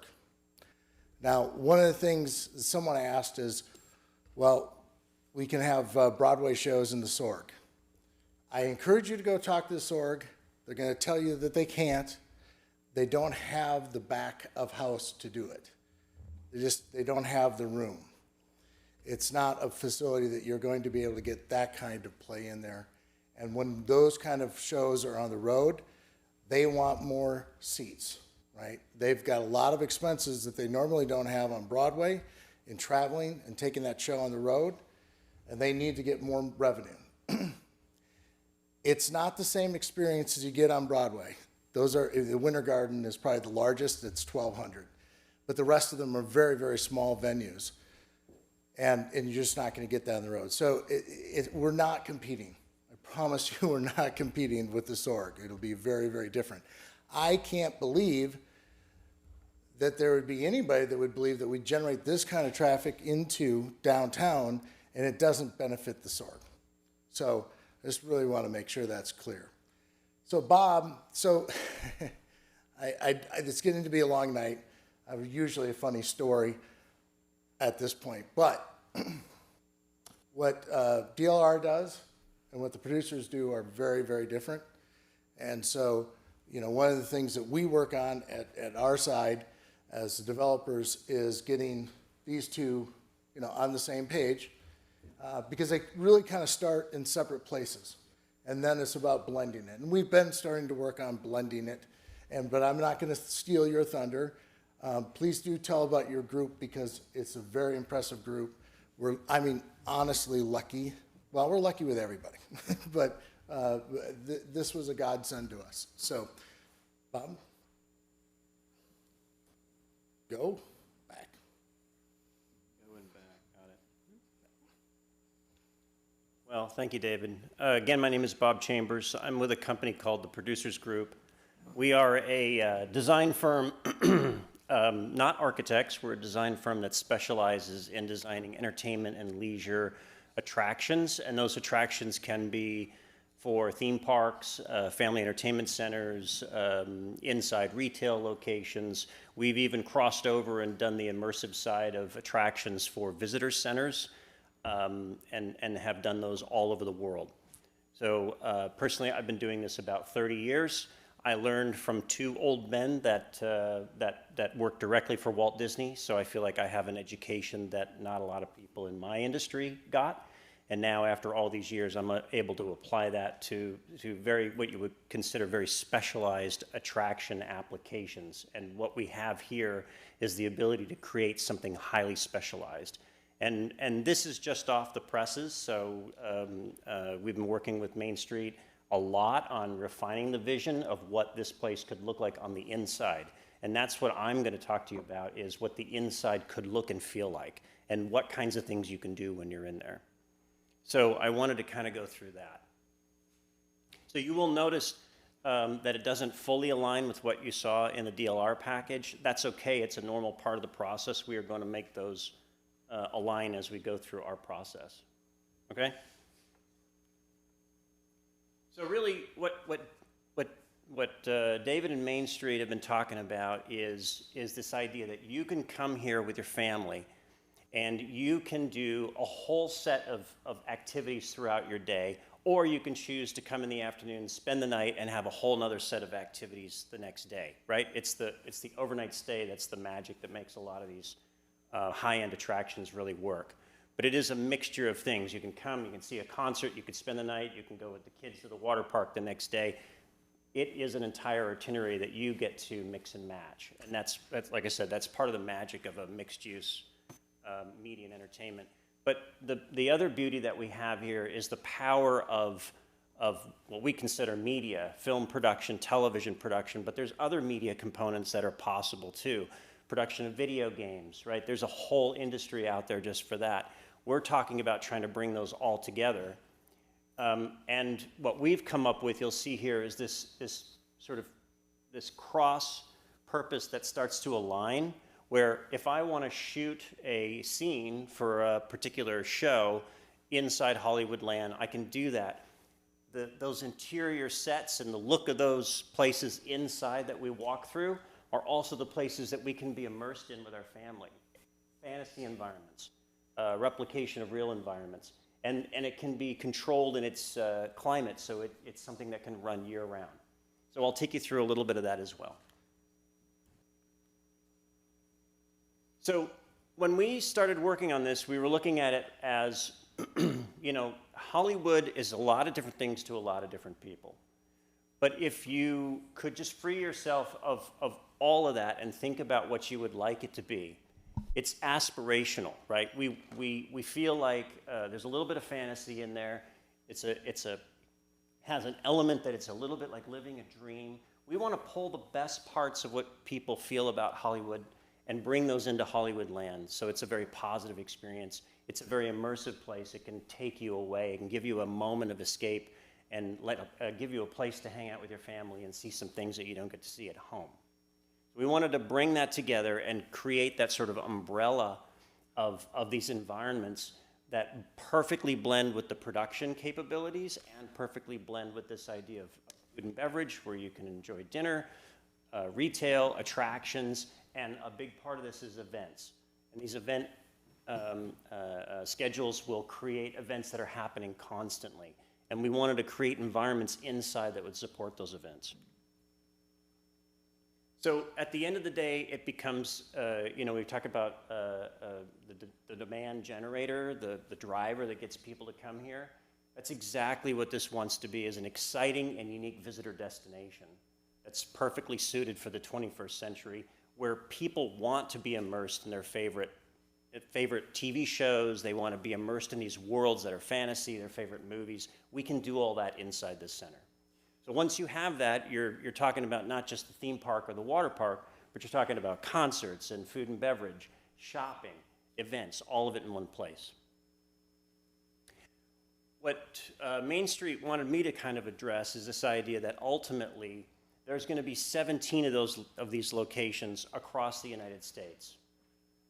What that allows us to do is to get access, basically creating a neural network of locations that can operate together across the United States. And each one of those, if you were to pull them all together as that network that operate as one, you can actually reach about 80% of the US population within a 2.5, 3 hour drive time of any of those individual locations. What's significant about that is if you do have a concert promoter you make a deal with, if that concert, that artist does a show at each Hollywoodland, they can literally hit almost the entire US population by just doing 17 shows. It's a powerful and compelling argument that's really new and fresh.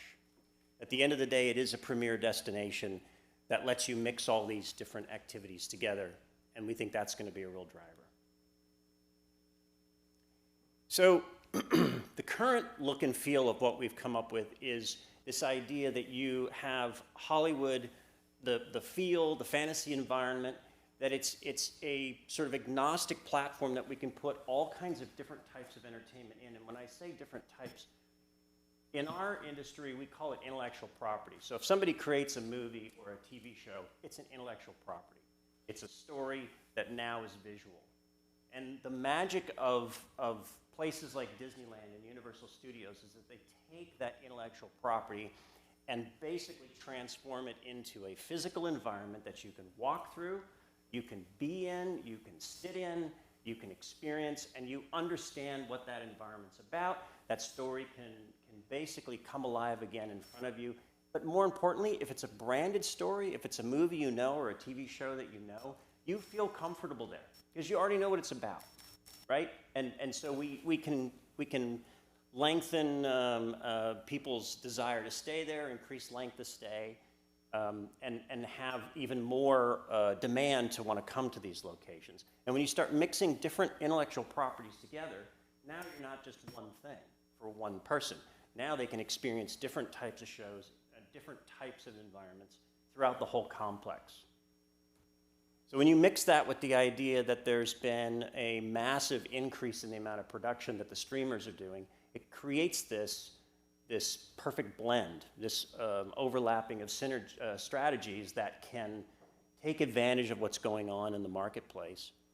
And so with our network of locations across the country, it does create an opportunity for the streamers to bring their content, and it doesn't have to be the same in every Hollywood land, and it doesn't have to be the same streamer. We can mix different streamers together, different types of shows, and then you get different types of environments that you can be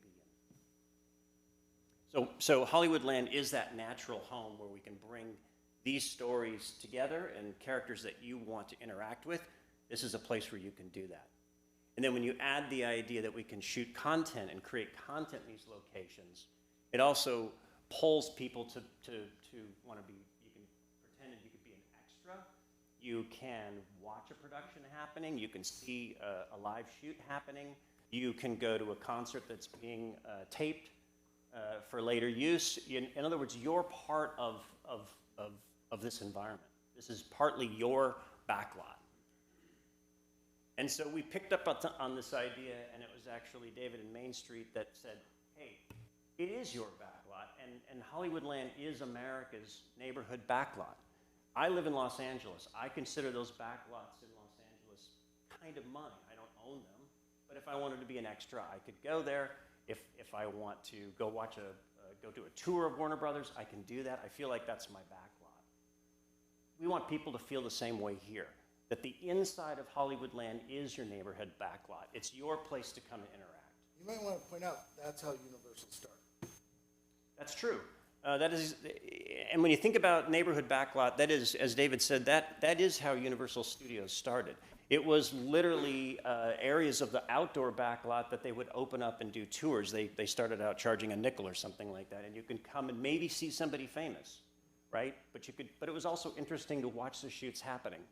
We want to do that on an indoor version where it's climate controlled. We can control the light. If someone wants to shoot a scene in there, we can control the light all day long and have that be a perfect mix between the people who are visiting and watching these shoots and the shoots themselves. The one thing, I did take a lot of notes as to what people said, and I don't know if the person's still here. And I want you to address this. But someone said that, a producer said that they would never want a soundstage in a commercial area. I don't know if you've been to LA, but Paramount Studios isn't about the busiest area you can be. Warner Brothers is in the busiest area. Right, Sony as well, Fox Studios, you go down, Universal, well, Universal's probably the least. The important thing is sound stages are soundproof. And one, for the community, you're not going to hear stuff, and vice versa. So these sound stages do live very nicely next to each other to high traffic areas. And I'll let you adjust that, but it was another thing that people talked about. Yeah, thank you for that. So at the end of the day, we want to be Middletown and this region of Ohio. We want to be your neighborhood backlot. So when we start talking about the backlot and the feeling and the look of what it looks like on the inside, we go back to this idea that it is location-based entertainment. It's the next generation of location-based entertainment. Those of you who have been to Orlando and visited the theme parks there, a lot of those are outdoor versions of that. There are some fantasy environments, but we want to take that to the next level so that it can be used for an actual production shoot. But we do feel that it's connected through that timeless nature of what Hollywood is, right? It's a little bit of Tinseltown. It's this bustling 21st century place where you can go. It's that combination of entertainment and cultural districts that are mixed together, and we want to bring that to the heartland. So it's not just the entertainment side of it that is the theme park, but it's that mixture of all the other activities going on at the same time as well. So let's jump ahead. So it's a dynamic destination that grabs a little bit of the best of Hollywood, which in our minds is a little bit of the glamour, a little bit of the mystique, and that idea that you could be discovered. And if you you keep in mind the fact that we're shooting content here, there are going to be performing arts folks that live in this area that could be discovered here. That's one of the upsides of this. But if you're not an actor and you still want to be an extra, you can participate in that. So yes, you get to play that role a little bit. With the fact that we have transparent roofs, not the whole thing is going to be transparent because some areas we want to control the light. But with this ability to add that as an architectural feature, we can get natural light in there, or we can control the light, right? So you get the kind of the best of both worlds happening inside. So again, we have the ability to come to this place and immerse ourselves in characters and stories that we know, and be a part of it, and escape for a little while and enjoy it with our family. So when we think about intellectual property, a lot of times, we talk about branded entertainment. And again, it's the idea that these are film and television shows that you would know, you would feel comfortable with, you know the stories. So those are brand-driven, what we would call brand-driven destinations. It's another level on top of location-based entertainment, because it's location-based entertainment that you feel comfortable with, even maybe if you've never visited, but you know the name. So as David alluded to earlier on, Disney and Universal have the ability to do this now. The Peacock streaming service is an NBC, Comcast, Universal product. If they have streaming content, they can put that into the Universal theme parks. Same thing with Disney. When they create their content, they can put that into a Disney park. But the rest of these streamers don't. And you can see the names up there. They're all the biggest streamers out there. They don't have a place yet, and we want that place to be Hollywoodland. And people will be able to come and see that content here. So with it being a flexible platform, you can mix and match different intellectual properties together to have that be your location-based entertainment piece. But we apply it not just to the areas or to the theme park rides, but to the retail dining and entertainment zone, the areas that you actually walk through, the areas where the food and beverage, your favorite restaurants are, and your shopping, and your attractions that are out there in those areas. Those all can be related to this branded entertainment. So we talked about the fact that we can shoot there. This is a really, really key component, and you can start to see how these pieces align. But this idea that even the areas within the retail dining and entertainment zone can be wired pre-wired to allow it to make it easier for a production company to shoot within, say, a smaller live entertainment venue, within the concert venue, right? Within other attraction areas or the common areas. Those are all places where content can be created, and you can be a part of that content whether you're watching or actually being casted into it. So we talked about production services. I'll just touch on this real quick. It is important to note that if you're adding the soundstage component to the overall complex, and you have production offices, and these are key components, right? Production offices and then pre- and post-production facilities as well. As soon as you add this idea that you can create interior backlot sets, you have the full picture. You can shoot indoors 24/7, 365. Anytime you want, you can schedule to do a shoot indoors. You can do the pre-production before that. You can do the post-production after that. And then you can combine that with any type of the pieces of the production that need to happen in a soundstage. So it does create a complete picture for a production. And for us, we like the idea that it creates an environment that we can also be in as guests. So when you talk about places that you can be in inside Hollywoodland, and you talk about them being backlots, we start thinking about it, well, what are the zones within the backlot that we would want to be in? What are those zones that we would want to shoot part of our production in? And we started imagining this. Now, there may be there's more here than we probably need, but we wanted to kind of demonstrate that there was lots of environments that we could apply, and then we would figure out which of those environments we do want to apply. We took a stab here at kind of how we would apply those in a master plan. And there's a couple things that we really like about this. One, each one of these environments, as you sort of, and this is just representative, we peeled the roof off so that we can kind of see how we lay these environments into the master plan. Each one of these are, you can call them neighborhoods within the complex. So one area may be based on New York Street, right? That's a very common backlot street that you can shoot on. But it's also a very cool place to walk through or hang out with your family. So one of these areas may be New York Street. Another one may be London. Another one may be a Parisian street.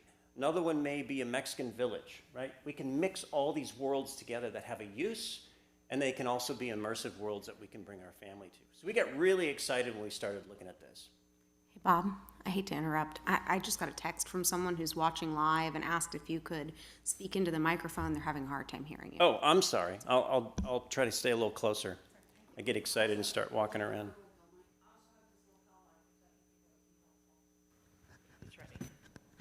Let me just clip it on. I didn't want to go live.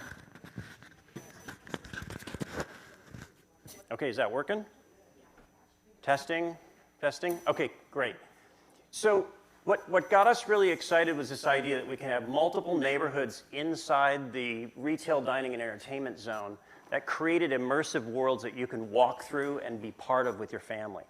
So that was a really big part of this, and we'll go through the list that we came up with in another couple of slides. The other part that was really exciting for us as visitors, but also important for the production side, is that we separate these worlds by adding tunnels or transition areas where we go from one world to the other. And any of you that have been to Disneyland or Disney World in Florida, you'll know when you enter the park, you actually go through a tunnel under the railroad, and you come out inside the park. And it's supposed to separate you from one world to the next. We want to do a similar fashion in between these neighborhoods. For us, it's our transition from one type of one world to another world. So if we're transitioning from New York Street to a Parisian street, we can feel that transition happen. But the other purpose is, if you're shooting in New York Street, you don't have to worry about seeing the next neighborhood from where your camera location is. Right? So it has a purposeful utilitarian function as well. Going back to the idea of multiple neighborhoods to the backlots, we took a stab at just sort of laying out how some of these neighborhoods could work in conjunction with each other and create worlds that you can walk through and transition from one to the other. So where do we get this inspiration from? In our theme park industry, there's several fairly well-known worlds that we really enjoy. Some of you will recognize the two on the lower right are Harry Potter, and those are fantastic worlds that Universal has taken advantage of from those Warner Brothers movies and created those worlds that you can participate in. But on the upper left is a classic Disneyland location based on New Orleans, and it's called New Orleans Square. It's this combination of second-story, two-story spaces you can move through, and it has natural bends to the pathways so that you can't see the end of the street. And it does actually create a great place that you could shoot in if Disneyland wanted to shoot a film there. But we also got inspiration from a couple others. The image on the upper right is actually the Grove in Los Angeles, which has a sort of Art Deco feel, but because of our climate in Los Angeles, that could be outdoors. Our thought is that we can take inspiration from that and use part of that for our indoor location. So let's keep going. So we mentioned a little bit about which kinds of worlds we came up with, and there are easy ones like New York and Paris and London. Those are streets that we can recreate, that we can actually walk through. But then we started thinking, well, then there's other areas we could walk through that could be just as exciting that aren't based on physical, real locations. Could be sci-fi. We could do a Western street. We can do other types of fantasy environments, maybe something from another film that we would recognize that would now be recreated here, that you could then dress a different way and shoot your film there as well. And then we started thinking about other examples of backlot type environments. A Chinatown, for example, that's a very distinctive look and feel. A shady noir alley that you might have a period piece, detective piece that was shot there, but you get to walk through it and be part of it.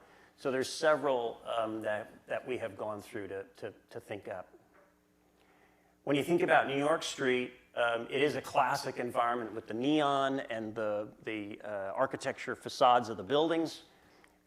We actually went the extra step in this early phase to say, okay, if I'm with my family down actually on the pathway inside Hollywoodland in the New York Street neighborhood, backlot, what does it look like?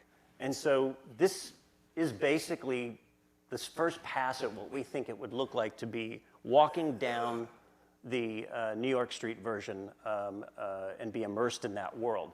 You get the idea that you can shoot a production there, you can actually watch that production happening, you can make your way around it, you can walk into any of the stores or restaurants that are in these facades.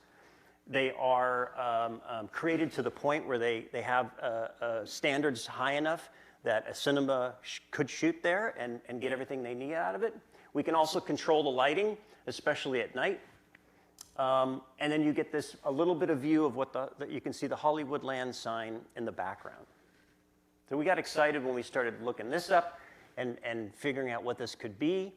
And we realized we need to do this for every area. We will be doing this for every area in Hollywoodland.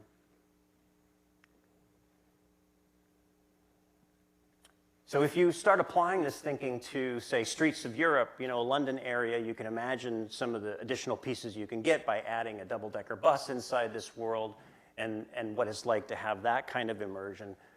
Viva Mexico could be another area or another environment, especially if you do an overlay based on, say, the Day of the Dead, which was made very famous by the James Bond film in the last, I think it's been 5 years. And that's a very popular sort of look and feel, but it could also be attached to an event or even to Halloween. So if you have an event, those events can take place within these environments. We like this idea also of sort of a Times Square environment where you have the neon of all the theater facades in one area, this sort of confluence of theater environments. But we felt like it also could have practical applications if the streamer that we're partnering with wants to, say, do a premiere here. They could use that soundstage, or not, pardon me, not soundstage, that screening room attached to that theater area to launch that particular TV show. And it could also be used for corporate events. So that's the backlot areas. And I'm almost done, so I know it's late, but I'm almost done. So this last section is where we kind of talked about and dreamt up how some of the parks and entertainment inside Hollywoodland, the overall complex, would work. And that would include items that are inside this area that we called the retail, dining, and entertainment and events area, which is a little bit like the mall, but it's not the mall. So we like to refer to it as this retail, dining, entertainment, events, RDEE, which is a term we use in our industry. But it also covers what's happening in the theme park and the water park areas. So when we talk about the theme park, it's currently approximately 300,000 square feet indoors. So we believe that gives us enough room inside to have what we would call a Main Street entrance, which can be an extension of the retail, dining, and entertainment area. Using technology, we can kind of remove the turnstile and allow the public who's ever visiting to go smoothly transition from the retail, dining, and entertainment and events area directly into the Main Street. And then using technology of an app and electronic credentials, we would basically check that you have those credentials before we let you into the rest of the park. But it opens up that Main Street part of the park for additional activity and gives people a sense of, oh, I can go and explore that. Once you are inside the park, we anticipate having 3 lands, we call them, or 3 different specific zones that are more immersive worlds that you can pass through. Each of those worlds would have rides and shows and entertainment that's specific to those areas. So we took an opportunity to sort of imagine what that might feel like if you're inside that theme park, inside the Hollywoodland theme park, looking kind of out. And it's separated by different worlds. So we want it to be more immersive, say, than the Nickelodeon park at Mall of America. You know, elevate that experience. Naturally make it fitting to have branded content or intellectual property be overlaid into these zones and into these areas, and really make it feel that you're moving from one area or one immersive world to another. We can also take advantage of certain kinds of environments where we want to have, say, an outdoor environment that looks, we call it outdoor for indoor, where you're kind of simulating an outdoor environment inside. All of that's possible within the Hollywoodland theme park. In addition to the theme park, we have the water park.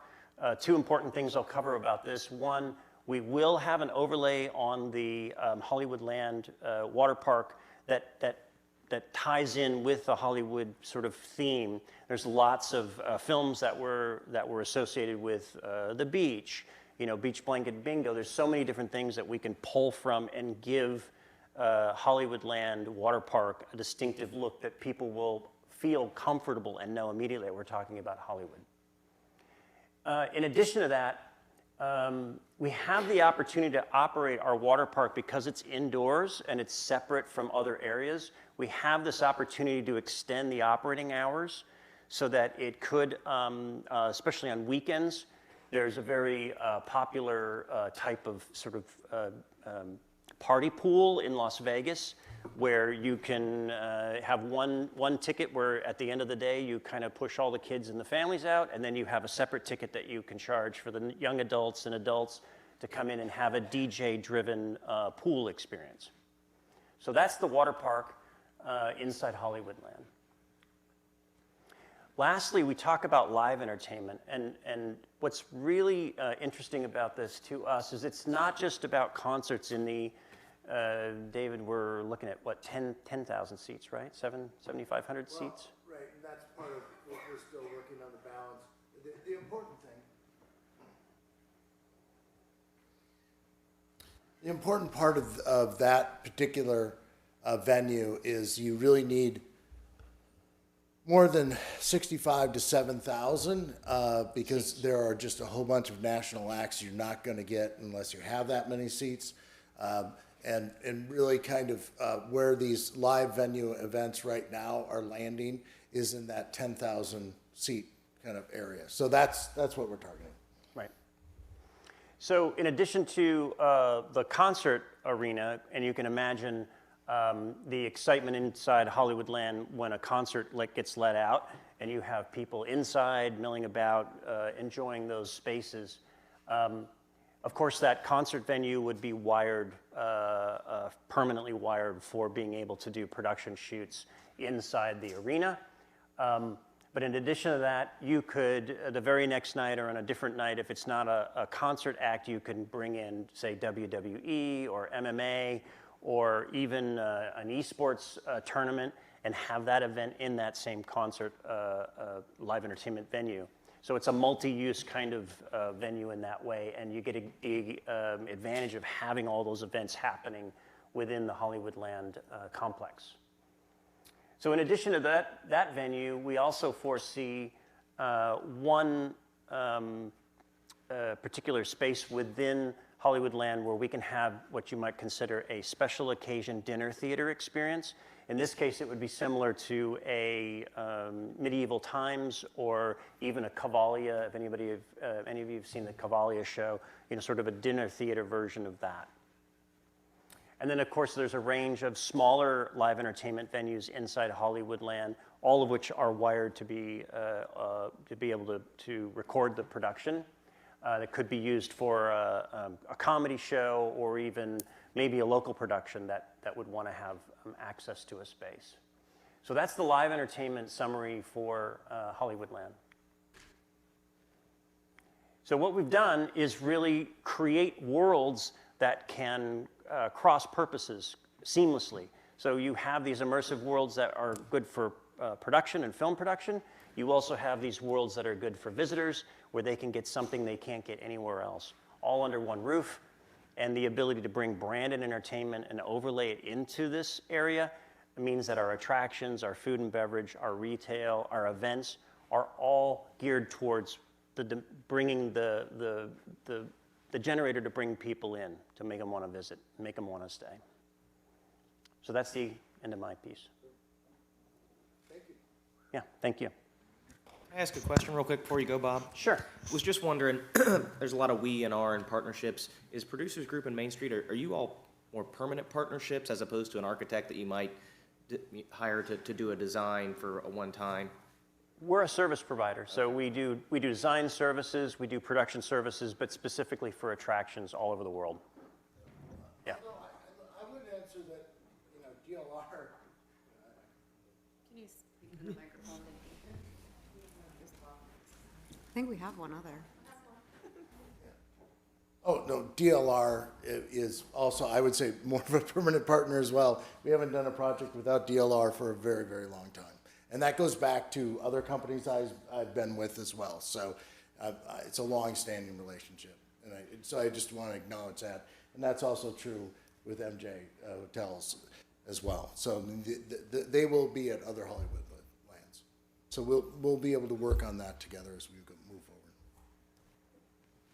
David, I've had a lot of questions from citizens about exactly what kind of projects that you guys have all worked on together before. So I don't know if you could provide a few examples of different projects that you all have partnered with. Yeah, so DLR, they're on our website. So every one of those ones, Racine, Mason City, although that's not true. I don't know. You didn't. They're working with us in Dubuque now. They didn't do the residential or the retail there, but they're doing the Joie de Vivre there. So, and they'll be doing this if we move forward. Okay. Thank you. I personally need to use the restroom. I can't imagine there's not someone else, at least in here, who does. What do you think about just a 5-minute? I know we want to all keep pushing, but I think maybe we need to stretch. Okay, let's come back at 9:51. We'll try to make it 5 only.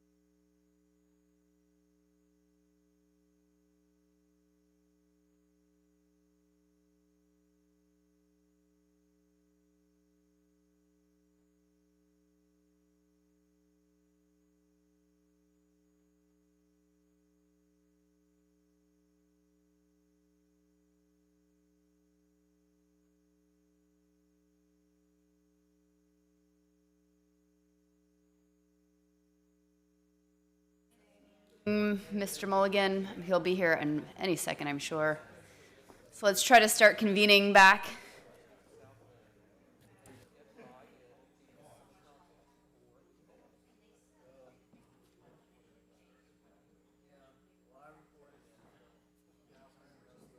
Wow.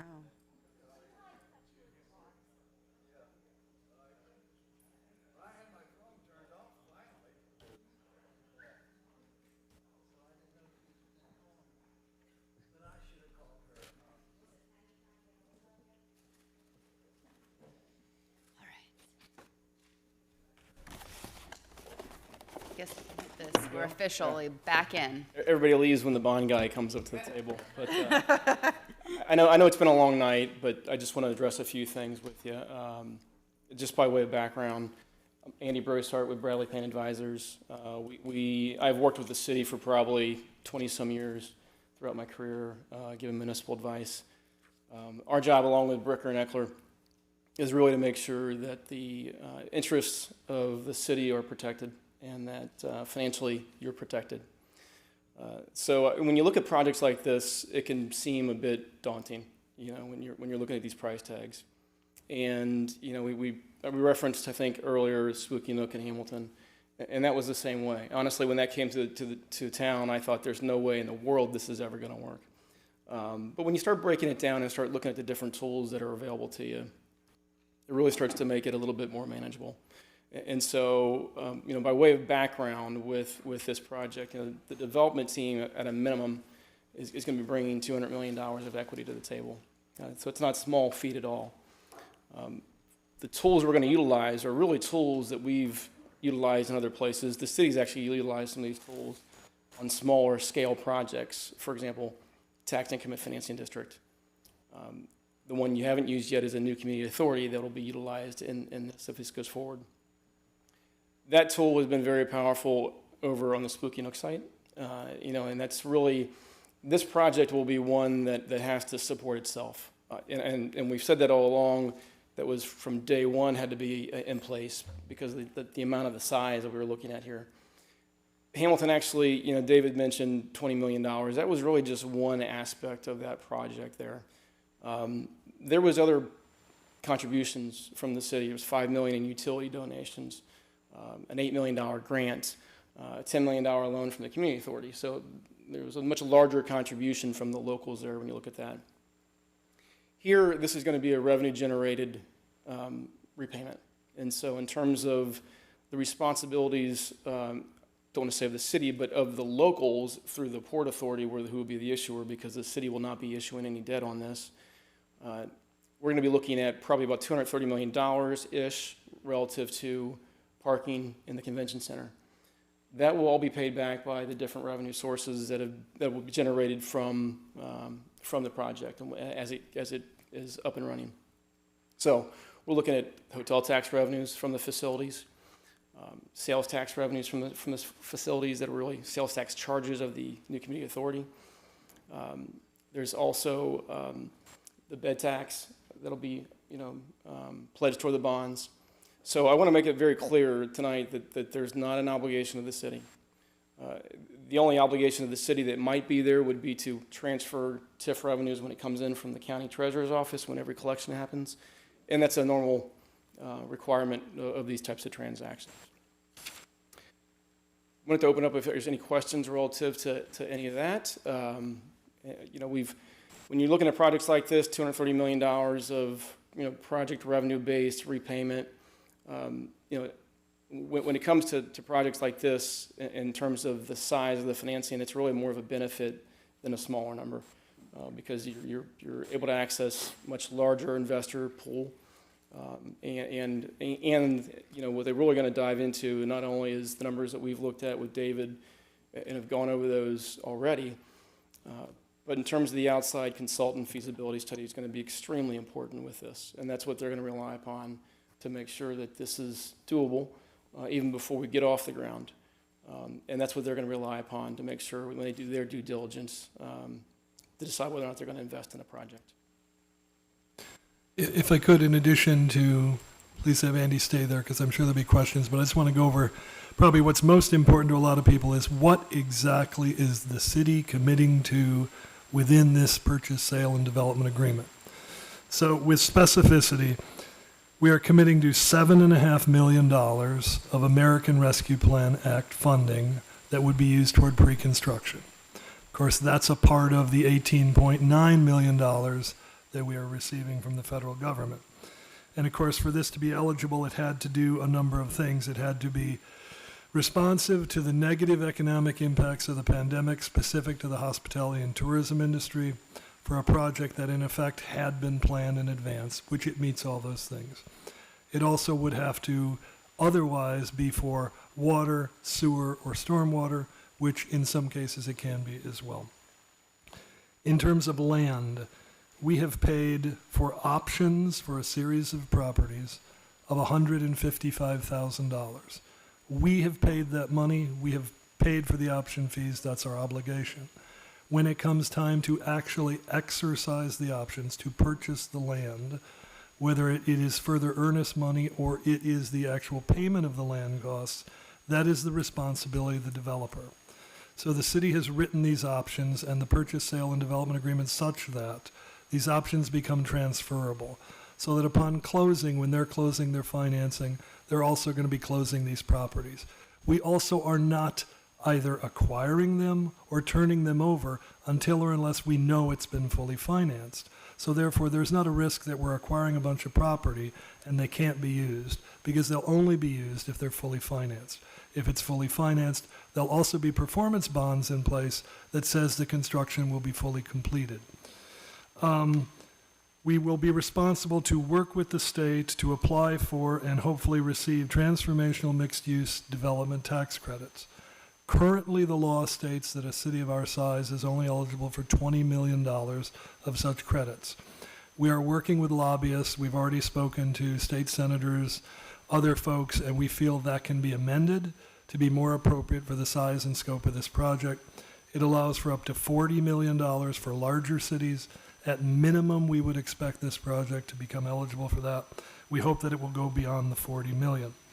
We also have committed, and we would have to have this work, a 100% 30-year tax abatement through a TIF. Now, of course, some people will say, well, what about the schools? How does that affect the schools? Well, actually, we've talked to the schools about it. Randy Bertram's aware of this. He and I have had discussions about this. If suddenly the schools had $1.5 billion of value added to their valuation, the manner in which the state of Ohio has a funding formula would suddenly become very negative to them, because this is a challenged district and they actually receive large amounts of funding from the state as a result of those challenges. What would cause their funding to start going down from the formula, and they're primarily relying on the formula, is if suddenly they had a massive increase in their base. So having this exempt is actually a big plus for them. And as far as exempting it, of course, that adds to the project-based revenues, allows us to avoid having to, pay city dollars. But also, in effect, there's very little of any value. You're only talking about the new increments that are created. So if it isn't created, you don't have anything there anyway. If it is created, it allows it to move forward. Andy, I think, has talked about the new community authority. We would be responsible to wind up creating a new community authority. The new community authority would put in place a series of increments of new taxes only for the project and only voluntarily. Because, as Andy will tell you, a new community authority has to be voluntary. Only property owners who choose to be in it will be subject to any of these taxes. But of course, all this property will be part of a singular development, so therefore they will want these, because it's those increments of new taxes that wind up funding not only the public sector improvements, but some of the things that make it work. So for instance, you go in there just like a room tax. I was recently in Santa Fe, and I stayed at a resort, and the room tax was 14.8%. And that was, I don't think it even included the county, because it was on a sovereign Indian pueblo. So, I mean, you can see that there can be pretty substantial room taxes. People don't typically think about it. They just think about paying their room. Well, in this case, we'd have our standard room tax, but there's an additional little increment that goes on for the new community authority. For a ticket tax, there's a little increment of cost that goes on for that. For the parking, there's an increment of cost. So all those things you come to expect from these kinds of destination theme parks. So that would be in effect. And when it comes to the bonding, and that's critically important, whether it's 230 million, which we've said is the cap in this case, or 2 million or 5 million, or any number you do, it's all a revenue bond or a special purpose bond, which means what is backing it is the project itself and the project-based revenues. There is no full faith and credit pledge of any kind from the city. The city is not on the hook for them. So could they be defaulted on if the project goes poorly? Potentially, but they cannot make negative responsibility back to the city as a result. And that was critical. And I think David talked about early on, there were some things that absolutely have to happen if we move forward and other things that we can negotiate. What absolutely had to happen was this couldn't create any burden for the city of Middletown. There's no general obligation pledge, there's no geo bonds, there's no tax increases, there's no tax dollars in the sense that we're using federal dollars, we're using state incentive programs, we're using a small amount of money that you've already budgeted or already approved for, and we'll be doing some additional consulting and a few capital things here and there. But the grand total, as I said in my staff report, won't exceed more than about $800,000 to $900,000. And those dollars basically are included within budgets. So it's not taking away from anything to make this happen. Now, could we put at risk $7.5 million of the federal government's money? Sure. In the possible opportunity to get the return of $1.5 billion investment? Absolutely. But understand that all that money will be spent on pre-construction costs that will be audited and monitored as we move through, and it will go to do all the kinds of things that you'd have to do a riverfront redevelopment no matter what, which is remediation, design, land aggregation, all kinds of things like that. We get the value of that. So if it never moves forward and those costs are spent, at least we get the value of the due diligence that we spent. So that's in effect the risk that the city has. Again, when you compare it to what Spooky Nook was and what Andy just described, you know, in no possible way does it compare in any way. There's little of anything that the city puts at risk. However, the return in this case is tenfold what Spooky Nook was. So Spooky Nook, $144 to $150 million. In this case, $1.5 billion. So, you know, we think that we've done an awful lot of due diligence when it comes to looking at this to protect the city. And again, we have the very best. Andy, can you tell us some of the projects that you've worked on that have been completed, that have been successful in the state of Ohio that a lot of people would recognize? I know you don't like to tout your own horn, but if you would, for everyone's benefit, I would appreciate it. You know, we've done an awful lot of TIF increment financing along with the Bricker team. You know, you look at it, Liberty Interchange, you know, the whole interchange financing construction, that was a project. The new community authority concept is really relatively new in the state. It's been utilized up in Columbus an awful lot, not so much down here. Liberty Center is an area that was utilized, but you know, these projects are starting to come up more and more in terms of these special purpose districts utilizing these revenue sources to help get the financing off the ground and then help maintain it down the road as well. Andy, can you speak specifically to project-based revenue concept projects that you've worked on that have been successful? Yeah, I mean, well, the one that's coming out of the ground now is Spooky Nook. So that is also the first one. You know, a lot of these across the state. You look at the FC Cincinnati project. You know, there's another one that, you know, these are investors are relying upon outside consultant feasibility analysis to make sure that these projects are viable. And typically, what you'll see here as we go through the process, and whoever the consultant is that is selected to do the analysis will have a low, mid, high range in terms of where they look at, so the investor can gauge their risk going through and whether or not they want to invest in that.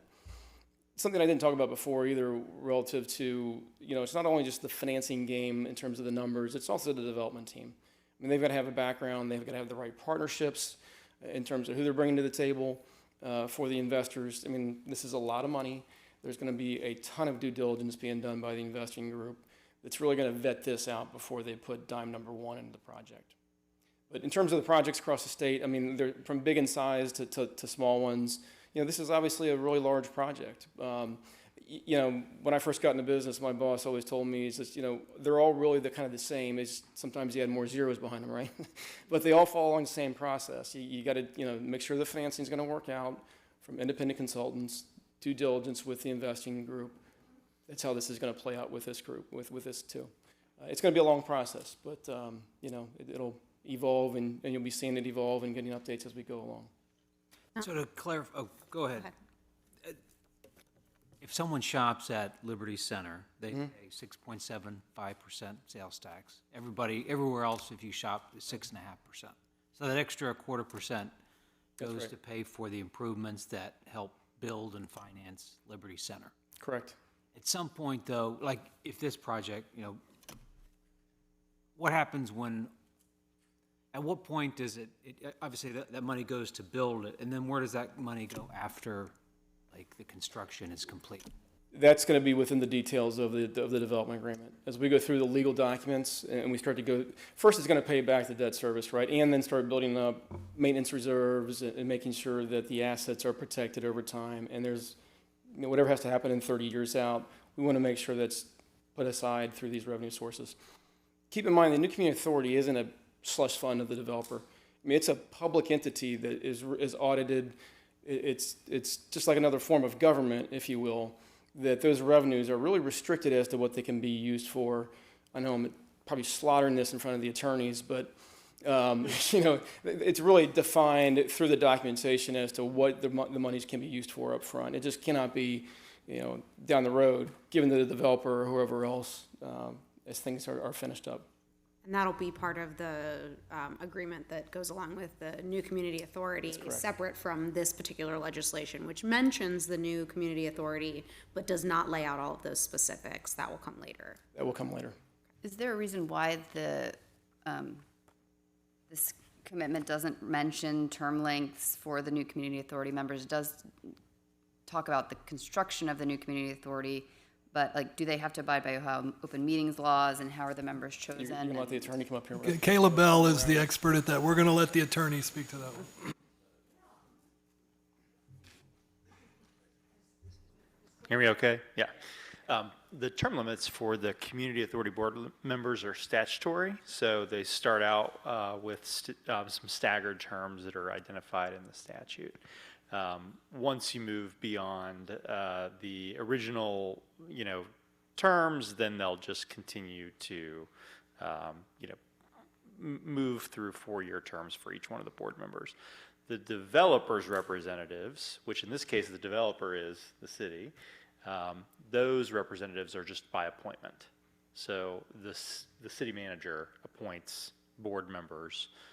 Those would continue by appointment until the financing period is complete. And does it have to abide by Ohio open meetings laws? Yeah, of course. Like Andy said, it is actually a political subdivision, so it's given all of the same restrictions and rubric that the city has, the Port Authority has, other public entities have to abide by. I had some questions for Jim, actually, about financing. You'd said that there's no city pledged funds. Does that mean you're not referencing the $7.5 million ARPA dollars, the city pledged funds? That's correct. I mean, they are our tax dollars in one fashion or another, whether they come from federal or not. And to say that, you know, we're not taking away anything, I would say that we're taking away opportunity from other potential projects. So I would just caution at how that's referenced. From my perspective, I mean, I'm just basically, you know, 9 months ago, no one contemplated one of those dollars. We didn't have them, they weren't coming. And for whatever reason, if you agree with it, don't agree with it, that act happened, and in effect, a windfall came to the city, which is magnificent. It is allowing us to do things we would have never, ever done. And what we've proposed to all of you, obviously, is that those use be in the most strategic possible way, to hit on at least 3, maybe 5, maybe 6 highly strategic, very important, highly prioritized economic development projects. This is one of those. So yeah, it's really important, but this is not money we ever had. This is not money we ever relied upon. And this is money that came to us as a windfall. And as a result of it, we're here today. Number one, absolutely, we would not be here today having any of these discussions if we didn't have that money. We had no means to come up with it, except for that purpose. We also wouldn't be here today if 18.5 million people didn't live within 3 hours of the city of Middletown. Obviously, none of this would be under discussion. But both of those things happen to exist. So we now have the opportunity to actually talk about this and see if we can make it happen. But in the traditional sense, like Hamilton came to be, with Spooky Nook, you have to put real city money. I mean, real money from your general fund, from your enterprise funds, from general obligation bonded debt and other things. We are not doing any of that. So from the sense of a burden to the taxpayers of our community, there's no burden of any kind. That money wasn't expected to come to us, but it did, and now we're proposing to use it in that manner. So, yeah, that's why I say it's not the city's money, it's other people's money. We like using other people's money, It is. but it wasn't our money. Where's the money coming from? Coming from the federal government, And where does the federal government get its money? from all of the taxpayers throughout the United States. Which we are. Do you know the total acreage of the land being transferred from the city to the developer, the city land? We have a little over 12.6 acres, I think, that is the STM property. And I don't know, did we have any other parcels that were actually the city's land? Everything else is being optioned through other purchases. And what's the? Oh, wait a minute, there's the first the first National Bank building. Yes, the first National Bank building, as well as the former STM property. What's the total valuation? There's also, we acquired the parking lot recently when we made the $55,000 payment for the parking lot. So there's the parking lot, First National Bank building, and the STM property. Okay. What's the total valuation of all the properties? We haven't done recent appraisals, but the STM property is contaminated. It's a brownfield. It largely would be seen as industrial property in that location. Probably wouldn't have a value more than $50,000 to $80,000 an acre, but the negative value of the remediation would make it have a negative value. First National Bank building, if you considered it to be similarly valued to the Getz Towers, probably worth about $500,000 to $600,000, and the parking lot we paid $55,000 for. The optics of how this is being presented, I just want to make sure we're clear that that money is our citizens' money as well. So by saying that we're planning to give city properties away, we need to consider that dollar value when we're talking about this project and not just say that there's no pledge from the city, because that is a major pledge, and those are very valuable pieces of land that even if we put a dollar amount to them, they have obviously high potential, as this developer agrees, which I just want to make sure we're talking about the same thing here. Yeah, I appreciate that, and it does bring up another thing, and that was touched on by Mr. Rachi, and I want to reiterate it here, is independent of the closing of the major financing on this, this agreement obligates the developers to begin work on the boutique hotel in the First National Bank building in advance of that. And I think, if I'm not mistaken, I won't speak for Mr. Rachi, but I think that's about a $20 million project. Yeah, $20 million project. So yes, we are giving a property that may be worth $500,000 to $600,000 in exchange for the developer investing around $20 million in it. Now, Jim, I know that there's some skepticism from the community about transferring properties for $1, just based on the experience that we had with the Manchester. Can you touch on the timing and the security of the financing on that particular piece of the project that is sort of independent?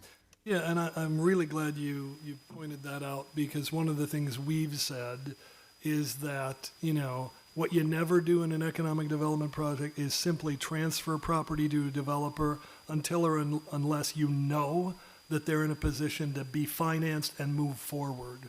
So in this case, all of these property transfers don't happen until or unless the financing occurs. It's sort of a simultaneous closing, because you're closing the overall project financing along with these properties that have to be transferred to the developer, but the developer has to pay for them too. All we did was get an option, we paid for the option, and the ability to close is the developer's, not ours. We have no intent on closing on any of these properties. So when you talk about the golf course. Even the city-owned properties. Well, the city-owned property doesn't transfer to them until all of the rest of this happens. So all of these transfers happen at the same time, but the transfers of the to-be-acquired properties, we don't have the money for, nor are we obligated to pay for them. The developer is. So there is a security in place with this project that was not in place with the Manchester project. Yeah, because in effect, if it doesn't come together, if the financing doesn't happen, we don't acquire any of these properties from third parties, and we also don't give over this property to the developer, except for that property that they've committed to do in advance.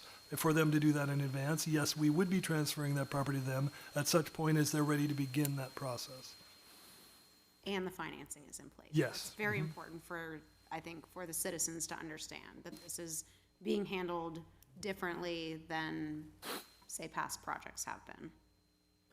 And absolutely, again, it's looking out for the best interest of the city, and that's why we have these people who hold our feet to the fire to make certain that we don't do those kinds of things.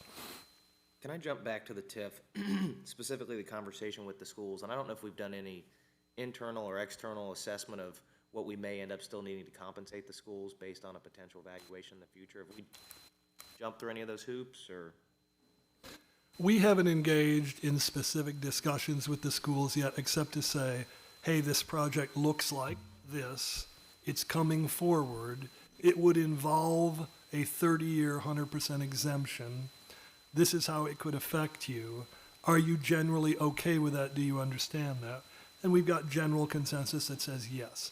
Obviously, that has to be negotiated with the schools, and we would listen to, are there issues that they have to deal with that we could build into this project? Because there'll be some negotiation as to some portion of funding that they probably get. I'm almost certain that would occur. That just has to be discussed. Haven't gotten there yet. Okay. Jim, can I also ask about the internet capability and connectivity? Because I know that there have definitely been some businesses downtown that have complained about connectivity issues. Is that something that, maybe that's way beyond where we're at with this project right now, but it was just something that occurred to me that. Well, the one thing that I think I've said before, and I will reiterate it tonight, I am technologically challenged. I don't know much about that, but there are people here who do. So my guess is someone like a Bob Chambers or maybe David Rocci or whatever can speak to the fact of the level of capacity and connectivity a facility like this would have to have, and then what it would mean to everything surrounding it. But when you're doing virtual reality and immersive everything under the sun, I'm guessing it takes a hell of a lot of connectivity and capacity. I have been asked about that by citizens, and I look at some of the slide decks, and you're like, oh man, that takes a lot of internet. So just something that I wanted to bring up. Anybody want to? If you can, because I can't. Oh, here. We'll pass this one back. It's not enough. Yeah, I think when it comes to the complex itself, within the boundary of itself, a lot of the networks that we use for, say, production capability, those would be fiber networks that are built into the project itself, because you're basically transferring data from one area of the project to another. Like, say, you're doing a production shoot in one of the backlot zones, we would have fiber that's built into the project that would carry that to the server that's in their production office, for example. So it doesn't really affect what's outside the building, but I think in general, once you put a project like this in, the infrastructure would bring more fiber power for internet capacity into the neighborhood in general, because it's going to have to feed into the building.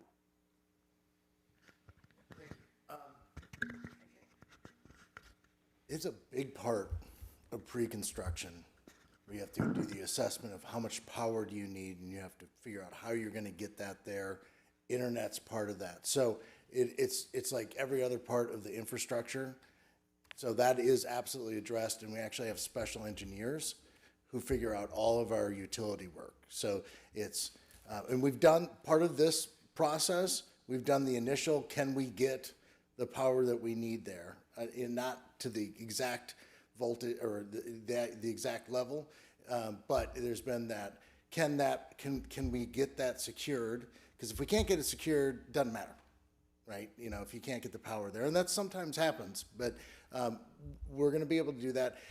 And we'll want a lot of things as part of that, but that is actually a separate engineering, and I wish actually Ed would have been the person to ask, and he would have told you exactly how that goes through, but it is part of the assessment that we've already done.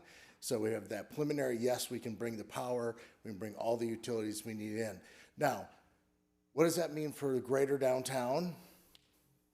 I don't have a clue, but we can say, if you'd like us, we'll keep that in mind and say, well, we need, because we want downtown to grow and expand. That's the goal.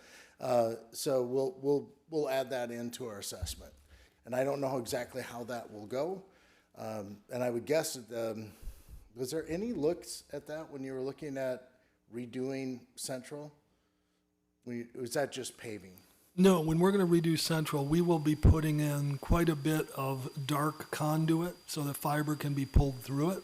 Oh, okay. We're definitely going to have a lot of conduit bank that will be free, and so that at any point in the future, you can run additional fiber through it. That's actually your answer. And we actually have a ton of fiber downtown. In my building alone, there's like 19 strands that can actually light up almost a small town. So there's already fiber down there from 3 different providers. There's like a map that I've seen. So it's down there. It's just a matter It's just a little complicated. Yes. Mr. Ritchie, who did you speak with to determine that the utility capacities were there? Do you know who DLR spoke with to determine that?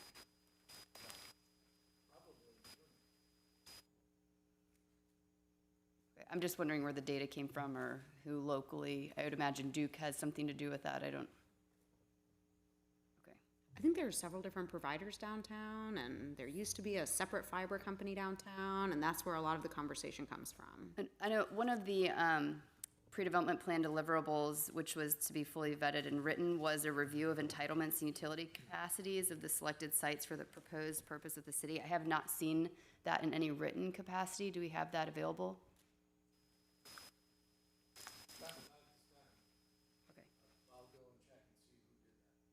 Okay. Okay. When it comes to funding, I mean, I imagine we're all very wowed. I think it looks like a fantasy kind of development.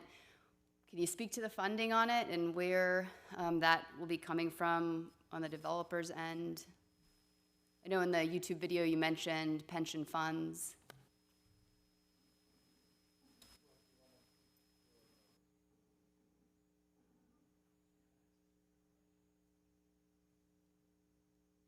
The short answer is that it's too early in the game to give you an answer. We've been working to determine what the kind of debt financing might look like, what the authority might be. But at the end of the day, we anticipate there's going to be $200 to $250 million of equity in the project, and that will come primarily from institutions, pension funds, large family offices, you know, the internet kings. In one of my prior lives, I raised $700 million for a hedge fund to manage municipal bonds, as a matter of fact. And you literally you have to have a detailed proposal to go out there to talk to these people. And so we've been working, and the PSDA is part of that, to get to a point where we have numbers that, you know, an equity investor can look at it and say, well, if you have that debt and you have this structure, this is the return I'm going to get based on my assumption on your numbers. And then, you know, they'll make a proposal in terms of what they want, what percentage of the business or the overall project they want. Bonding itself is really just an interest rate game. You know, if the project is deemed to be more risky, you're going to pay a higher interest rate. At some point, you say the interest rate was too high, you wouldn't do the project. That being said, the numbers in the project right now look like it can sustain a very attractive interest rate for an investor. So, like I said, the short answer is I can't tell you exactly where the money comes from. I can tell you I'm confident that we can raise the money because we've had conversations with people. Are you interested? Yes, I'm very interested. When you have the package, let's talk. Well, right now we're developing a package. That's why we're here. Which of the 5 pension funds have you spoken with yet that you referenced in the YouTube? Well, Bob, you're on? Okay. I can tell you they're very, very large. We talked to one fund that has a $30 billion real estate portfolio. I mean, they're the usual suspects. If you went and looked at the largest pension funds in North America, you would see who they are. But we can't. Ms. Lyons, I know that you rolled your eyes at that question, but our citizens have questions about funding, and I don't appreciate that.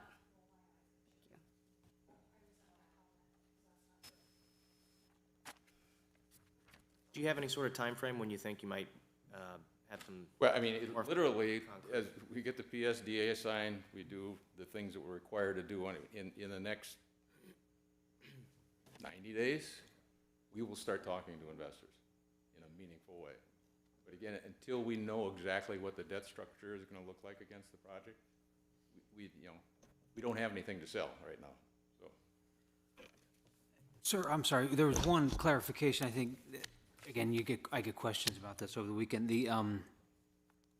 There's an attractiveness to opportunity zones that maybe the layperson, like me and other citizens, these big funds or investors, there's something attractive about opportunity zones and capital gains advantages. Is that part of the? First of all, not the whole project is in an opportunity zone.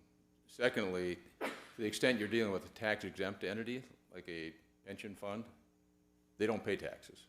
So the opportunity zone doesn't mean anything to them. For a Silicon Valley guy whose company just went public and he's got $500 million gain on his stock, he could sell $100 million worth of his stock. They have a $100 million gain. He doesn't have to pay taxes on it for 3 or 4 years. He gets to defer his taxes. Then he has to pay his taxes. But the $100 million he puts into the project, if he holds it for 10 years and sells and he gets out, he doesn't pay any taxes on any gain he has in his new investment. Because of the opportunity zone. That's the opportunity zone investment, yes. Anything else? And would that opportunity be available for that particular individual, regardless of whether part of this project is not located inside of an opportunity zone? It's going to be, I think we have to isolate it to the investment, the portion that's in the opportunity zone. That makes sense. Thank you. I don't know, David, oh, sorry. Go ahead, Amy. If you could speak to this, but some of the feedback that I've gotten as well is, small businesses are the backbone of America, and you've got all these people downtown that have put their heart, soul, and energy into it. And how does this not become the Walmart that takes out the local purveyor and family business? I think people are afraid that this is the juggernaut that then destroys all these small businesses. So I think the biggest thing you have to look at is we're really not selling the same thing. We're selling an experience. So they're going there to have fun, right? They are going there to ride a ride. They're there to go see a production. They're there to see a concert. I would say we're very, very, when we're driving, the amount of people that we're driving into downtown, I don't know how that does anything but provide opportunity. When you look at these opportunity zones, right, and that's what you were just talking about, the reason they've worked so well is these big projects come in, and that's a catalyst for, one, people coming in, but also other investment coming in. So if they need to expand or they want to redevelop or they want to buy the property that they're in, those are the things that allow them to do it. When you attract capital to, right now, it would be, I would think, very difficult to attract capital to a small business in downtown Middletown. If you have an outside investor who kind of goes in and drives through Middletown from the freeway and says, I don't see a lot of people coming down here. So then you have to look at, okay, how many people are within a mile, right? And every business is different, right? Everybody has a different radius. It was You were talking about Harleys earlier, and apparently Harleys, it's 20 miles. That's how far Harley people will go. So it really depends on their business. But once you already have that many people downtown, and we are open. I mean, we're letting people flow out of ours. We're not a casino. Mm-hmm. We're not trying to trap you in there and then trick you into staying in there. We want you to go out into the community. We want you to be out there. So I think that it's very symbiotic. When we've already seen that across America in these opportunity zones, when that investment comes in, it helps everybody. So I guess the question is, is there like a marketing effort as well? So to the degree that there's restaurants and bars and retail outside, but what you're doing is really keeping people at the restaurant, bars, and retail inside, like, is there some symbiotic way to kind of promote the love of Main Street and the small town businesses at the same time, rather than people thinking it might cannibalize? A couple of things. We will not have the restaurant experience on the inside that you can find anywhere. It's not just downtown. I mean, he failed. If I have a restaurant in there, that you can get that experience somewhere else. Am I right? Can you pass the mic up? I think the other important thing to note is that from an outreach standpoint, what we've seen in other parts of the world is that when you can draw that many people and create an event, the trick will be to have the event happen inside and outside, spill out as much as possible. Obviously, that has something to do with the season, but that's one way to make that happen. And I think there are lots of those things that we can work on to make sure that the outside comes to the inside comes to the outside. Or people stay at a neighboring Airbnb, or they stay at a neighboring location.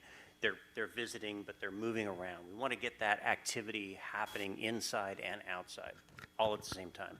Yeah, so, and I think, Campbell, can you just address, I believe that part of what we certainly have talked about the NCA promoting downtown in general, just down there. And so some of the tax dollars can actually go to promote. We want to promote Middletown as much as we want to promote, well, that's not true. But we do want to promote Middletown. We want people to say, that's a cool place to go. Right. I want to go there. I guess like with Spooky Nook, there's data out there that said the original Spooky Nook had an economic impact of 25 miles. And I think that's because for what I know about the original Spooky Nook, there wasn't just enough really capacity inside for all of the things. So I'm hoping what you're saying is also that theoretically there isn't all the capacity for all the things either, to the degree someone might want a different kind of experience and to stay in an outside smaller space. In the same way, when you go to Spooky Nook, you might not want to be in the middle of all the things, or you might want to explore as well.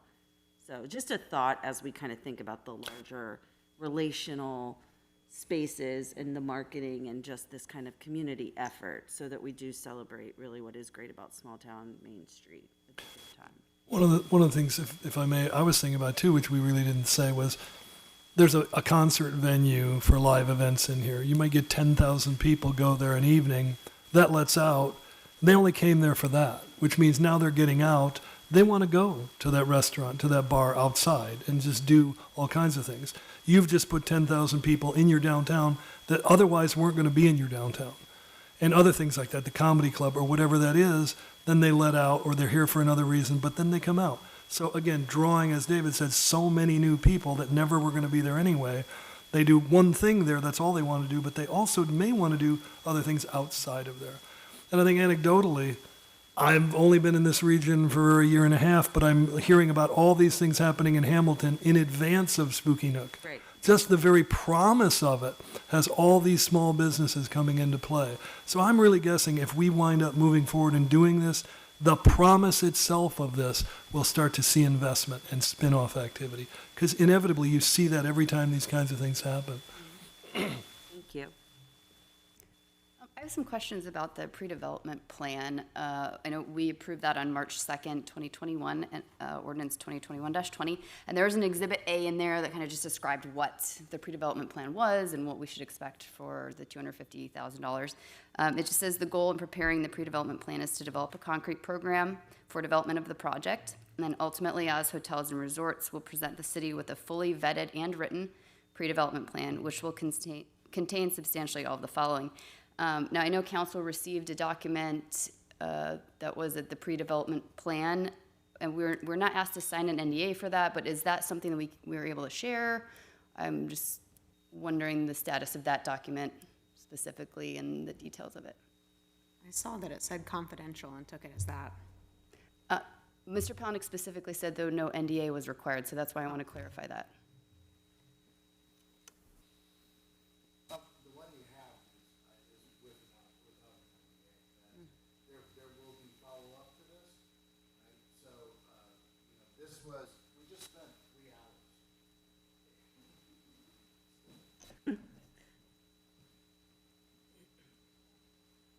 That's fine. Do you not think you got your money's worth? We spent 3 hours presenting. This cost way more than $250,000. You'll get a follow-up written report, but I don't know where you're going with this. Where I'm going with this is going through the pre-development plan deliverables from what was agreed upon, and I just want to go through that. Well, this is a big project, right? There's a lot of ways that you move with this.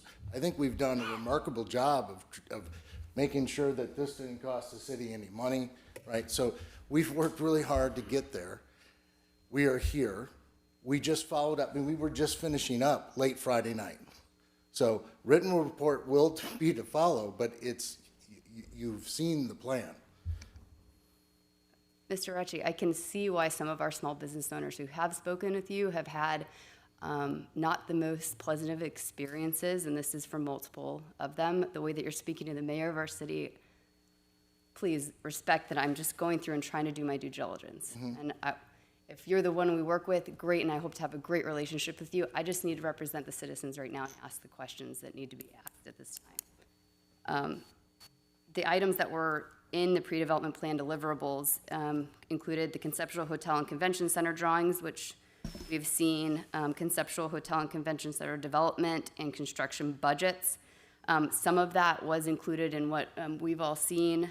There was not a lot of clarity or cost breakdown, or source data, but I can understand that there's not a lot of breakdown at this point in that.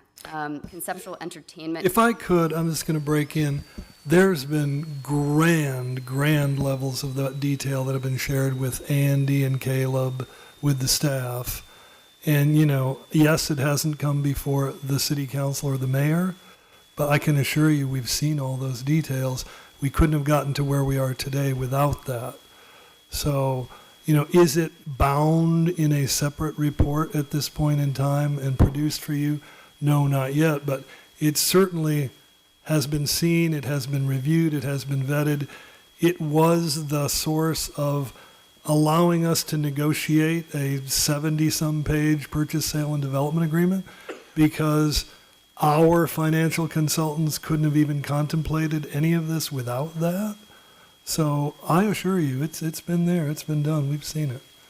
And it feels like council is not included fully in that loop because what we approved was a fully vetted and written pre-development plan. And I understand if that's been given to city staff, council is not aware of that. All we have is this 33-page document that has about 4 pages of actual facts in it. And I'm not saying maybe the work was done, but we haven't seen it all. And there's other things in here that were agreed upon, like a term sheet with the Sorg Opera House that supports its overall mission. Has staff seen that? Sorry, say that again. I'm copying directly from Exhibit A from the ordinance that we approved the $250,000 from, and it says,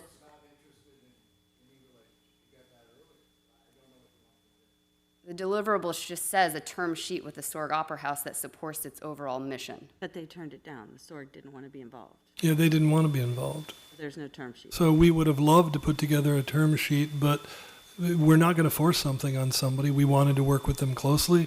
We were looking at certain ways, and that was not of interest to them, so clearly there wouldn't be a term sheet. Okay. How about the updated market study specific to this plan?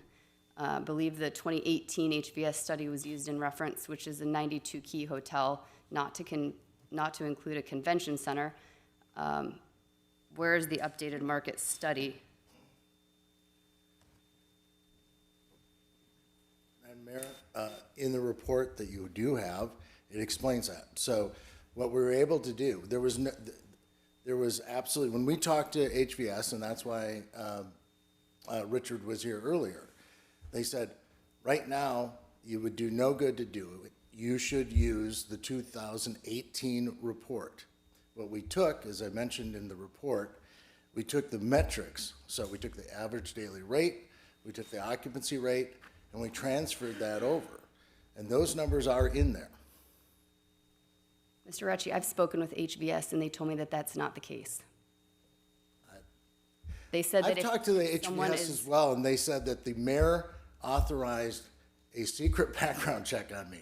So I will talk to Stacy again. Stacy reached out to me and was very concerned about her conversation with you. So I don't know where that would come from, but that was what we were, so when we did this, it was 2018. They suggested we didn't do a new report. That's just what they said. I'm going to strongly suggest we go to an executive session if we continue to go down a various road of this. There's things that probably going to become proprietary in intellectual capacity and other issues that are going to involve litigation. So I would be very careful at this point in time. I just want to reference that a 92-key hotel is not the same as a 288-key hotel and convention center, and that those are not the same. And if I could just jump in, I know you were asking for respect. This is a group of people that want to bring $1.5 billion project to Middletown, and I would ask that we extend them that same respect. Where do the communications with Marriott stand so far? I think there was a request that we move to executive session by the city manager, and I'll go ahead and propose that we move to end the meeting and end the discussion and move into executive session to continue having these conversations. Before we do, I know there's a legal team here. Did they have a presentation that we never got to? No? Okay. They're just here for other questions. Okay.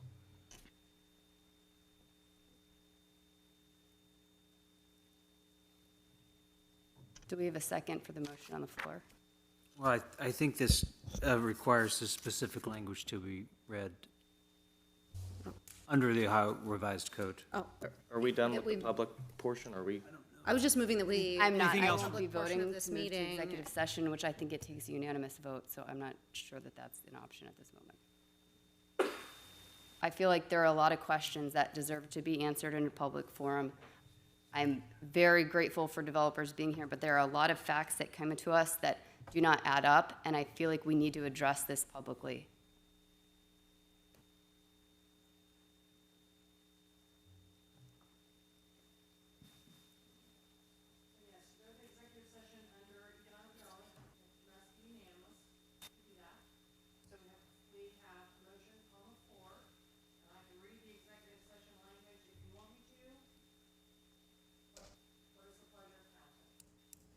Well, it doesn't sound like the mayor's going to vote for it, so I wouldn't waste your lovely breath on 2 paragraphs. Thank you. I would like to know what facts don't add up. Can we just get them? I mean, I think that, to their point, most of this information that we've seen from the past 3 hours, most of these people in the room have spent hundreds of hours. So if there's not exact pieces of information you want to see, then I would ask for them, and then perhaps they can follow up with them. I think they just, as to Jim's point and David's, haven't bound them in a book to answer it all in one big, pretty list that matches your list. But I think it sounds like most of the facts from that list are available in various places. So maybe we just need to give them the opportunity to correlate them to that list. But if you'd like to go through that list more specifically, then I would think at some point the team could answer those. Thank you. For $250,000, I think that the list should exist with all the details, and I appreciate that things have been presented to us, but I don't feel like we got the updated market study, which is a critical aspect that council asked for and paid for in this. And to say that someone said it wasn't needed, I don't find that an acceptable answer.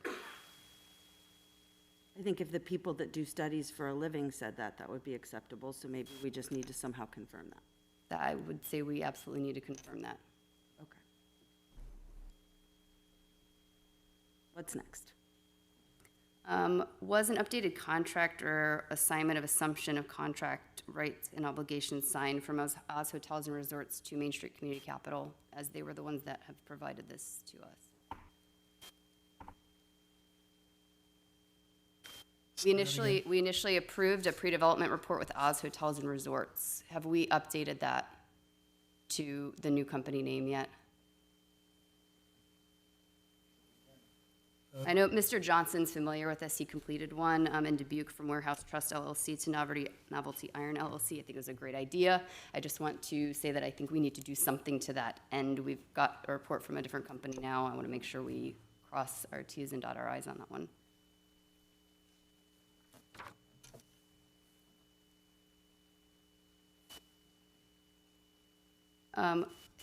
A question from the report that we did get. There's a chart about accommodated room night demand in there. I'm not sure, did these numbers from that chart come from HVS? Are you aware of that? Okay, thank you.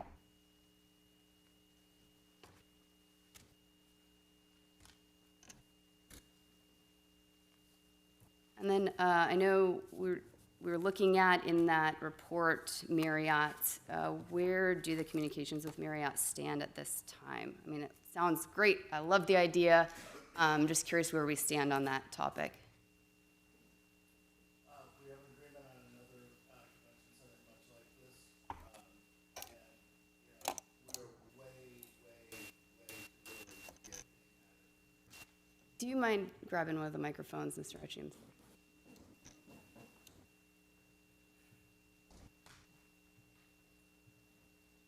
Madam Mayor, we've had discussions with them. We've been approved for another one that's very, very much like this.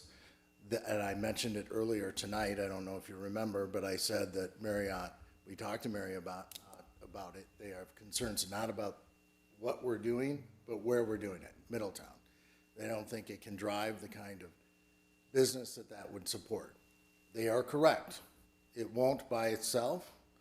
So once we get the PSDA, we can show that to them and say, this is going to be the demand drivers that are going to push this project forward, and then we will continue to have conversations with them. Okay. Are you at liberty to say where the other Marriott is located? It's not publicly disclosed yet, so no. I did have one question just about one of the concerns I get. I don't know if maybe this is an Andy question or if this is the Main Street team. Is it all one funding shot? You know, you either get fully funded or you don't. Is one of the concerns I get have been asked is, what if half of it gets funded, you know, up front, then there's another half, and the project falls apart in the meantime, and then. Yeah, go ahead, Nate. This is going to have to be funded all at one time. Okay, so it's one shot. It's all in or nothing. That's correct. Okay, and then could you also speak, I don't know if this is an attorney question or you question, the performance bond. I worked with that a little bit in my industry, and the safeguards that provides if a contractor walks away from a job or if they go out of business. Yeah, maybe you could speak a little bit more. Significant performance bonds associated with this contract, or whoever the lead contractor would be. Those would be requirements that the investors are all going to want those protections in there. And so the performance bond, yeah. So part of this process, and that's what we'll be doing next, is putting together what's called a GMP, a guaranteed maximum price. And that will be what the contractor, in this case will be Gilbane and Greenfire, they actually will be bonded for that. So they actually have to pay a bond, so if they don't complete, it will get completed. Right. They walk away, the surety steps in and either pays a certain price or completes the job. Is that a fair representation? Well, right, and it can be set up a couple of ways. It can certainly be paid if you get cash. We don't like that. We want the project done. Yeah, I guess it's a performance, not a contract. So, yeah, it's a performance. Okay. Yep. Councilman Moon, I wanted to also remember, even though what Andy said is absolutely correct, it has to be funded all at once or not go forward. We have required this developer to work on that boutique hotel at the First National Bank and the Swire Inn brew pub or whatever that is in advance. So that doesn't require them having to do the financing. You know, we've said they need to do that anyway, and they're agreeing if you approve this to do that. What is the time frame on that? I'll let David speak to that. Being the before first base, I think you said, yeah. It's almost an Austin question. But I mean, I think practically it's right away. So it's something that we won't wait on, right? We'll do it right away. So within the next calendar year, we would see some activity. I don't think we can do transfer of properties without a significant, close to, right? That's right. Yeah, so that's already built in. So that's actually a requirement of transfer of property and getting the NCA. I'm not exactly sure how that works, how the NCA, but I don't think we can go out to bonding or anything until that's like it doesn't have to be open, but we have to be significantly down the road. David, I'm sorry, before you walk away and make you do it No, again. that's Get fine. your steps in. I know a lot of people have asked about local hiring, so when we talk about construction, which is obviously significant, is there any kind of percentage local hire guarantee, or will these all be outside contractors, or what can we expect? I can jump in a little bit because when he talks about Gilbane and Greenfire, Gilbane's national, so they have, groups of their facility all over the country. But recently, I don't know if anybody heard about Foxconn in Wisconsin, but it was a $10 billion manufacturing facility, and Gilbane did that. And of course, when Gilbane came in, they come in as the general. They don't really have the crews of their own. So they, as a matter of course, have to look for local. I mean, they fill in all with local trades.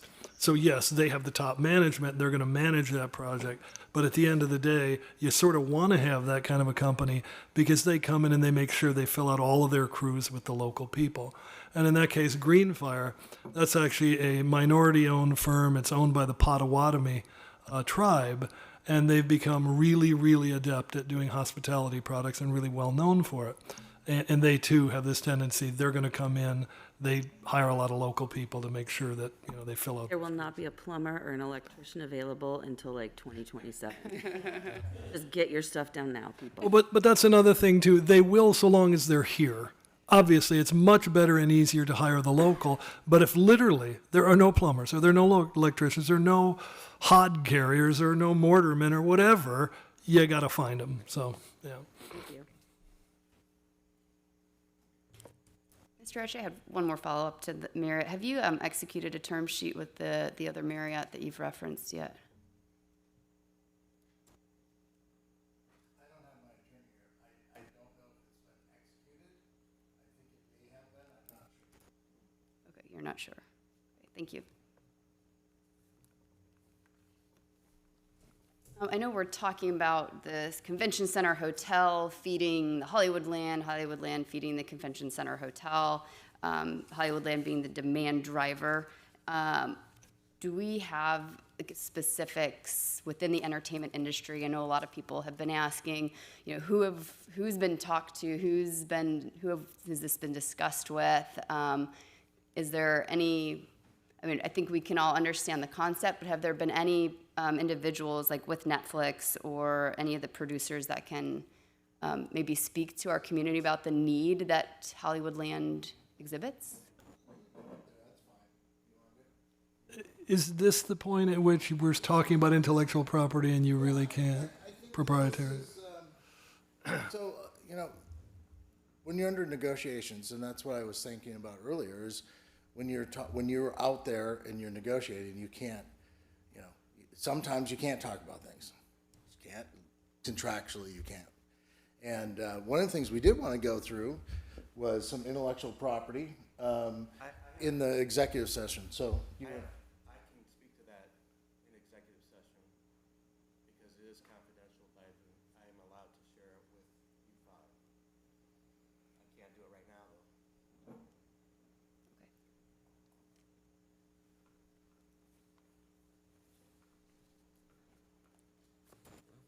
Can we talk about maybe the referenced projects and where those stand that Main Street Community Capital has done? I think it might give our citizens a little bit more feeling of confidence in the project. I know the project's about $1.5 billion, of which I guess Main Street Community Capital has done $350 million. Is that right?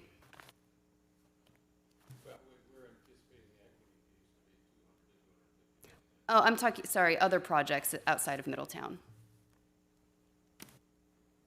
I believe Mr. Ratchey quoted Main Street Community Capital in the last 2 years has completed, financed, or is actively developing about 350 million. Is that right?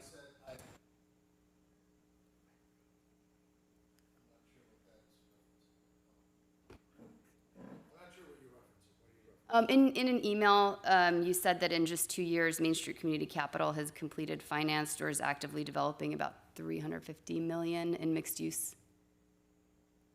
150. Well, we do have that many projects under contract.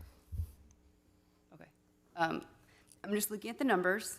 We look at 1.5 billion, 350 million. So that's about 23% of this, right? Can you speak to how, I mean, this is a massive undertaking, and Financially, you're asking the wrong guy. Every manner. It'd be right here and right there. I think they have a whole presentation for you. You don't seem to want to.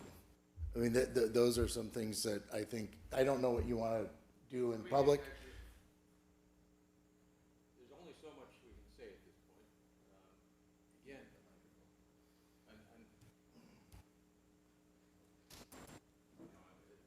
raising the equity, I'm selling a product. I'm selling Hollywood Land, Ohio. I can't sell that product if I don't know exactly what it is. An investor is not going to invest until they can do their calculation of returns. They can't do that calculation till we've worked out the bond structures, how everything, the debt side of the transaction. So I assure you the money is out there. We live in the world of 2% interest rates. People are dying to find places to put their money, particularly pension funds who've got fixed obligations with inflation going up, their liabilities are going up, in a stock market that they're afraid is going to go down. So they're looking, they've got bonds that they can make 2%, 1.7 on a 10-year treasury. They're looking for transactions. But they have a due diligence process that rivals yours. And they're not going to enter into that process until there's a project in front of them that's kind of hard in terms of what it is. They will negotiate somewhat, but they're not going to negotiate the debt deal with us. That's for us to do it with somebody else. They want to put equity to work, but they want to put equity to work in a transaction that they know that it's fixed in terms of what are the parameters. And until we have something like that to put in front of them, they're not going to start their process. So I said, I've done it before. Bob has done it. I believe we'll get it done, but I can't give you an answer right now. And I think I was just speaking to the where Main Street Capital Community has finished projects, these other projects how are big this project under is. development. They're in the same, like in one project, it's a small project. We're waiting for the government to authorize a USDA loan, okay? Until that is in place, I can't raise a dime against that, okay? And the same is true of these other projects. You know, you're dealing with cities that are trying to figure out how they want to finance it, you know, how they want it staged. Again, until all the debt is put in place, we don't raise the equity. So we're in a lot of debt discussions right now. Have any of the projects come to fruition that have been referenced? I know Novelty Ironworks is maybe 2/3 of the way. I understand that. Bob's. Yep. How about the Hyatt Place in Mason City? Same situation. That's one of the places we're waiting for the government to act. Okay. And the Racine as well?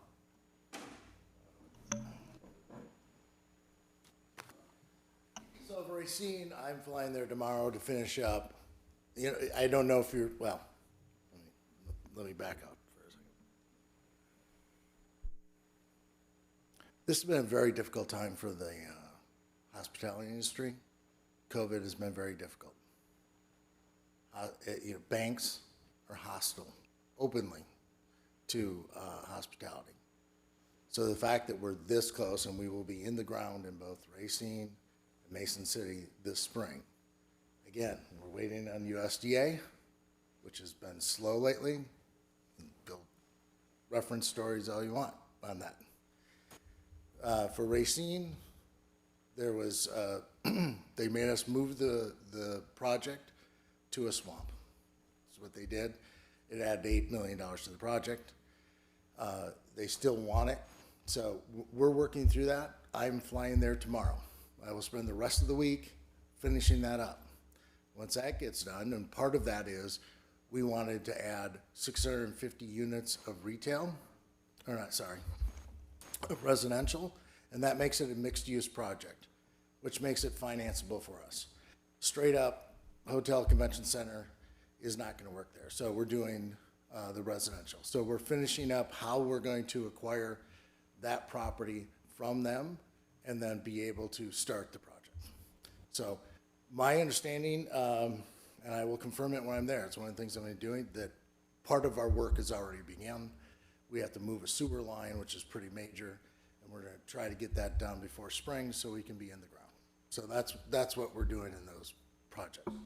It has been, we will be some of the very first projects out of the ground as we get out of COVID.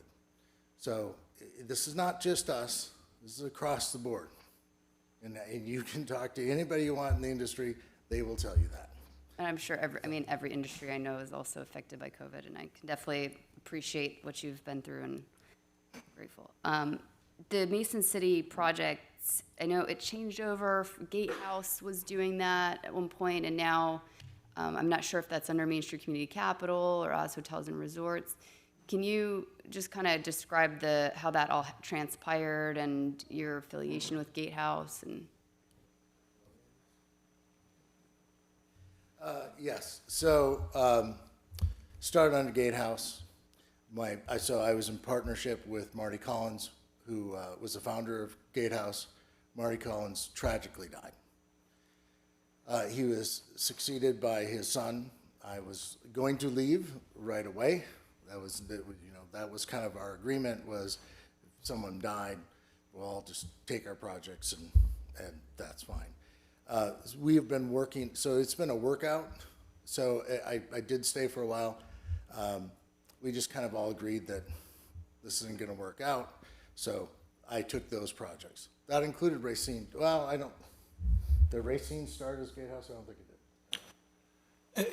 It's an interesting story because I don't know if anybody wants to hear it, but when we were doing a project that was very different, that's right. It was in an ice arena and a hotel convention center or whatever. Then Gatehouse originally submitted on that, but later, of course, it changed. So yeah, it began that way. No, it never was.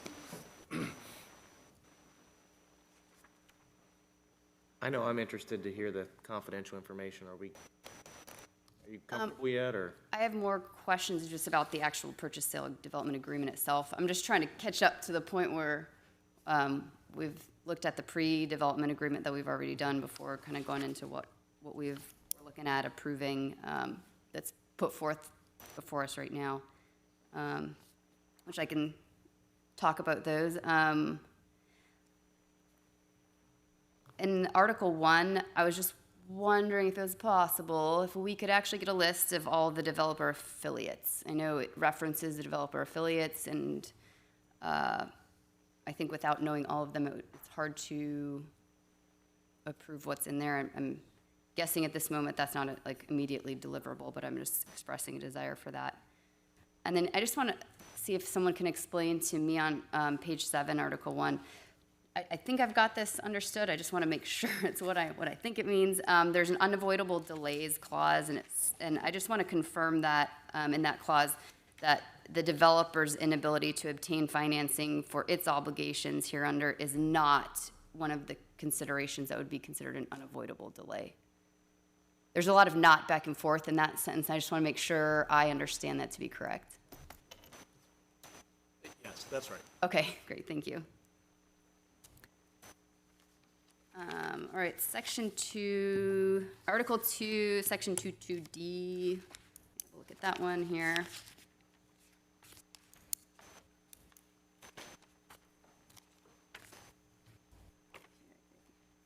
It says there are no actions, suits, or proceedings pending or to the knowledge of individuals executing this agreement on behalf of the developer, threatened against or affecting developer in any court or before any arbitrator or before or by any governmental body in which there's a reasonable possibility of an adverse decision which could materially materially adversely affect the business, present or prospective. I just want to confirm, I have done a lot of looking on the internet, and it appears that one of the partners has a lot of open legal cases against them and also potentially liens. I want to confirm that this is not something that's going to become a breach of this section, and would request that any liens and judgments that must be settled for any of the individuals prior to agreeing to signing this agreement, so that the funds that we do put towards this project aren't put towards previous liens that any of these partners brought to the table prior to this. You said you found this on a news article? Mm-hmm. So we've, I'd prefer not to go into it. I'm happy to go into it, but there are 3 legal cases in Dubuque against one of the partners. One of them was settled out of court. The other 2, I believe, are still active, but I do not know because it's based on a news article. So I'm just bringing it up to make sure that those are closed. I don't need to go into specifics of all of that unless someone wishes to, but it is on the internet. That must be me. So what's the first one? Kelly McMahon, former owner of Westside Fitness. Closed. Okay. And Kim and David and Laura David, the owners of the gym. Closed. Great. Thank you. You bet. Did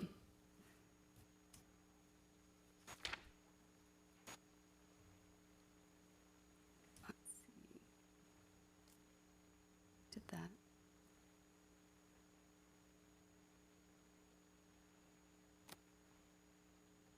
Article 3, the end of that section. Let's have a look there.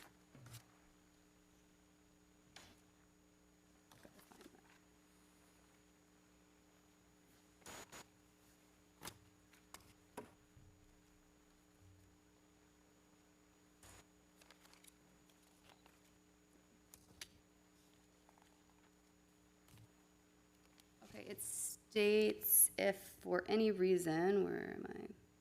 Any or all of these conditions are not met, either developer or city shall be allowed to terminate this agreement without incurring any liability to the other.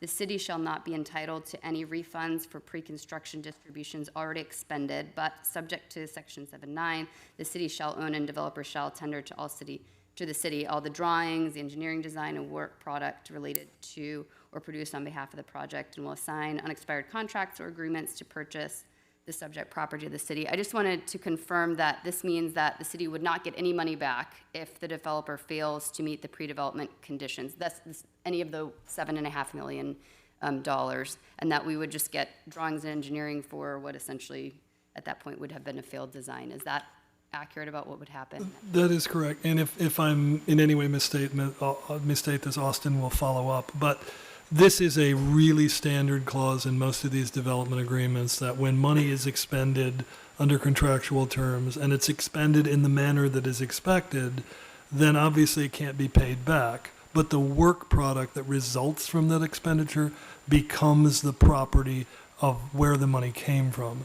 So the city is providing the money, the work product that is created, if it's design work or environmental remediation, whatever, it becomes our property. But no, we can't get the money back because it's been expended. Anyway, I just wanted to clarify that I'm reading that accurately and state it out there. Somewhere in there, because I had that concern as well. I was looking for it earlier. I can't find it now, but aren't there like 30-day check-ins where information is provided?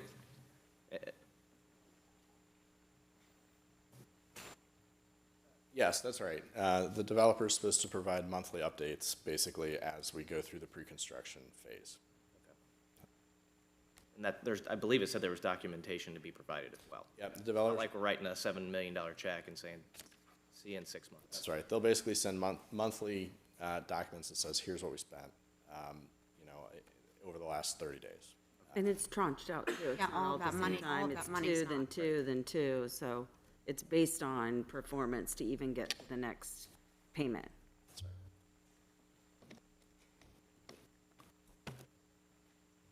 right. Another item in Article 4, we were in 3. In Article 4, Section 4.1c, it talks about an alternative subject property. Can you speak to that alternative subject property a bit more? It sounds like it's predetermined or... One of the things that we recognized early on is that potentially it may be difficult to acquire all the properties that would have been necessary. So what we never wanted to do is say, well, we couldn't do it, we'll kick the can down the road and let them take this project to Fairfield or Springfield or Hamilton or whatever. We wanted to find a way, at minimum, to keep it in Middletown. So the idea is everybody wanted to see it downtown because in downtown, you're getting this incredible spin-off effect by having it downtown. But rather than lose it entirely, is there a way for us to keep it in property that we could otherwise control still within the city of Middletown? So essentially, the only other property of substance that the city controls is the property near the interstate, which effectively would have been seen as the alternative. No real desire to use it, but in fact, it was the plan B, if you will. And anytime you go into a project, you always want to have plan B, you want to have plan C, you want to have plan D, if you can. So at minimum, we wanted to say, hey, before this just simply walks away and goes somewhere else, is there another location if we can't acquire these properties? We did acquire the properties, or at least gain site control, which we were after, and so that was no longer as important. Would it be possible to add into that section council approval before the alternative subject property was engaged as the site? Absolutely. There'd be no possible way we would contemplate that if the council didn't approve it, yes. Okay. It does specifically state, though, I believe the city manager would be the one, if I can remember. I don't recall that. I don't think he can give away land. Yeah, no. It says agreement on these items will be documented by a memorandum signed by the city manager and the developer, and that's where I wanted to confirm that we put something in there that. Yeah, but not as to an alternative site, I guarantee you. There would be no change Okay, to but site. it currently does state that, so I don't know. I think those are. Okay. Yeah, that can be clarified. Thank you, I appreciate it. Section 4.2, the end of that section talks about the reversionary rights. This is in the case where, the developer isn't able to develop the full plan. I would just like to ask if there's a way we could add that developer would also waive the rights to any improvements made on the property if the city executes that reversionary right. It seems like most likely the situation would be that nothing was done on the property, but I could see perhaps a situation where some improvements were made and there's nothing stated in there about what would happen with any improvements that were made on the property at that point. We can. I will say that this right of reversion is tied to developer's obligation to commence construction.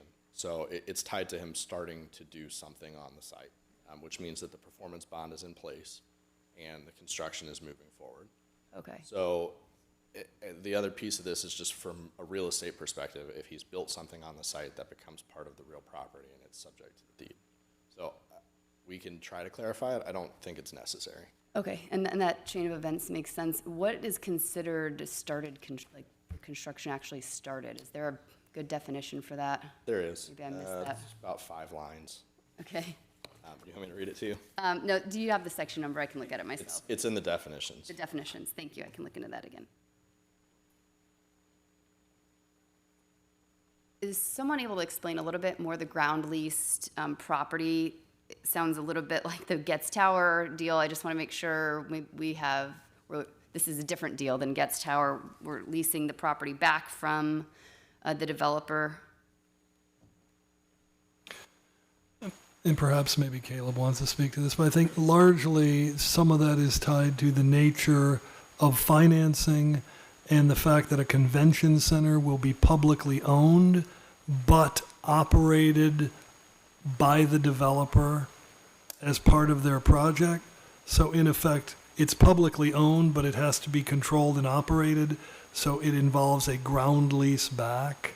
There's also part of the financing that looks to pay the city a rental for the use of that publicly owned convention center.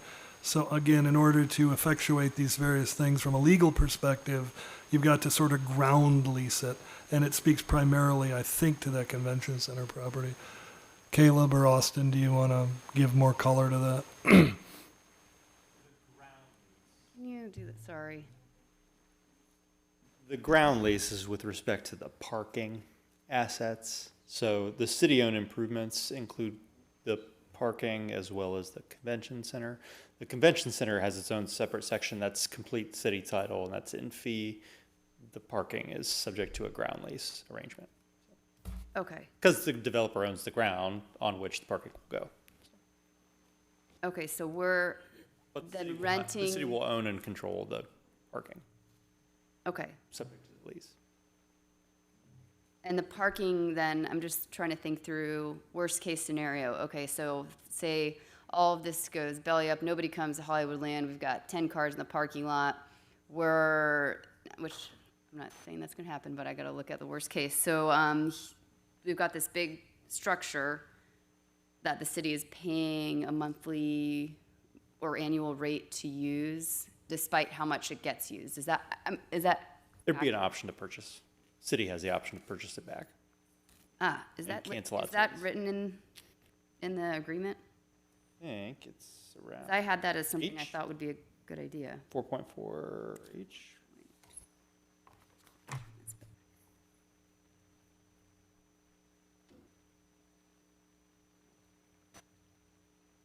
City shall have the option to purchase. If the developer has the option to purchase the improvements first, and if they don't execute the option, the A city. default would, a default would trigger the developer's option being voided. Okay. So that the city would have the remaining option. So it doesn't specifically say that, but it does through. No, you would draft a ground lease and then put it in there. But. Okay, so that would be in the ground lease. Okay. Thank you. Appreciate that clarification. Article 5, the construction of minimum improvements, section 5.1.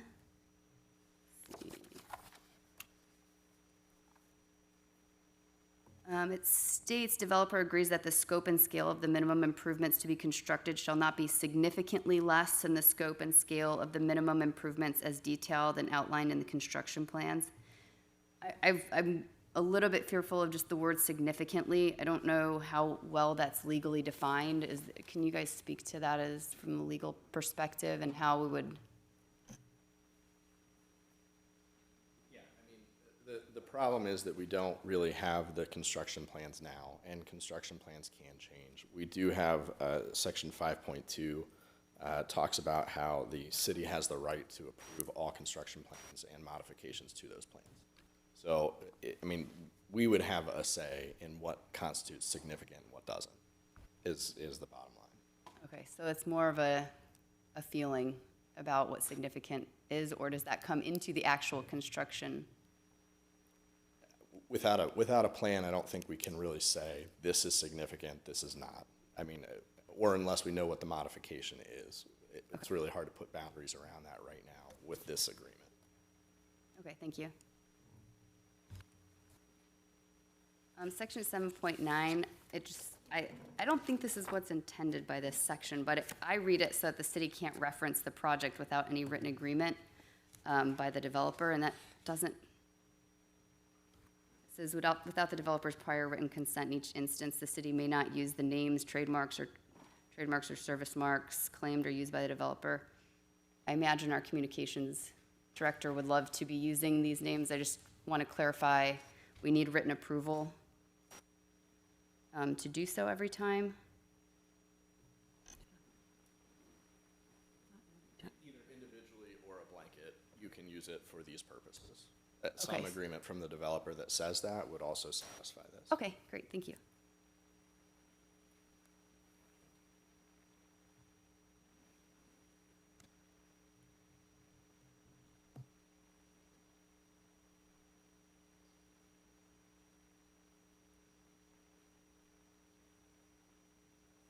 I'm just looking at what has already been answered throughout the meeting, so.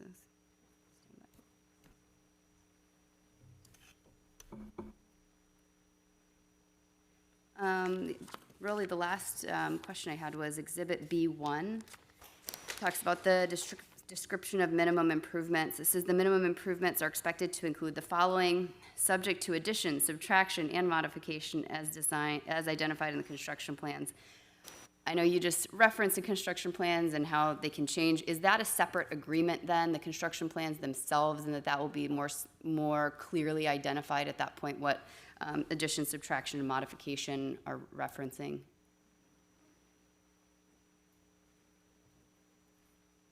Yeah, I believe there's a defined term for construction plans as well. But again, those plans are all subject to the city's approval before anything happens. Sure. My concern is just that phrasing makes it sound like it can all be subtracted and still meet the minimum requirements. You know what I'm saying? That wouldn't ever get the city's approval. So.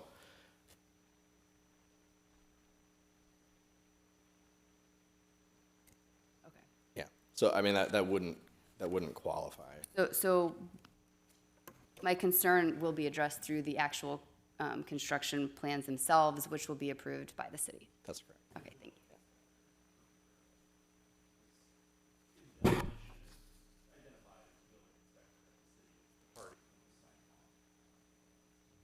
Okay, well, but more than the building inspector will be approving the construction plans, or, okay.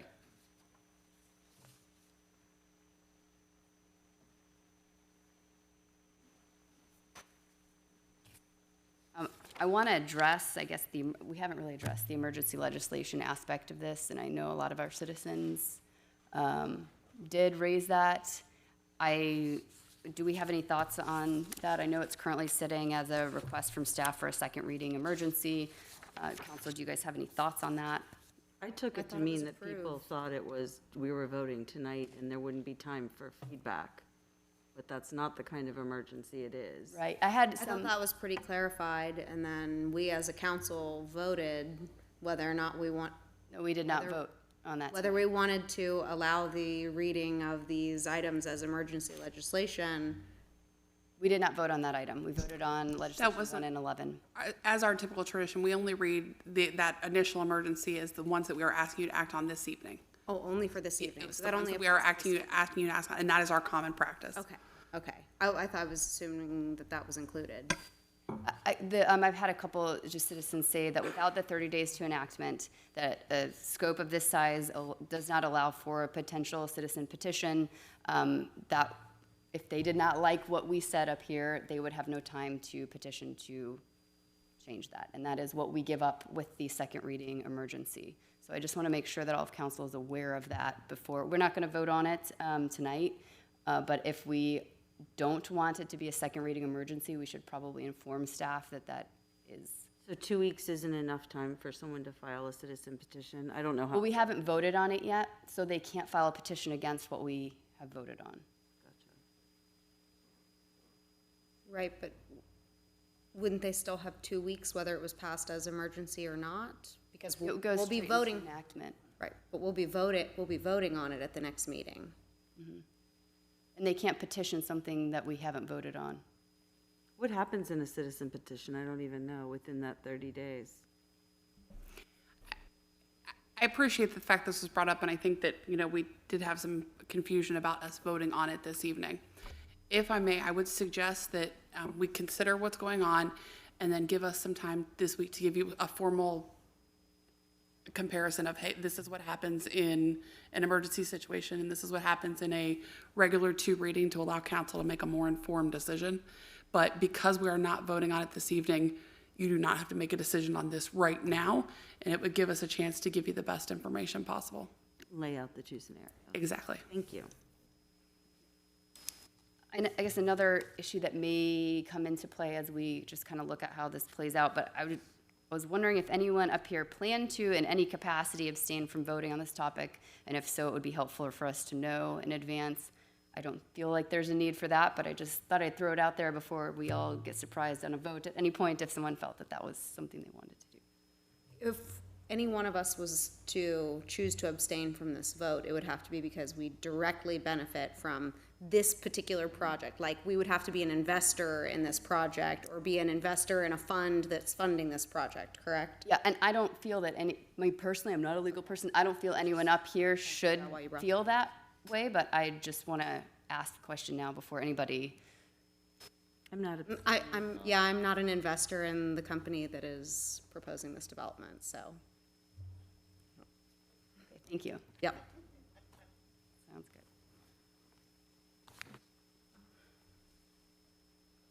Does anyone have any other questions they would like to ask? I just want to thank everyone in this room for sticking around. And then I also want to thank staff, obviously the attorneys. I mean, this document, you know everything backwards and forwards. You answered questions, and same for the developer. So I think you can clearly see how many hours and how much expertise is in this room to be able to get us to this point. So I just want to say thank you. And I would echo, especially to the developers that have traveled across the country in some cases to be here and spend, I don't know, 5-6 hours with us.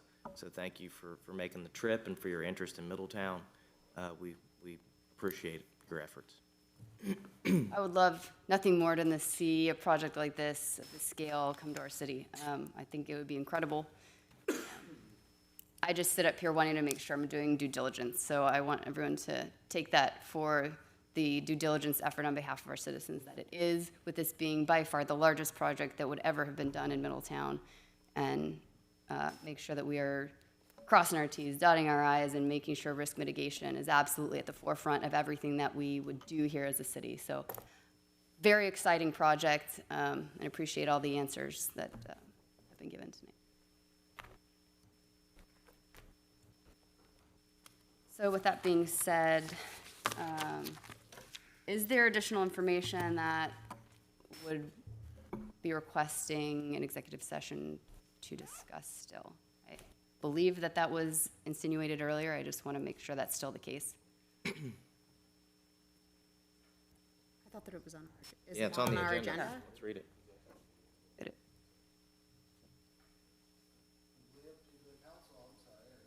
I was just asking if there was additional information that still was worthy of executive session. I would think so. I'm Yeah. under the impression there is. I mean, I think that you Executive mentioned session. that you could tell us more in executive session, and I know obviously we like answers, so. Do we have any new business before we go to that anyone would like to bring up? I'm gonna go ahead and wait on that one.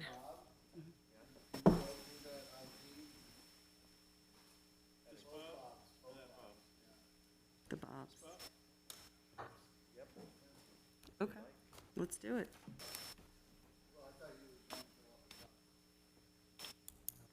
Do you want us to Are go we into doing that executive in session? Executive session? Yeah, we have to go into it. Yeah, we have to vote on it, and then we'll go into it.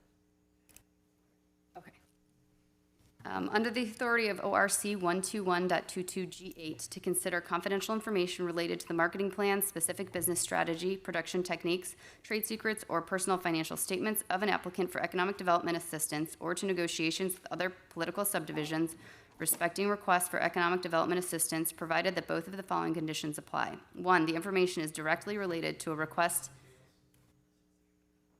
for economic development assistance that is to be provided or administered under any provisions of Chapter 715, 725, 1724, or 1728, or Section 701.07, 3735.67 to 3735.70, 5709.40 to 5709.43, 5709.61 to 5709.69, 5709.73 to 5709.75, or 5709.77 to 5709.81 of the revised code, or that involves public infrastructure improvements or the extension of utility services that are directly related to an economic development project.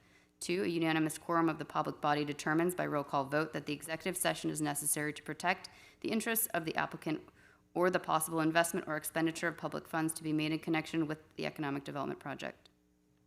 So move for adoption. Second. Ms. Gank, will you please call the roll? Yes. Yes. Yes. Yes. Mayor Condrey, Yes. would you like to stay here? Would you like to go to 2C? Oh, let's stay here. Dear God.